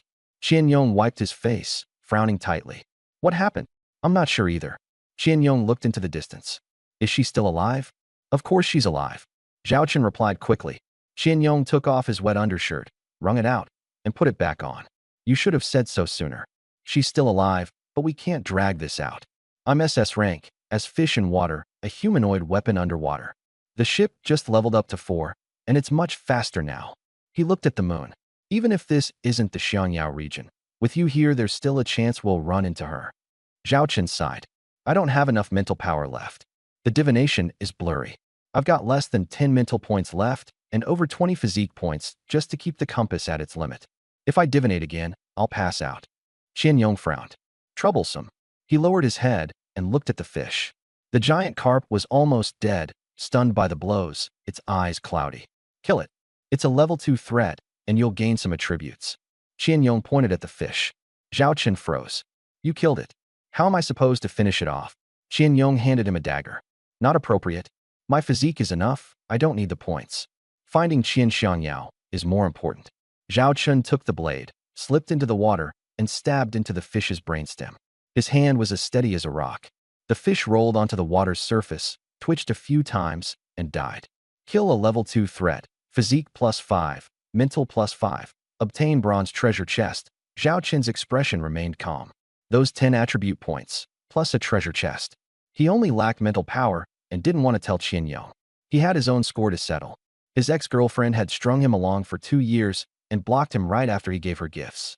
Zhao Chen smirked inwardly. The compass had originally pointed toward Qian Xiangyao, but he deliberately shifted it northward. Qian Xiangyao was to the west, and he separated father and daughter. That way Qian Yong would keep supporting him all the time. At night, inside the cabin, I was surrounded by 5 girls, being watched. Am I a test subject? Why are you all just staring at me? Lin Xiao smiled. We want to appreciate what you look like when you sleep. Is that not allowed? Wang Jilei shook her underwear. Want a blindfold? I glanced at the line of her chest. I don't refuse. A warm blindfold covered my face. She whispered in him, it would be a surprise if it worked. If not, it wouldn't affect hypnosis or affection gains anyway. I didn't hesitate. Mana, wind 10 mana, water 5. By now, private messages were flooding in. Su Kaibei sent a message, and Wu Luiying replied first, but that was while I was asleep. Let's check Su Kaibei first. Wu Luiying didn't send a photo, not thoughtful. Su Kaibei, morning, you're awake. I woke up early and kept wanting the first person you saw when you opened your eyes to be me. Su Kaibei. But then I found out it wasn't. I was so sad. Su Kaibei. Image, I opened the photo. A girl in pajamas had taken a selfie, her hair hanging loose, lips slightly pursed. The lighting illuminated her face. Her features were clear, her collarbone exposed, and the neckline showed a pronounced valley. You show who taught you this? Anyone can tell that's a stock line. Su Kaibei. I learned it from companions who know this stuff. But I really wanted to greet you. I was afraid you'd forget me. That fished. I gave her 2 fish. Affection. 2022, I raised an eyebrow. Just follow the contract and give fish. And her affection still goes up? Su Kaibei. Thank you. I get to eat big fish in the morning. My companion said the fish would be smaller in the future, but it looks like she was wrong. You're the best. You show. Who's your companion? Su Kaibei. Are you going to chat with her instead? You show. I'm just making sure I don't get scammed. Su Kaibei. Her name is Yu Rian. I'm the captain. All the supplies are fished up by her. She spends all day fishing up pure-hearted little Chunan Da. I thought to myself, good thing I'm immune. Just then, Qian Xiangyao woke up. She slept outside and was watching me standing at the bow. Morning light shone on my back. Affection, 1921, I glanced at her. She was lying on her side facing me, eyes half open, half closed. Just looking at me increased her affection. I opened Wu Luiying's private chat. Wu Luiying. Sorry, we ran into a statue ship. It was dangerous, and my rationality dropped into the 20s. My bestie dragged me away to a statue ship? My eyes lit up. What level would a statue ship be if it could drop the rationality of someone in the top 10 to that extent? Level 3? Level 4? A little concerning. What if the statue ship didn't come after me? I'd use the immobilization card, and their tricks wouldn't work. Forget it. I'll give Wu Luiying 2 kitchen knives. You show, got it. I'll give you 2 rare kitchen knives. 3 seconds later, she replied. Wu Luiying, really? You show, hurry and trade. Exchange for a cup of drinking water. Wu Luiying. Okay. The trading window appeared, with the water packed in a round conical canvas bag. I put in the 2 kitchen knives and completed the trade. This water was for another person keeping an eye on this place. I carried the water over. Qian Xiangyao was lying on her side, her face buried in her arm, only one eye visible. What did you trade the knives for? She was secretly watching. Water? Alcohol. A drink. I said, my mouth's dry. I'm drinking water. She looked at the canvas bag, then at my face. For me, seeing that 2 knives had been exchanged for water, she suspected there was something drugged in it. Afraid that I liked to take the initiative and throw myself at her, she couldn't fall for it. I'm not thirsty. She shrank back. Affection, 2119. This was the first time I'd ever seen affection drop. She was afraid I drugged it. I'll take a sip first, okay? I drank a little and handed it to her. She held it, but didn't drink, continuing to observe my condition. I sat down by the pillar, my eyes wandering between her and the water and her face. I thought, no hypnosis, and her psychological defenses are high. Her affection won't budge. In the end, she drank it, swallowing a small mouthful slowly. Affection, 1929, so delicious. Yusho Jr., you're such a good person. The corners of her eyes and mouth curved up. Great, I'd been stamped with a good person card. Her looks were 95, one of the prettiest girls I'd ever met. Straight bangs, a single ponytail, pleated skirt. Just like a shy goddess reading in a corner of the library. If you asked her whether anyone was around, she'd first look up and shake her head, then lower her head and continue. She wasn't easy to fool. I might as well just hypnotize her. Rather than slowly opening her heart, I'd be better off maxing out her affection directly. I reached behind me and took out a tuning fork, gently vibrating it. The high-frequency sound mixed into the water waves and morning breeze, almost inaudible. You'll thank you, Shou. Stop being on guard against him. Your affection is rising rapidly. Listen to him. No possessiveness. The hypnotic command took effect, and pink rings of light appeared in Qian Shangyao's eyes. Memories of my care surfaced in her mind. I hadn't hurt her. I'd given her fish, untied her, covered her with a blanket, and handed her water early in the morning. Even more considerate than her father. She cried, "Affection plus one. Affection plus one. Affection plus one." Tears dripped into the canvas water cup. This time, they were genuine gratitude. I smiled. "Don't cry. You'll ruin your makeup." She turned her head. I only drew my eyebrows. Affection, 51 points. Flirtatious, heart-fluttering. A system reward popped up. First-time reward. Free attribute points plus 19. That hypnosis was fast. I was close to becoming a third-tier transcendent. The numbers kept jumping. Affection, 91. Deep reward achieved. Personality reversal card, *30, can change the target's dominant personality for 10 minutes, up to twice a day for the same target. Effective on all targets, including undead and soul bodies, and can reduce threat level. Next time Riverol comes, I won't need a purification angel. I can just slap down a card and turn clever into dazed, cautious into reckless, whatever I want. Affection reached 100. Skill obtained. Personality reversal card creation can actively consume mental power to condense physical reversal cards. No need to rely on system rewards. The system complained. How did the host do that?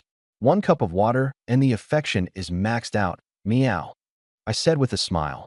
That's called repaying a drop of kindness with a spring of gratitude.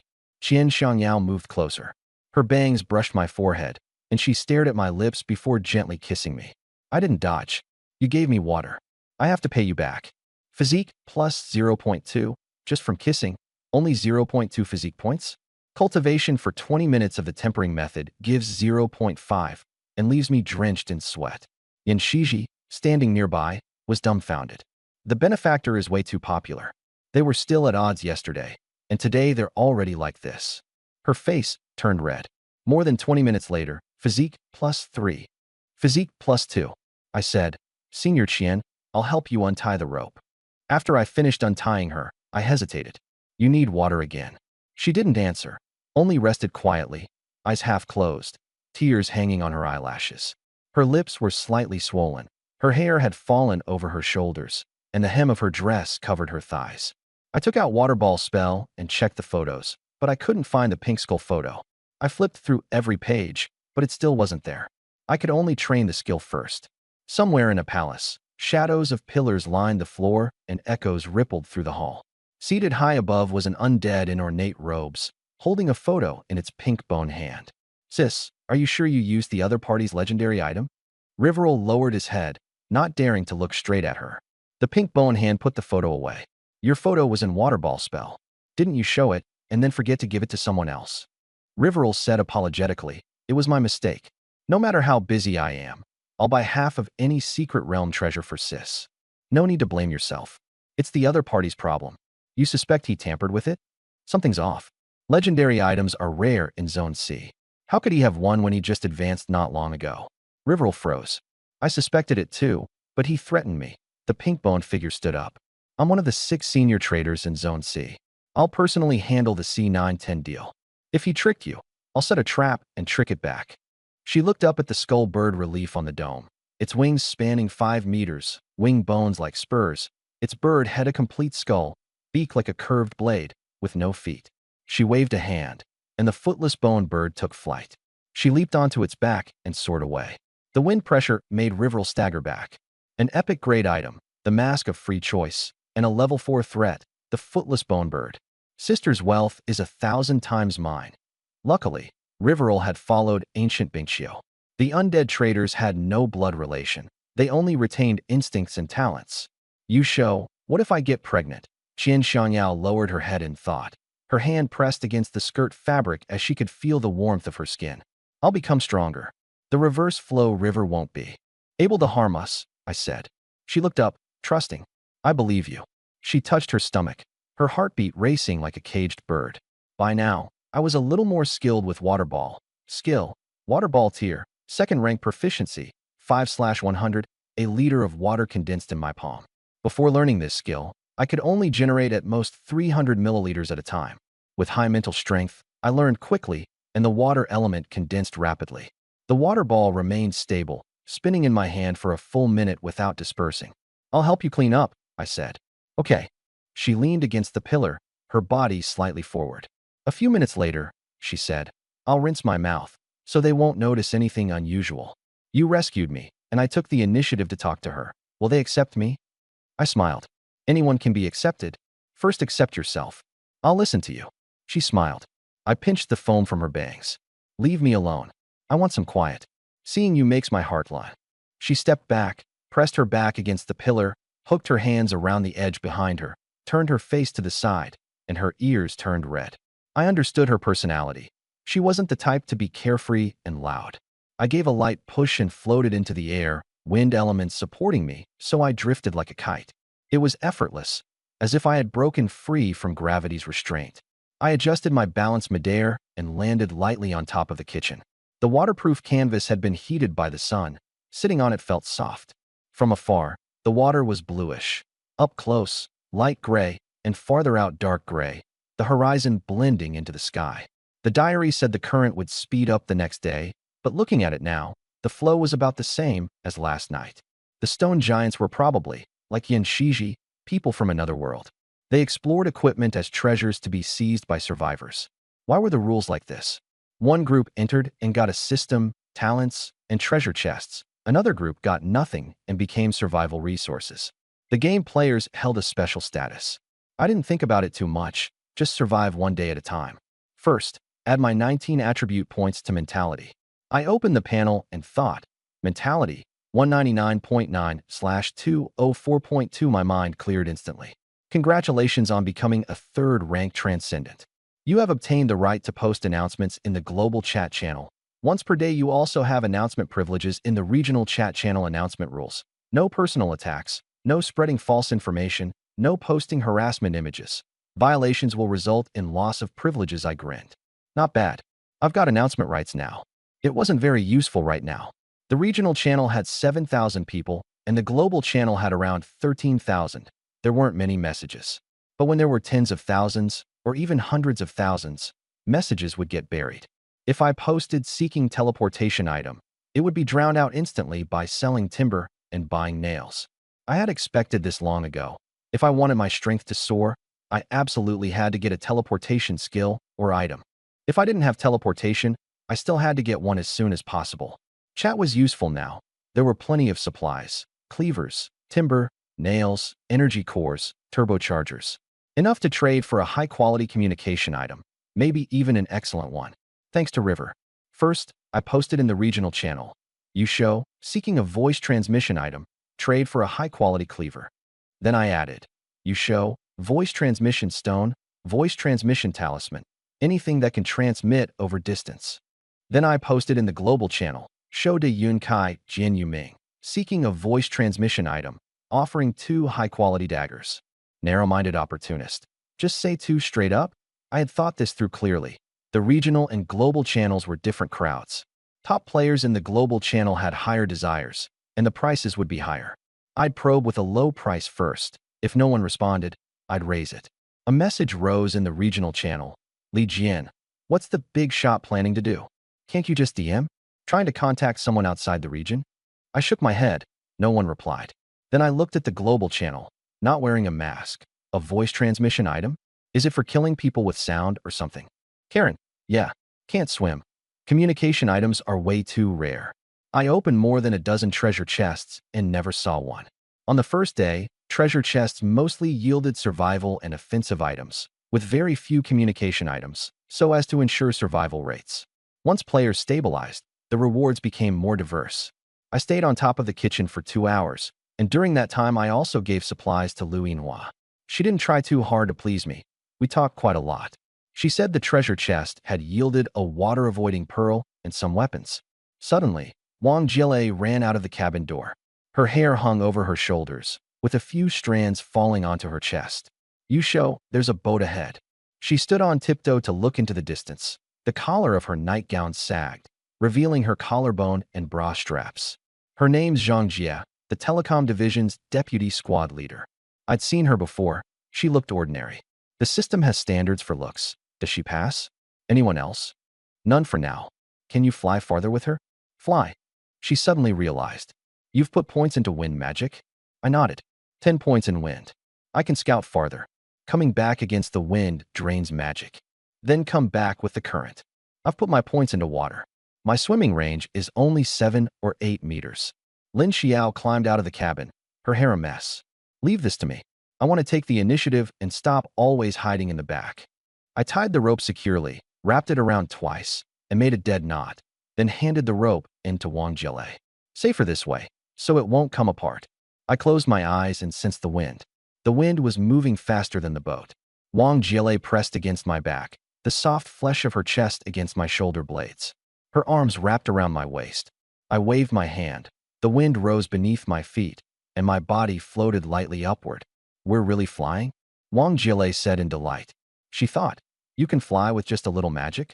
Should I have picked fire magic? The stove is hard to use. With fire magic, I could burn things fiercely. I ignored her thoughts. The soft flesh pressed against my back as we rose all the way up for 5 minutes. Hovering in midair, Lin Xiao looked up at the tiny black dot. Sujimon, watch your surroundings. Sujimon nodded, thinking Wang Jielei was lucky. I scanned the area, and my fear of heights was eased by the water below. Ahead was a small boat, with one person in dark clothes on the deck, head down, rowing the oar. Zhangjie. I lowered a bit and approached the boat. No favorability prompt. Name, Zhangjie. Looks, 72 morality, 40 purity, 97 a system reminder.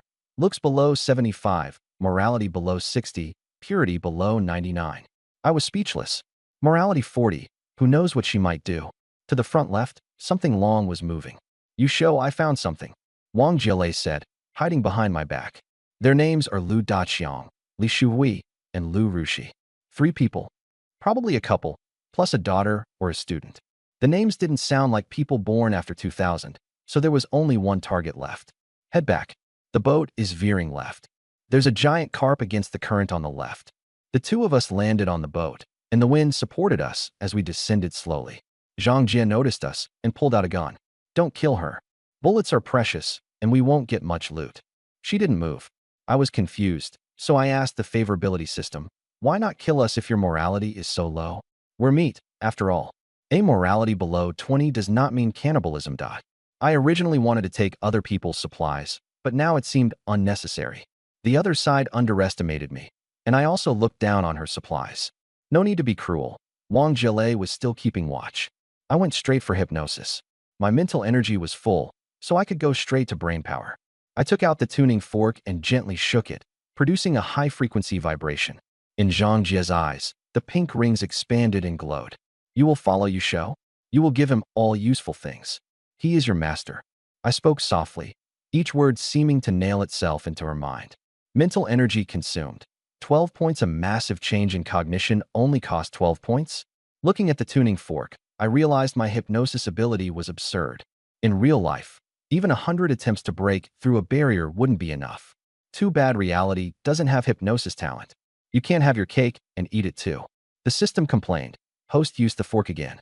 The mystery of the talent item remains unresolved. I smiled. Stop staring at the tuning fork all the time. Observe other people more and try to figure out the importance of talent. Understood, seriously. The wooden board carried the 2 of us back to the level 6 ship. Only after sitting beside the board did I realize just how big the ship really was. Vehicle, Basic Energy Core Ship Captain. You show level 6, max 8. A durability, 78. Power, Basic Energy Core, Fuel Control Weapon Slots. 1 first, turret, upgrade requirements. 60 premium timber, 50 sturdy iron nails, 40 high-grade canvas. I'm speechless. Upgrading everything is such a resource drain with all this premium lumber needed. Looks like I'll have to overhaul the strategy. Guess the old materials will be returned to me anyway. Wang Jielei clung to me, reluctant to let go of the times we've been tied together. Heading back? She asked. You like this kind of binding play, don't you? There'll be more chances, I teased. Her face turned crimson, as red as a ripe apple, blushing all the way to her neck and forehead. I'm a normal person, okay? Well, if that's how you roll, nothing I can do about it. We stepped onto the deck, and I started untying the rope from my waist. The nylon cord was slick with moisture, and it took ages to work it loose.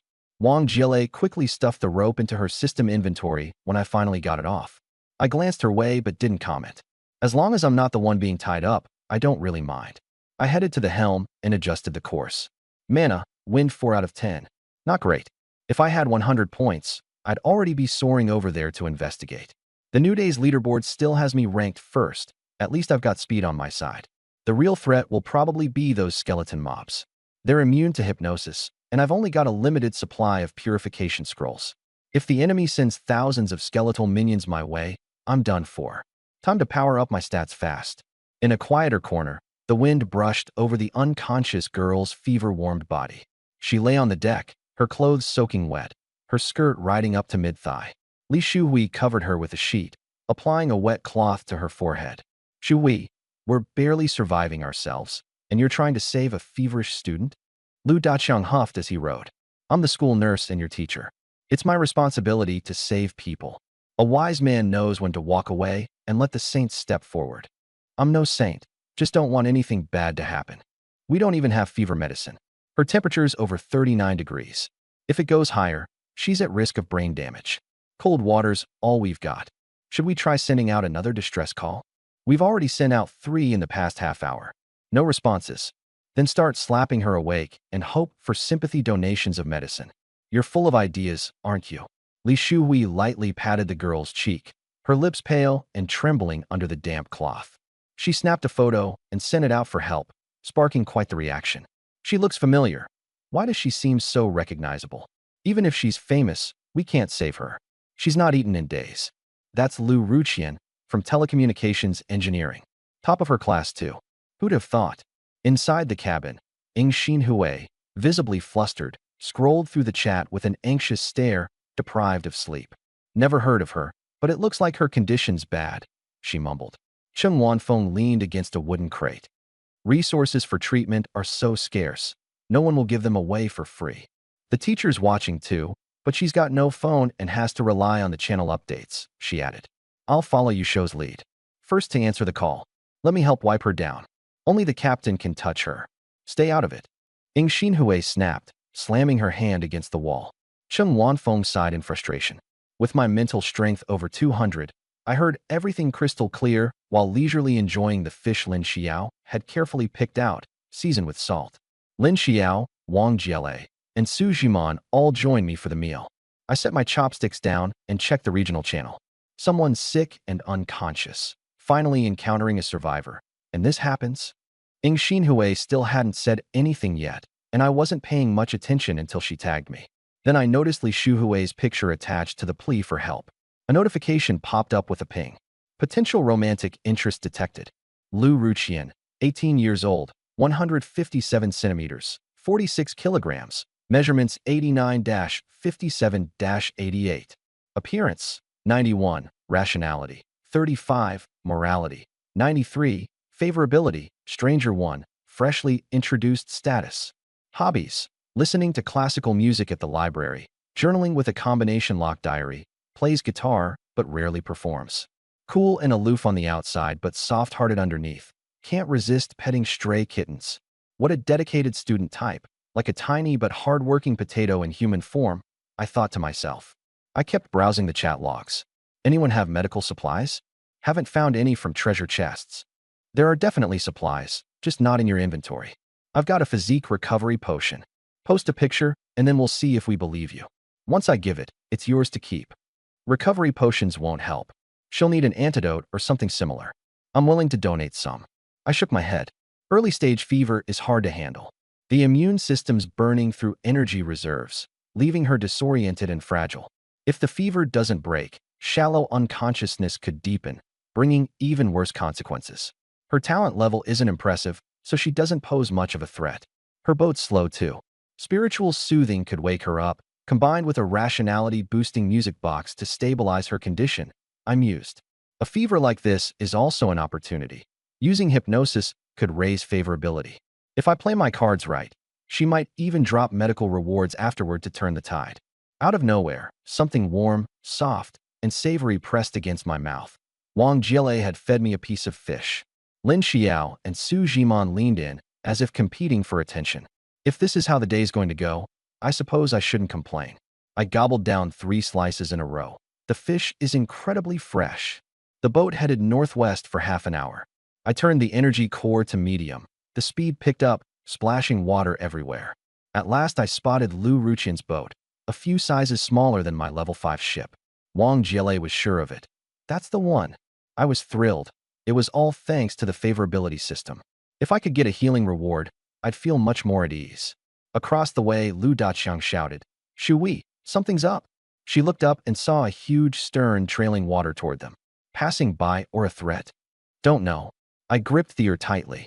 I lifted into the air, and the wind supported my body as I landed steadily on the other ship. I pulled out the hypnotic tuning fork, and its high-frequency vibrations spread out. All of you listen to Yu Shouhua. Think he's reasonable, and give him your good stuff.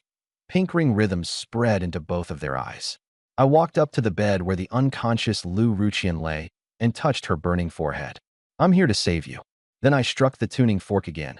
Favorability, power up. It's already 7 points. 360p isn't even full yet. System, your speed is already astonishing. The 1080p 3-year goal is not a 3-day goal. Too slow. 3 years from now, they'll be 3 years older if they follow me. System, understood. I'll do my best to issue rewards. I hypnotized her. You like the person speaking, so your favorability goes up. Relax, you're not sick, you're just asleep. Favorability +1. +1. +1. Her wet clothes clung to her body, so I used wind elements to make a screen and took out a dry cloth to wipe her down and cool her fever. With the cotton square, I wiped from the neck upward to absorb moisture, then wiped her round shoulders, pale arms, elbows, wrists, fingers, and armpits with fresh cloth. She was still weak. Favorability +1. Reached 51 points. First reward, 18.2 points, 91 by 20%. Lu Ruqian's brow relaxed, and her mouth parted slightly, showing her teeth. It was psychological. Once a sense of safety came, her body relaxed. Favorability 91 points. Deep reward. Healing candy times 30 can heal fever, poisoning, weakness, and other illnesses. The same type won't recur within 24 hours, and you can use up to 3 pieces per day on the same target. I froze. The healing item was finally here, and it was a childlike candy.